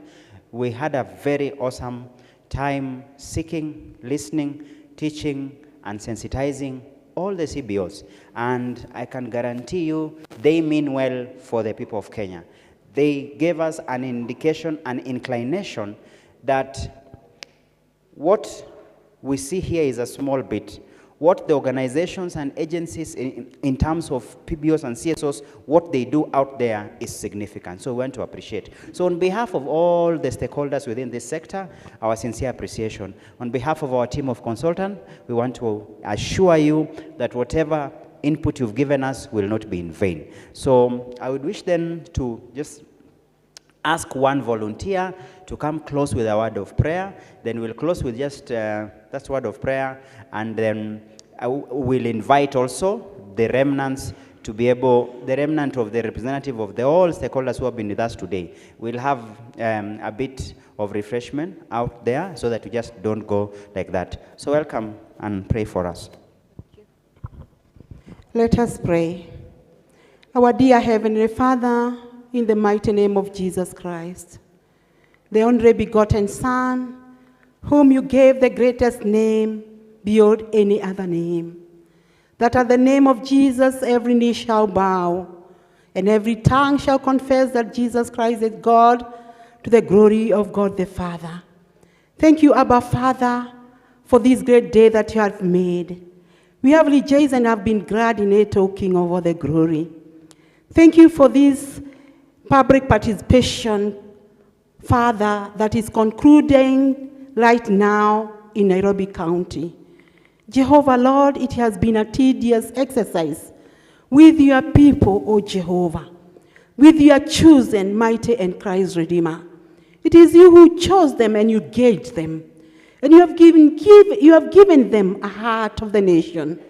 Abba, Father, may their efforts never be forgotten all the days of their lives.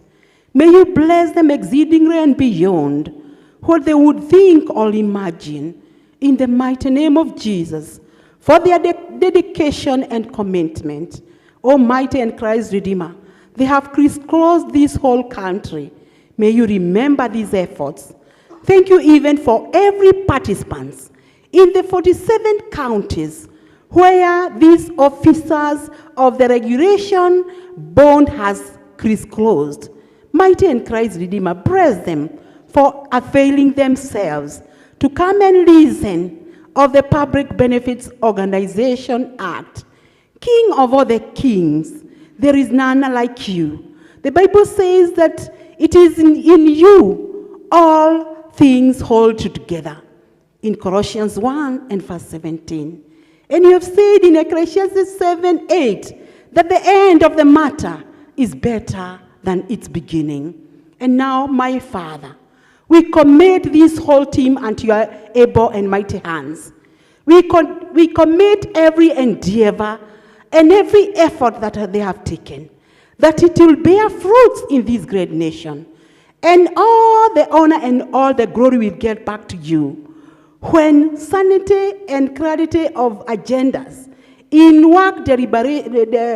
service delivery to the people shall run smoothly with goodness and with credibility and integrity. Thank you, mighty and Christ Redeemer. We submit unto you as our Father and as our Creator. We give you praise, we give you honor. I worship you, Father, in the beauty of your holiness. And it is in the name of the Father, and of the Son, and of the Holy Spirit, how we pray and we believe. Amen, amen, amen. Thank you very much. So you're welcome to a refreshment. We want to wish you a pleasant, safe travel to your respective homes and pass our regards to your respective families and friends. Thank you. God bless you.